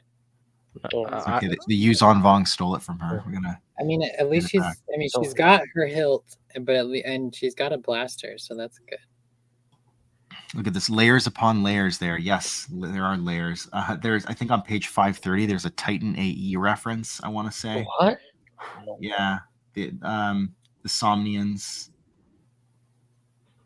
This whole paragraph over here. The mothership was a planet killer powered by a stellar core acquired in one of the dwarf galaxies. It gave them the benefits of harnessing their enemies' life forces for the next generation of their brood, each of whom was pre-programmed for a different task to help the race grow strong. Their first targets would be those who dwelt in the corners of the galaxy that had no central authority or unified alliances.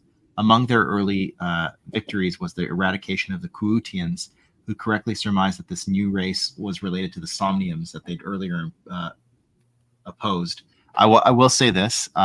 Yes, there's layers upon layers. I wish that I could provide a clear line narrative for our listeners on these Earthworld adventures, but there's just so much going on, and it would require, there's so many references. It require a lot of work. And the best thing that I could suggest is read it for yourself. So you can also experience these astounding adventures.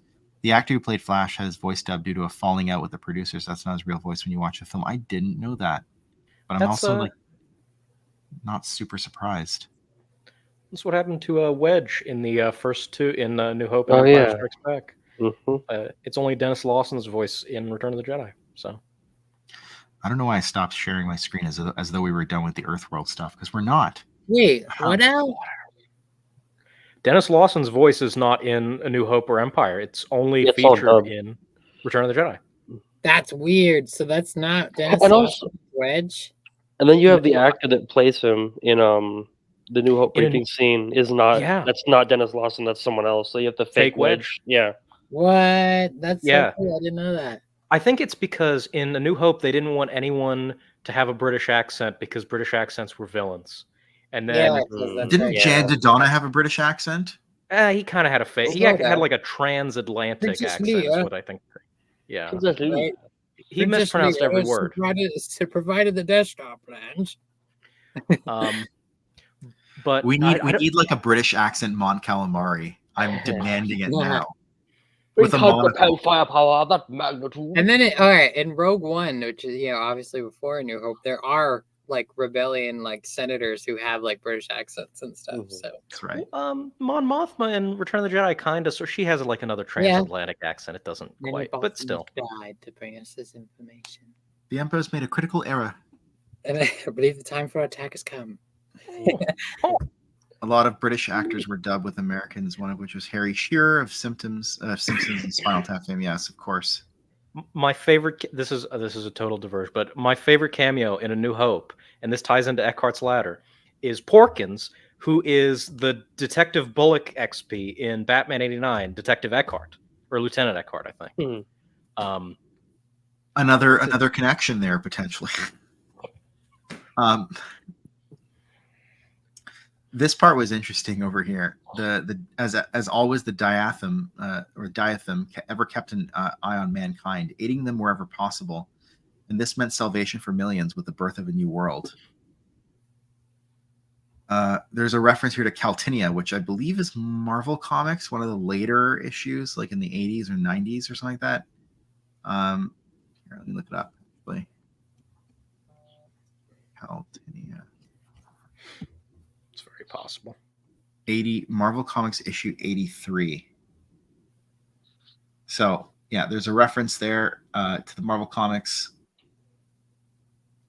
It says, once humanity had reclaimed their birthright, most, including those on Parliament, rushed to the surface. The asteroid base was kept in stable orbit, both to be preserved for its original purpose and to ensure the government possessed mobility across new territories. With the tradition of renaming its location persisting long after the danger had passed, this is what keeps the humans alive. A deception that would serve them well as they came into conflict with neighboring Procyon and the region's many pirates. That's something I'd love to read more about. And then we get to another Earth world. To Earth, another life is born, circa 1926 to 2700.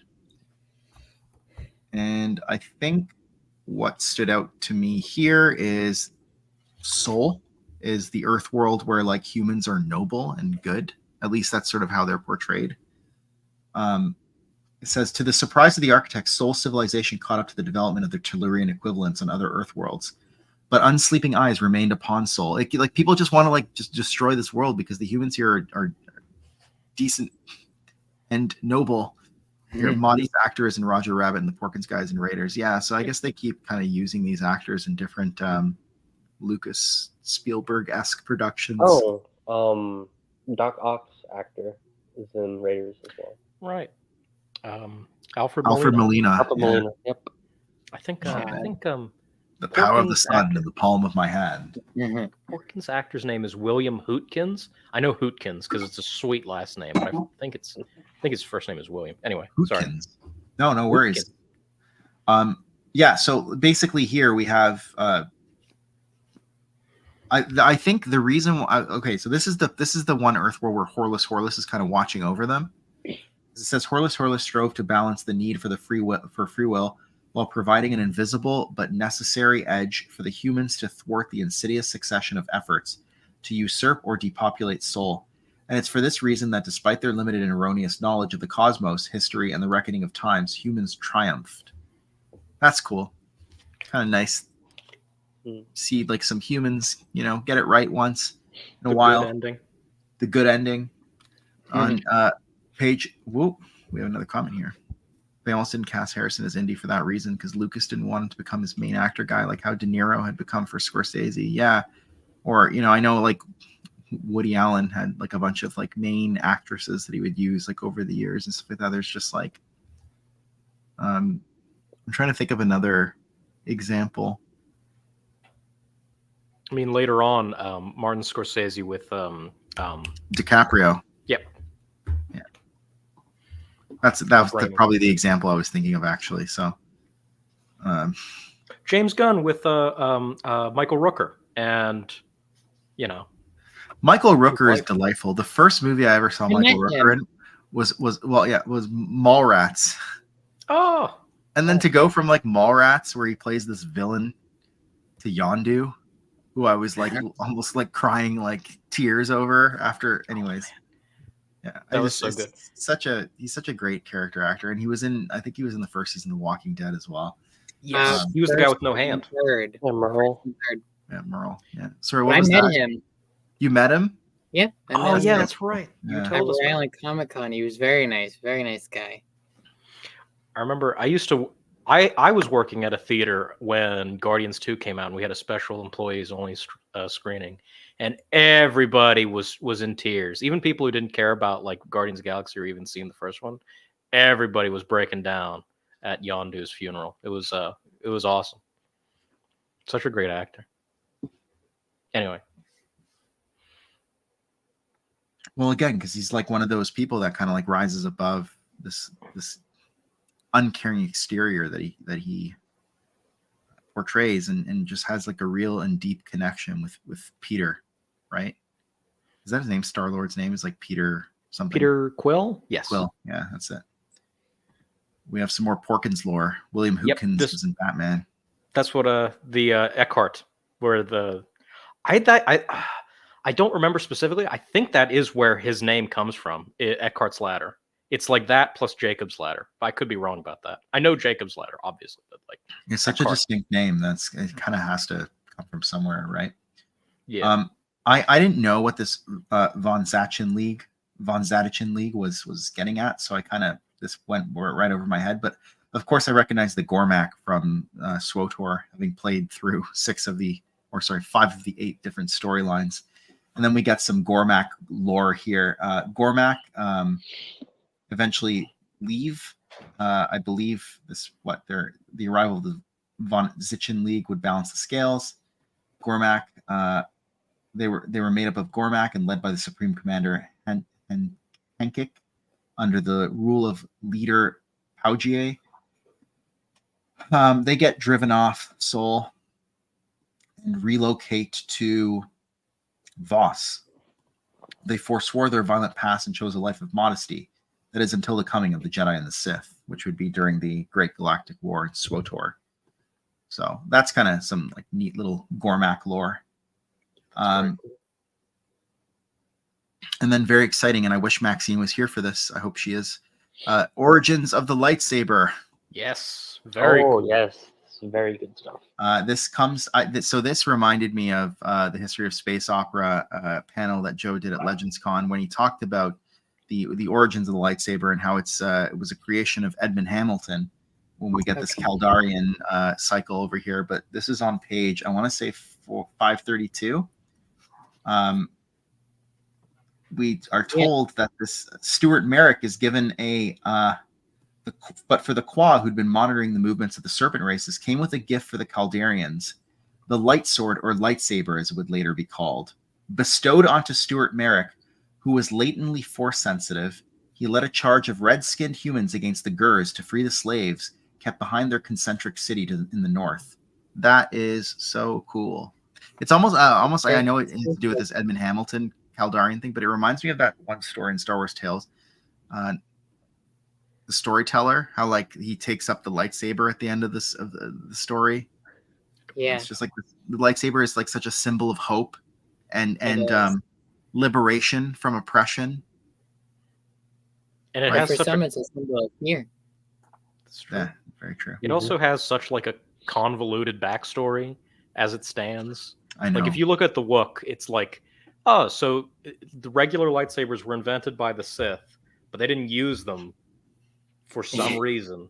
They had to explain why Sith were using like power and like force imbued swords and kills the Jedi, right? But they had them in Lost Tribe of the Sith was where the problem Like, was. yeah, and then there's those like force sabers from Dawn of the Jedi that they use. Oh. Look, maybe this is a personal stylistic choice, but I can tell you straight up, if I had the choice between a lightsaber and a like force imbued greatsword that could hold its own against the lightsaber, I would choose the greatsword like 9 times out of 10. I'm sorry, I just would. Like, what if you need to like cut through a door or something? Or yeah, but you don't look as metal with that door. Or what if you're fighting a droid or something? Like you're gonna then you bludgeon it to death. Imagine like Dragon Slayer but Force Imbued. I just take that slab of metal and bust the door down.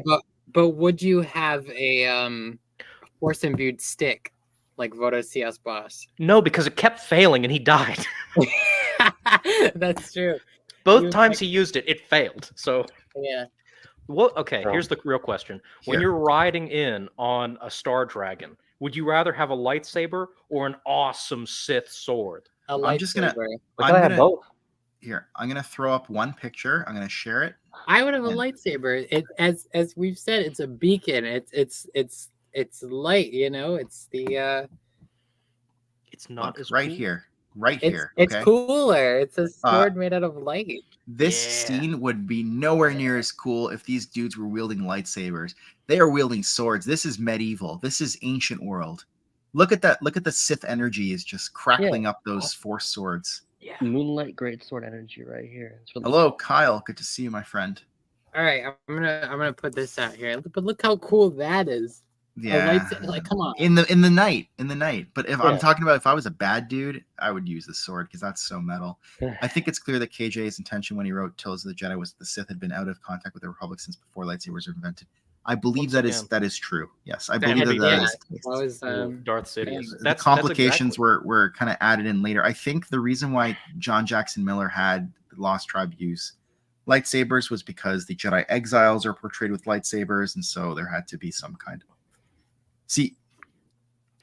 but we can explain the Lost Tribe discrepancy with the fact that at that point they had been battling the Republic for some time when the Lost Tribe crash lands on Kesh, and so they could have reappropriated that technology and perfected it as a wartime measure. Sorry, go ahead. Oh no, I would agree with that if it weren't for two things. Number one, I think in the story they say that the Sith invented new lightsabers. Yeah. I could be wrong about that, but I don't remember specifically. The other thing Riley. is, good to see you. Thank you, Riley. They are. Oh, hey, how you doing? They use like lightsabers, not the proto sabers in Tales of the Jedi, which all the Jedi have. So I also have a theory about that. It's like a headcanon theory, but like I believe that the proto sabers, because they had lightsabers that didn't require proto sabers before that time. Again, the exiles and stuff like that. So I'm thinking of the proto sabers were a not like necessarily a stylistic choice, but maybe they made the blade stronger. This is my headcanon.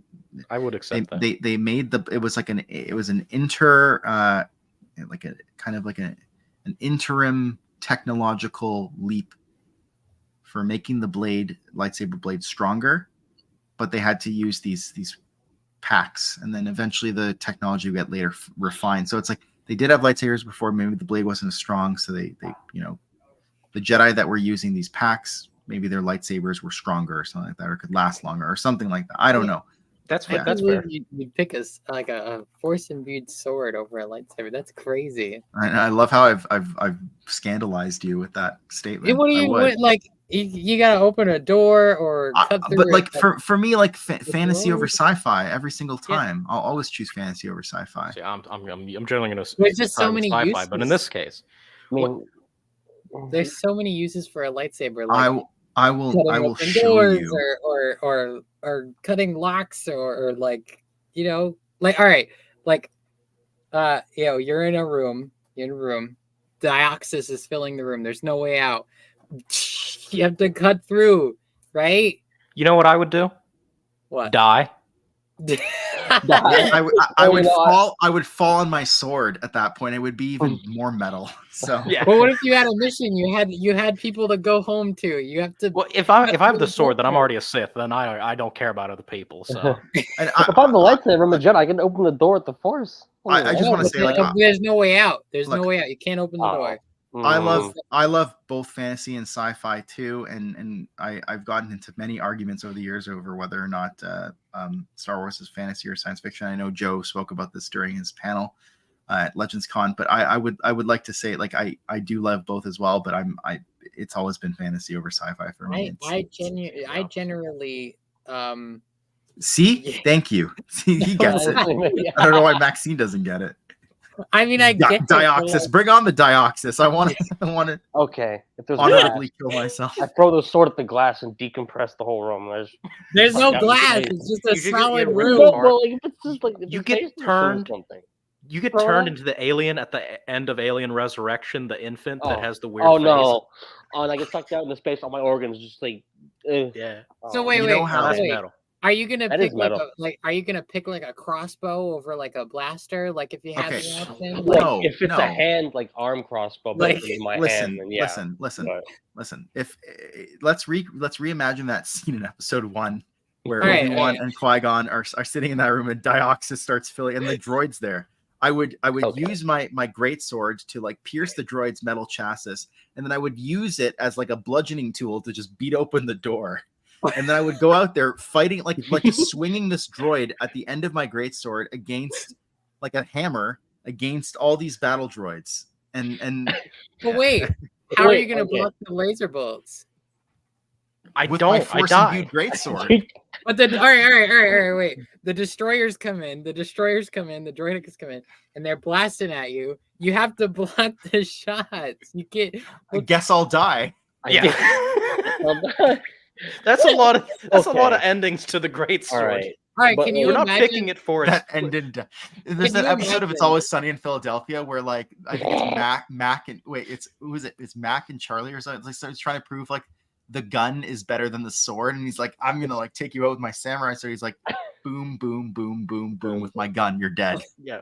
But can you imagine the Battle of Geonosis? All these Jedi have swords instead of lightsabers, and they all just die. Everybody dies. They just because they all have swords and they can't deflect laser.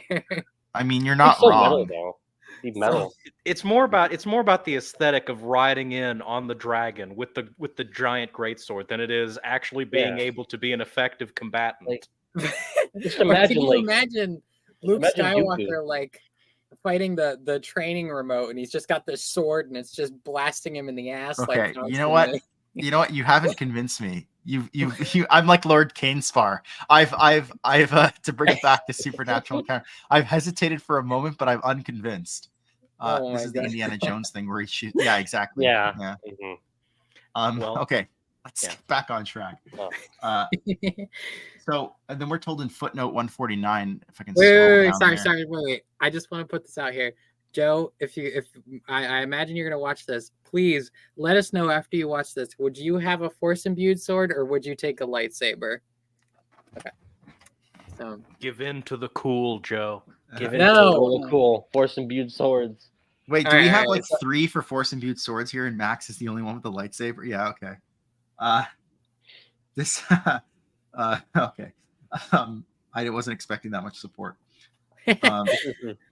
So footnote 149 says, though a few were developed independently of this kind, such as the dark sticks of the Corestians, most later iterations were developed based on the quad design, such as the force sabers of the Rakata. We were just talking about those. Force sabers. Okay, so that's like an independent, like Rakata, like invention, but based on the quad design. Yeah, it's like Rakata. What else will you steal from the Qua? You stole their Infinity Gates, and now you're stealing their lightsaber tactic. The dark sticks. The dark sticks is just like sounds like death sticks a little bit. Want to buy some dark sticks? Oh man, Ryla supports you. Hey, lightsabers are cooler. Hold on. I just want to make one last point. Okay. The noise. The ignition of a lightsaber is the coolest sound in Oh, science there's nothing fiction. better than like the clang of metal against your enemy. Hey, come on! All right, Luke Skywalker. Listen, like Luke Skywalker's lightsaber ignition, right? Come on. Okay, think about it this way. I'll admit. Luke Skywalker is like bludgeoning Darth Vader with a giant sword. He just keeps. Yeah, and then it looks so much better. And then instead of like throwing away this like little stick or whatever, I'm a Jedi like the Oh my my father God. before me. He like Oh whips my away God. a great sword. I am a Jedi. No, he drives it into like the Death Star like floor. I am a Jedi like my father before me. And he like summons power into himself and just like force lightnings back at Palpatine. See, that would be. Well, so that's much not the cooler. Jedi way. Well, they could have been. Bad. You I are have the literally power. Lord Cainspar. Yeah, I know. Oh my gosh. I would be too. On page 32 and 533, we get some additional soul lore. It says the second breath roared in like a lion for soul. Their affairs came to be managed by vigilant and chartered organizations of the solar system government. And we get a whole bunch of different like organizations listed and stuff like that. But I want to reiterate here: Soul keeps getting attacked by these like different beasts and horrors, and so they get help. But we have on page 533. Formless spawn driving comets to ruination, a score of Urdril's lesser brood, hiding out in the center of Canopus's sun. And from the black cosmic cloud created by the charnel gods near the center of their sector, long years earlier emerged eyeless creatures of darkness. So they just keep getting these creatures thrown against them. But it says, with a combination of great skill, integrity, and fortune, the Interstellar Patrol beat the hosts of Illythurion, though only by the skin of their teeth, while forging alliance after alliance across space. And then on page 534, we finally get the final, I guess, whatever fate of, I want to say, Soul. And we get Once references again, to the Filar and the Filar Nitzen. Yeah, sorry, once Max. again, Uradril's ilk causing trouble in the galaxy. Exactly. They're menaces. We're told that Soul is there was an effort by the Filar Nitzen to wrench it into Illythurion, like what later gets done with Eartha. But we're told that Soul is where it now sits in the expansion region, where it became to be known as Terra Solaris 3 or Terra Sul. Terra Sul. We're looking that up. Terra Sul, Wikipedia. Is of course mentioned in Skywalker's Star Wars Clone Wars Adventures Volume 2 in a flashback. The planet had a militia that opposed the Confederacy of Independent Systems. So see, like, this is what I like about Supernatural Encounters. There's a Terra Sul already existed. Yeah. And Joe takes it and gives it new relevance. Love that. Not everybody's gonna like that. I liked it. Not everybody's gonna like it. I think that's awesome. I think it's awesome too. I mean, isn't this like what people love? Like the best of the EU is like Lucino doing stuff like this. Exactly. I live for good retcons. I die for bad retcons. Mostly, I'm looking at you, Revan novel. But good retcons. Lucino in Plagueis. Darth Bane, shockingly enough. I always think of that book as being real. No, that ties together like Dark Forces and all other sorts of things. Good retcons. I like them. I agree with you. There was this really interesting reference here about Splendid, the Aperion, the Infinity's Galaxy, and how this event had ripples causing space-time to bleed into Sky River near the old Canopus system, which manifested on the first planet as liquid clear water, an unusual phenomenon that provided glimpses into other dimensions, including Illythurion. This is like a magic mirror into another realm. Anyways, I thought that was cool, but we kind of come to an end here in term. What? No, wait, sorry, no, we have one more Earthworld, I think, or maybe two more. But Shadows Mourn, 2080 to 2261 and 2762 NE. That's a big gap in years between that. This reference is this Eugene Zero Wheeler. I looked this one up again, a video game reference. It's called, I believe, RTX Red Rock is the video game. I looked that up as well. Yeah. Did you find that as well? AI known as Iris and Because I thought Eugene Zeno Wheel, like that was like too specific a name. I was like, that has to be, and it was another video game, like you said. I'm curious about the video game stuff because they've come up a lot. I wonder, is Joe like a big gamer, or did like someone suggest, oh, we should put the LucasArts stuff? I'm very curious about that. perhaps you'll find out. Yes, with SE outlining the long forgotten, almost mythical prehistory of the GFFA, connecting the Earth worlds with pre-existing planets served to ground them. I agree. For many of them, all their ancient triumphs and tribulations have long been forgotten, remembered only in local legends, if at all. And I love that. I mean, like, if you read, like, I'm just going to throw out something like completely unrelated to Star Wars, Wheel of Time. There are references to our world as mythical events in Wheel of Time, which makes you, because of the cosmic nature of the world, it's like, is that our future or is that our past? And it's just like this, like, kind of, but I mean, I don't know why some people find this idea so detestable, but again, different strokes. I wanted to talk about this Shatnarian here, or Sahatnarian. Yeah. Awesome. That I think George, in one of Joe's endnotes, he said that George Lucas befriended William Shatner and wanted to call the Neimoidians Shatnarians originally. If anyone's ever watched the Plinkett reviews, he always calls the Neimoidians Shatnarians, and I didn't know about that. And I was like, oh, it's reference. Well, obviously William Shatner, and then Leonard Nimoy as the Neimoidians. So awesome. That's right. Just as I'm sorry, I heard like shat like really like quickly. Yeah, that's probably why I changed it. Listen, Nimoy fans win again. Always out here winning.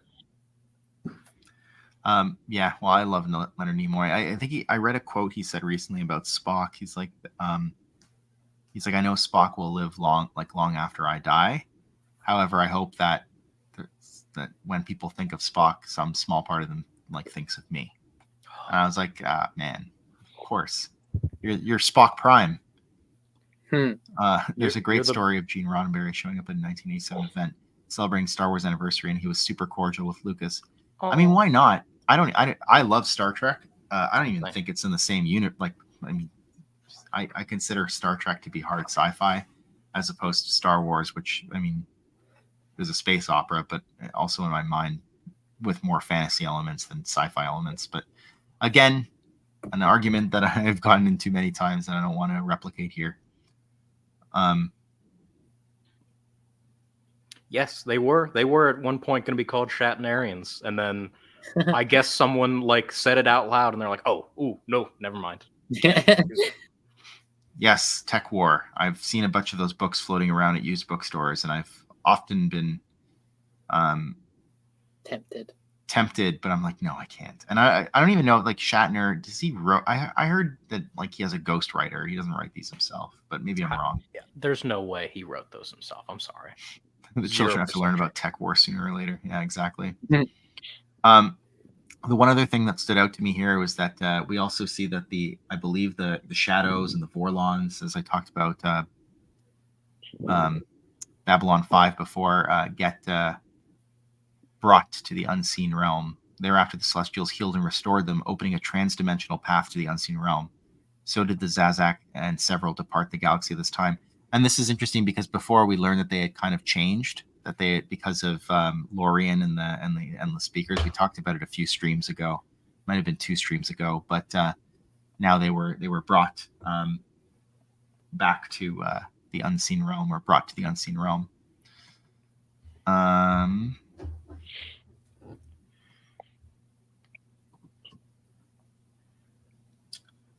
Also, this idea of the fire motif, footnote 151, is associated with the suns and stars of Sky River, which the foundation stone helped to ignite at the start of the earliest days.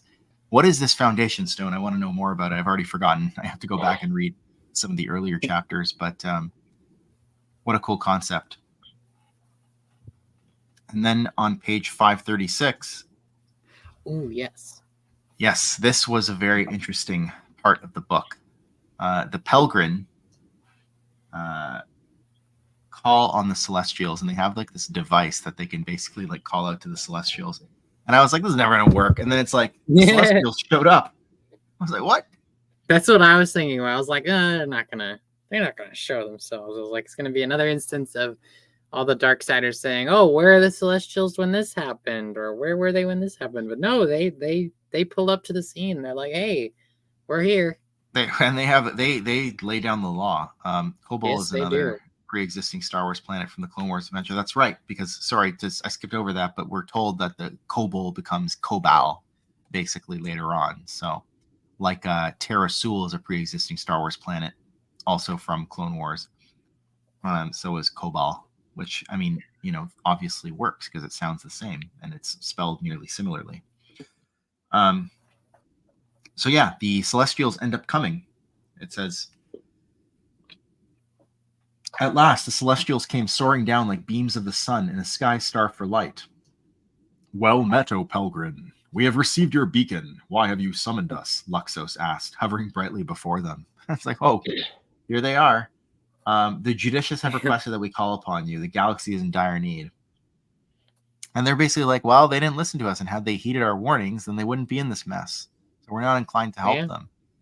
And then one of them's like, how can you just let this happen? And he says something. Ken, are you around? Can you read this for us? I'm going to throw it up here. Sure. Actually, it's on page 537 if you have your book handy. Mm-hmm. Mark this down. This is, I believe, Luxos might be saying this.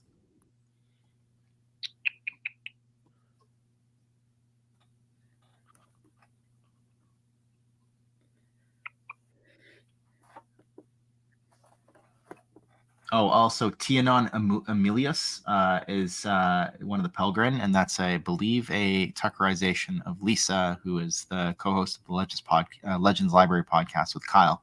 Nice. So Cool. just a shout out, and also another fellow Canadian. Mm-hmm.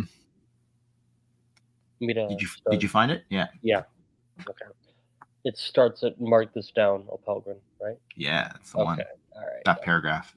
"Mark this down, O Pelgrin, as a reminder to the galaxy, and so the future generations understand. We are not weak, as our enemies portray us. Nor are we heartless, as the faithless say. But we are not gods of war. We will not reward your deeds in battle with glory. Already the damage is done to the innocent has overshadowed the victories you celebrated against the abominable old ones, who were but the corporeal reflections of the avarice, hate, corruption, and tyranny that dwell in your darkened hearts. There is good and there is evil, but in your belief in that their armies are wholly evil and yours wholly good, you err, for we tell you that good and evil are intermingled in both. And though they serve the adversary and suffer the consequences of it, there are some who you now call enemy that you will one day call friend, whereas some who you now call friend that you will one day call enemy." I'm going to stop you there because that's what I wanted you to read. So like that, they're laying down the law there, and that's like a hard truth to accept. What did you think of that, Ken? Out of curiosity, like just them coming basically saying like, you're not so good, and maybe they're not so evil. I thought it was pretty interesting. And they say, we're not gods of war. We will not reward your deeds in battle with glory. I mean, they're letting them do. They're not intervening. They're letting people do their own thing. They're not gods of war by nature, like by any sense. It's so wild. Do you mind reading the just down the page what Marut says? There is yet hope. Sure. That paragraph. Oh yeah, "There is yet hope," Marut stated as she swirled forth, "for we feel pity for you, as does the Father of Lights, from whom rescue will come, as it would have already, had the rest been as patient and faithful as you and those like you who helped their galactic brethren. But they who've started down the sunless path will not so easily find again the path back to light, for shadow enters them, and only the unsullied can the unsullied can inhabit our realm. Do not despair, for you have proved honorable and true. You may join us if that is your desire, or you may choose to remain." So she's basically saying we can bring you to the unseen realm, And I feel like they're like, but that doesn't really solve anything because there are people here that will still suffer. And then on page 538, I think it was Marutz who might say this again, but as one of the Celestials says, the resolute and the judicious will together show the way, and the chosen ones will lead the charge. Well, that was kind of like an interesting little thing there. And wouldn't you know it, the chosen ones are always at the forefront. That's right. Yeah. The Pelgrin do eventually depart on page 538. The restored here. I'm going to throw this up because there's an interesting thing about the Firstborn Council and how it's kind of restored afterwards. Or faith in the Celestials generally is kind of restored at this point, even amongst the judicious who have broken faith. These are hard words, Amulius rejoined. Sorry, yes, they are hard words, Amulius. I agree. So it's here. Then, like rocks taking flight, the Pelgrin departed the galaxy for the domain of the Celestials, as had the Javan, which we learned about previously, Javan 4. The Moor, the Mu'abin, we talked about the Moor earlier today. It was like one of the first things we talked about after the interlude. And the Mu'abin we talked about last time. And many others for having taken the hardest path in the war. The Mu'abin, I believe, were the progenitor race for the Silentium. Yes. Yeah. It says, choosing neither violence nor cowardice, but a third way. The way was open for them. Some of the abbesses of the Esselines, there they are again, took their place for a time, and these became known as the Sooth Sisters of Pelgrin. So they're carrying on this tradition, and we start to see this tradition form of, or what's going to basically become the Jedi Order, right? Guardians of light and life, as it were. As if a black plume had dissipated from blighted plains, the galaxy felt a period of relief, even hope, and the allied races put aside their anger and dismay. I was like, holy crap. And no pun intended, the Celestials actually showed up. Yeah. Right. So the conclave of the Firstborn again reached out to disparate groups, factions, alliances, rogue councils, and dissatisfied sector leaders that had broken off from them. And they reconvened as they had at the start, to listen, to forgive, to share in their mutual suffering and heal old wounds. That's a beautiful sentiment. I don't know how often that happens in the real world. But it sometimes does. Yeah. And then with the fog of war lifted from their hearts, the restored Firstborn Council renamed themselves the Parliament of the Precursors, an interregnum organization designed to provide direction during the war. And so, re-energized, they commenced to thwart the minions of the enemy and bring the war of the temporal planes to its end. And now we have chapter 54. Across that dreary coast. And that's all we have for tonight, everybody. No. Okay. None of that. This is the chapter that I wanted to cut out and leave for next time. And Max is like, no, we're doing it. I don't care how long we stream. I was like, okay. All right. Everybody get out your tissues. All right. So in this chapter, you take it away. In this chapter, we at chapter 54, aptly named Across That Dreary Coast, we get the return of a long-awaited entity, someone we haven't seen since book 3, and that's Horlus. So my boy, or our boy, has returned. After he kind of just dipped in book 3. But essentially, the Luxos gathers the OCR, and then they're like, we've been given leave to basically bring an end to the architects and their doings. And Wutsek, being the progenitor of the architects, is tasked with hunting them down and reining them in, whether it be through death or redemption, and bringing them back with them. He's tasked with dealing with them because they are his creations, and he feels the need to take care of them.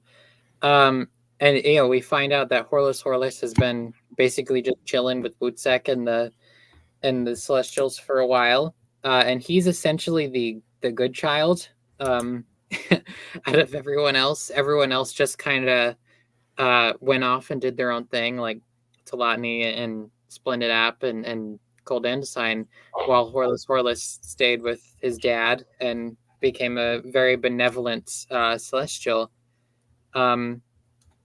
Yeah, And Luxo says, I was going to say, Luxo says, as we trust in the benevolence and wisdom of Horus, so too do we trust in you.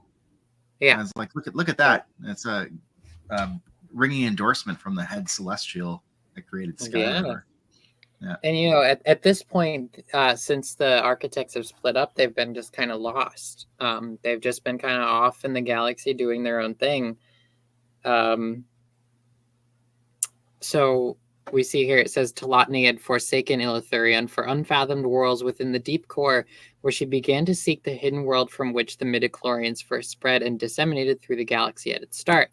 So she's looking for, like, where the midichlorians came from and like well springs of life and stuff, which I believe, well, we do see in TCW season 6. It's like the Force Priestess explains to Yoda, like, here is the origin of what your science calls midichlorians. So we What's see the that. world So called? Do you remember what the world they is don't called? really they don't really not in like, Clone Wars, give a name. in Supernatural Encounter. I think we'd learned it. It's called starts with an I maybe or something like that. I know there's different ones. There's like more than one. So like I forgot what it was. I think it just says the hidden world here. Yeah. I don't see it. So well, Wutsek is going out to look for Telotni, but Horus tries to, like, let me do it. Like, they're my siblings, like, I'll do it. But they trust him, but they're gonna have Wutsek do it because he was the one who started them down this path. And and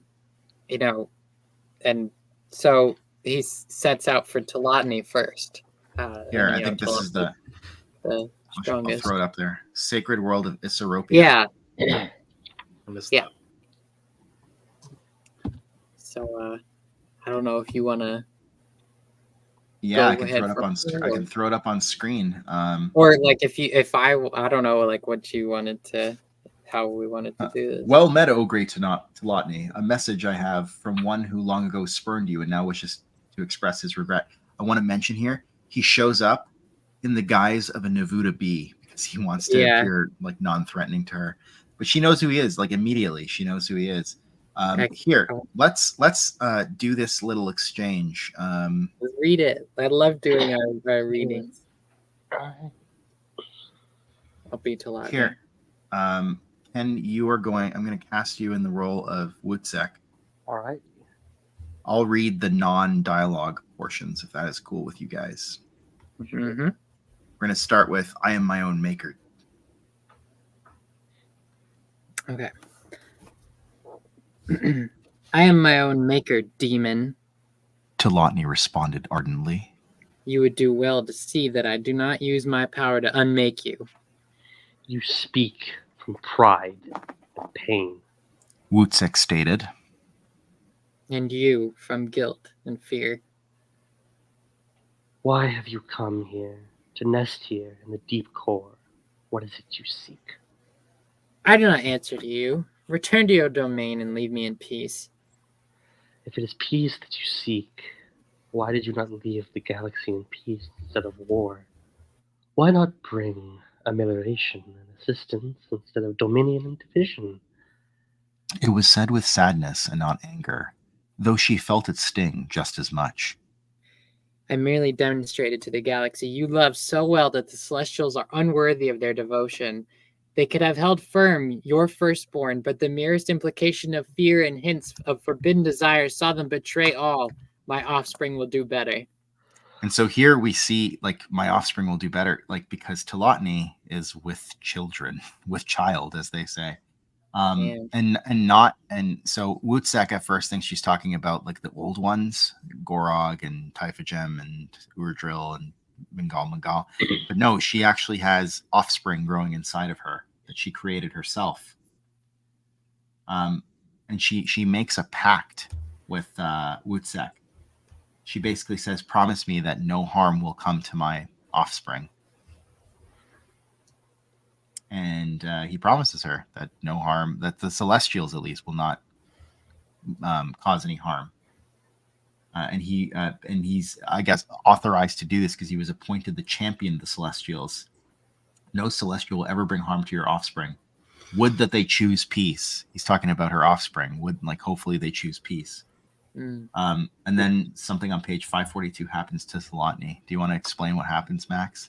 So essentially, like Wutzek kind of like goads her, goats her. I would even say goats. Yeah, she turns into a goat. Yeah, into this like it says like this speech sent Thelotny into a frenzy, and she shaped herself into 100 horrible forms in the blink of an eye before settling on the one she knew would meet Wutzek's criteria.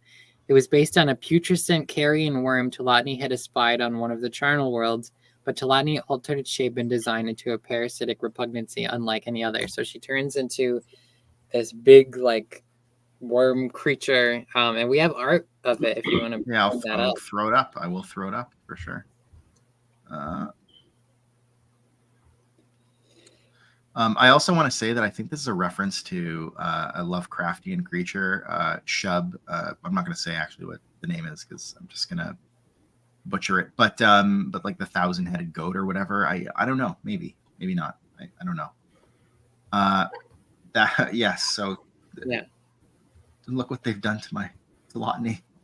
Yeah. Look how they massacred. Look how they massacred my Thelotny. Yeah, there she is. and then she it says like here it says, for the third time in her life, fear engulfed Thelotny as she realized that her powers had been taken and crushed into dirt along with her beauty, and she rebuked the celestials for all that had befallen her. And then Wutzek tells her, though, he says, choose love again, for that is beauty's ultimate form, and help me restore the worlds to their former course before the architects brought horror upon them. Join your brother Horlus in returning beauty to the universe, and you will see redemption and renewal. It says, the thing that had been Thelotny paused for a moment to consider these words. Although she could sense the sincerity behind them, for too long her thoughts had dwelt bitterly on all the injustice and betrayal she felt had been done to her.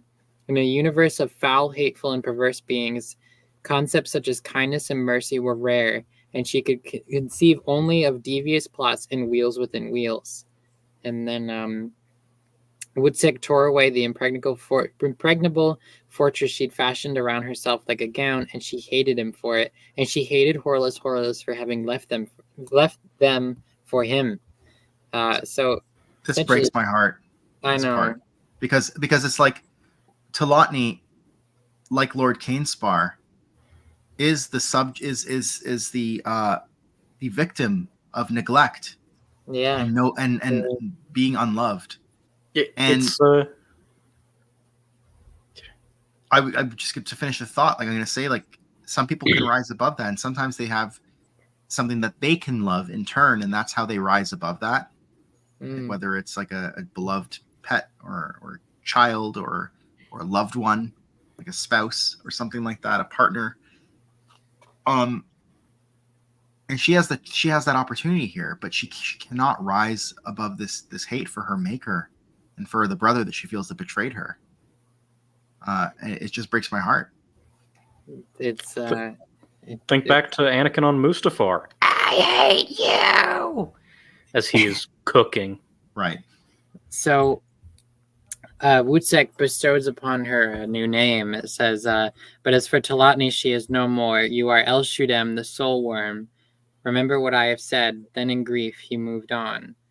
And then essentially she's in her death throes. She's dying.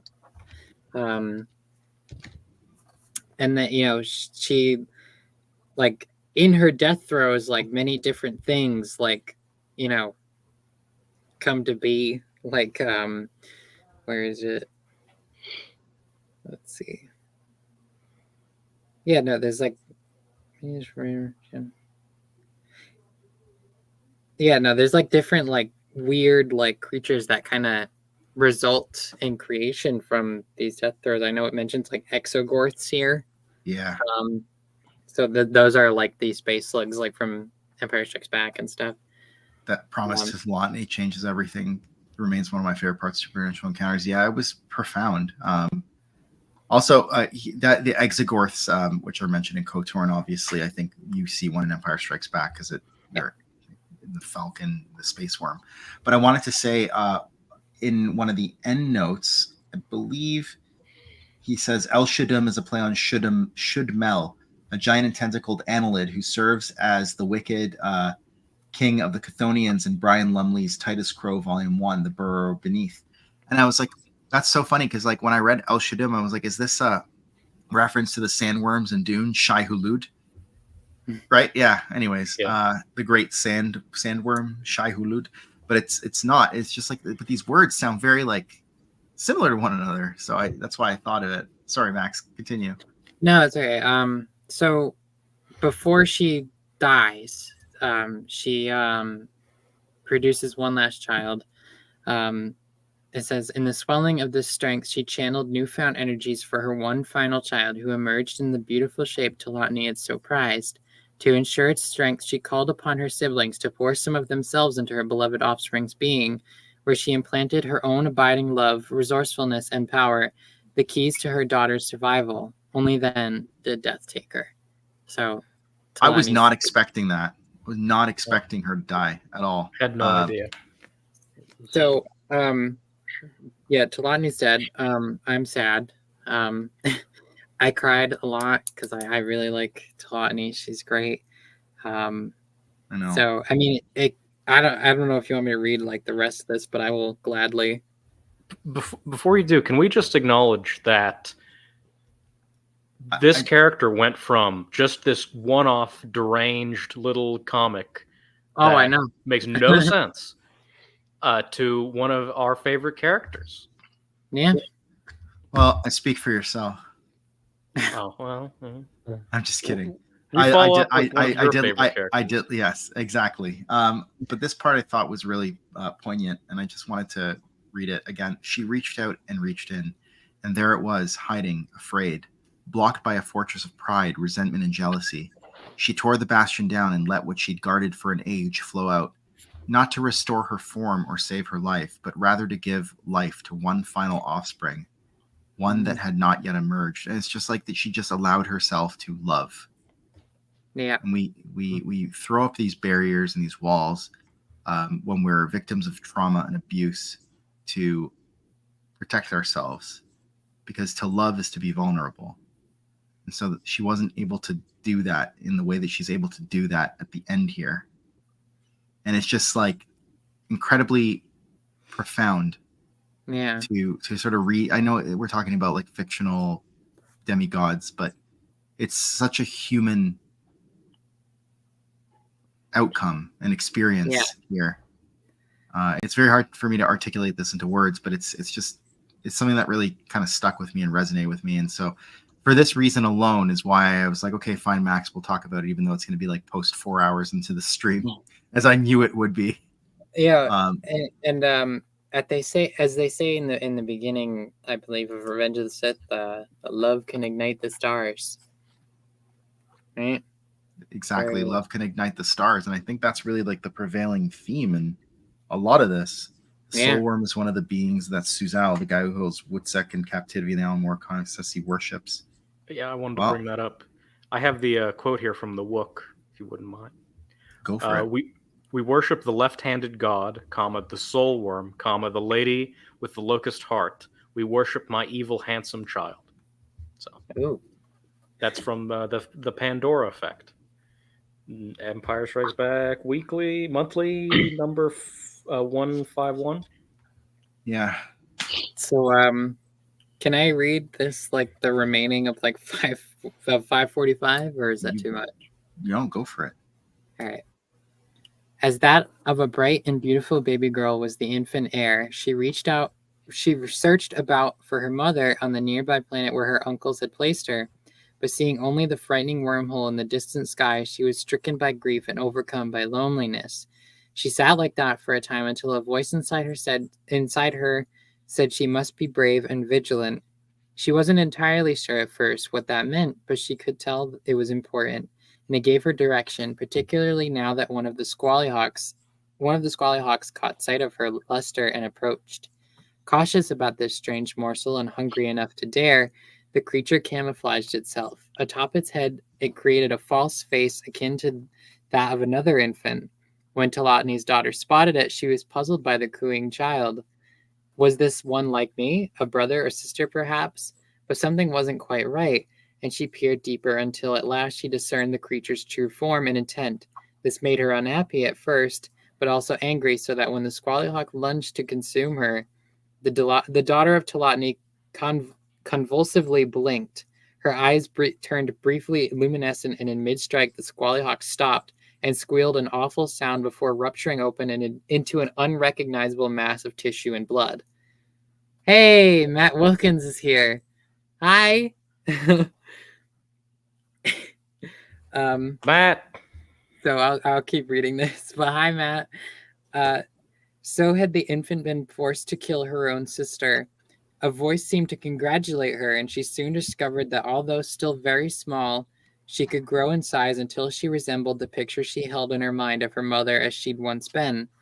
You are now in pain, but you will survive and triumph, for the galaxy is yours to do with as you will, as it had been mine. I have given you my wisdom, which will come to you when needed, but it is up to you to find love and reason for being. The one last thing Talatni bestowed upon her daughter was her name. She called her Bilat, for it meant beautiful, but also mourning. It was only slightly altered in later times when her darker nature became manifest to some amongst the firstborn. An image floated before her of all the worlds. She could only look more closely at any one of them. This was a game she enjoyed. The infant blinked and found herself on one of them. It was a planet called Amtor, and there she would learn and lose much. Even greater lessons and losses were yet to come, for the implanted wisdom of the architects would come unbidden into her mind. Yeah, I mean, there you go. And hello, Matt Wilkins. Mr. Wilkins, my good friend. Good to see you. The reason I'm here. We are graced by your presence. If you ever want to, since now that you've read it, if you ever want to jump onto one of these, you are more than welcome, my friend. I wanted to say, sorry. Abeloth. We have the origin story. Finally. So that was the birth of what will be known as Abeloth, a much more innocent version of her. A much more. But even so, okay. So it's like it says she feels loneliness, and that's such a consistent part of Abeloth. Like when we see her in Fate of the Jedi, like that's what she wants. Is she wants family again, you know, because she never had it. Well, she did have it briefly, and she lost it. They left her, and she just wants to be. She just wants to be like loved and felt as beautiful and have a family again. And here we can see that because she was born without it. Yes, I love Abeloth and I love Fate of the Jedi, so I am all here for it. Yeah. And then we get to the thing that made me cry. Yeah. Oh, man. So after Wutsek is finished with Talatni, he goes and visits his next child, Kol Dandasine. And same thing. He says, like, you know, he announces himself and says, I'm your maker and the one who first shaped you. And like, basically like turn away from this and come help me. We only have like 3 more pages to discuss. So likely not that much longer. Actually, we've got like 3. Yeah. We had to finish chapter 54. We can't just leave it here. No, we could not leave it at this. Kol Dandasine is depressed. He basically thinks that like he's seen and done all. And all he that misses is his siblings. Yeah, and he misses his siblings, which is It's sad. It's sad. And then Kol Dandasine and Wutsek talk about it, and he has this interesting kind of like convinces him like, well, why don't you haven't like there's one great mystery left is death. Like talks him into dying. Essentially is what it sounds like to me. Young son, have you ever considered killing yourself? But it's this concept of like I don't want to. That's kind of a trite way of putting it, but it's this concept of a version of reversion, right? So it's like it's put best here. It's like this is the final paradox. Could it be that in death I might yet know life? He wondered at this. Talatni would have said it was a trick, a means for Wutsek to save his people from certain annihilation that I planned to bring upon them. But she was a victim of the lie, particularly the lie she told herself, as we last saw. but and he feels some regret because of Aramis, which I believe is his offspring. That he, but he has like so much other offspring that he just doesn't really care about. And then he says, I'm trying to find this section, but he basically says there was a new thing and a deep well that Sign had never truly plumbed, and one he could now explore in this final act. Perchance that in this restitution that Woodseck spoke of, he might bring about a kind of greatness that in his cynicism he never before believed. He agreed to the infrangible solitude of death. You abandoned me at my birth. I suppose it's good that you are here at my death. Perhaps you might even assist me in this endeavor. And so Woodseck, basically the equivalent of a god holding his hand while he dies. Yeah. And Woodseck spoke sadly and said, Cold Dandasine is no more. He has become the aversion of a reversion and has created a new thing. But in time, even death will invert, as is the way of Cold Dandasine. Which is like, it's like in strange eons, even death may die, that kind of Lovecraftian concept. But, as long. Yeah, I think we're running out of steam. Al's beard has grown it just thicker. happens. I was sad. I've just been sad reading this. Thank you, my friend. Too. Yeah. Hey. One of the 13 founding states, as I learned today. Yes, one of the 13 colonies. Is there anything else you want to say about Cold Dandasine before we move on to the last bit? I mean, rest in peace to a real one. I mean, his death, like the way they described his death was, we've lost brutal, powerful. I don't know. I was so upset with this that I remember I rage quit our group chat. You left the group chat. I was like, I'm done with this book. I wasn't actually upset about it to that extent, but I wanted to create a bit of controversy. It's just so sad because we lose like the architects. Like we've been with them since the beginning of basically this book, and then they're gone. Yeah. They were essentially the main characters, like for good majority of it, and then they're gone. So we might take a couple minutes to answer this. Actually, Max, this might be better to answer at once we've read the full book, but I can say so far my favorite is the Kravaki being the progenitor race for the space jockeys, the engineers in Prometheus, because they have the same kind of snout mask thing. That's just blew my mind, and still does. And least favorite, a retcon, I suppose. I don't know. Howard the Duck. Howard the Duck. Oh man. I'll defend it. I'll go down to the. That's your favorite. Yeah. Defending Howard the Duck. Look, I said it was well written. I just thank you, my friend. How about you guys? Any favorites or least favorite retcons that stand out to you? I should probably say for favorite, the Sith Beast, Calgrath from the second to last session. The Sith Beast that Exar-Kun manipulates. Yes. Oh yeah, I know you really liked liked that part. Yeah. I don't even know what mine would be. I don't know if it like really. I really enjoyed the Conehead like aliens with the Syrians. Remulakians, yeah. I thought that was hilarious, but I also really like the stuff with like they talk about like the Sith and the melodies, because like from Junior Jedi Knights, because it's like, how do they know what Exar-Kun's like, or the Sith rituals, like Sith symbols are on Yavin 4, and then we learn that the melodies have like, there's like an association with the Sith there. So I thought that was really cool, but I don't even know if that counts. So I'll just say the Coneheads and the Syrians, because that was really, really funny, and I really enjoyed that. Any ones that missed the mark with you out of curiosity? The Howard the Duck guy. Okay, we have some consensus here. It's not like it's not bad, like it's not like badly written, but like it's just, I don't know, it's just Howard the Duck. Maybe I'll come around to it one day. I don't know. That would be fun. I'll force all of you to watch Howard the Duck on loop forever.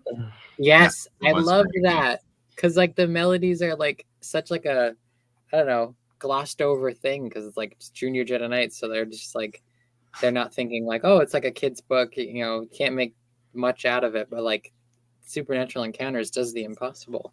And we have 3 Americans and a Canadian here, so they're all. Yeah, exactly, Matt. Like I never thought about that either. Like when I was reading it, I was like, yeah, no, I guess like they're in proximity to Yavin 4. I mean, maybe they know about it, but now it like when I read it, I was like, oh, okay. Yes, exactly, and games too, and everything really, like anything Lucas adjacent.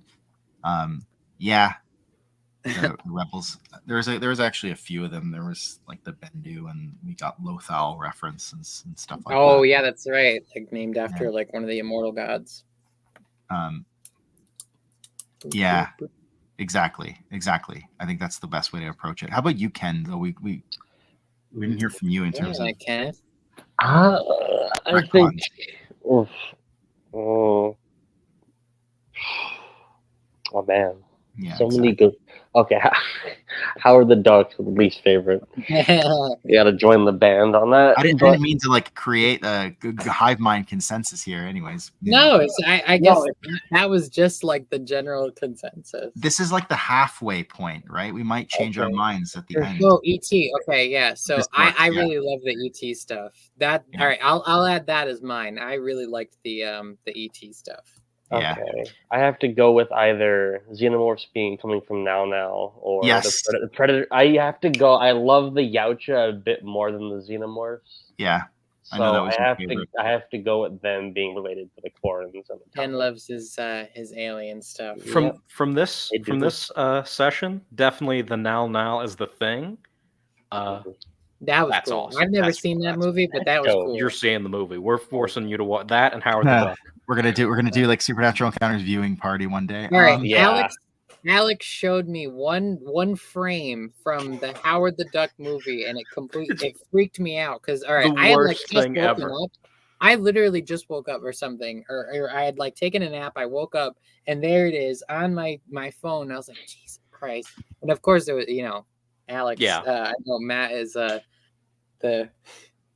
he's a big Alex fan. So like you should have seen the picture that he sent. This Howard the Duck movie. If you've seen Howard the Duck, you know exactly what we're talking about. A Palpatine picture from. No, but okay. The whole time we were the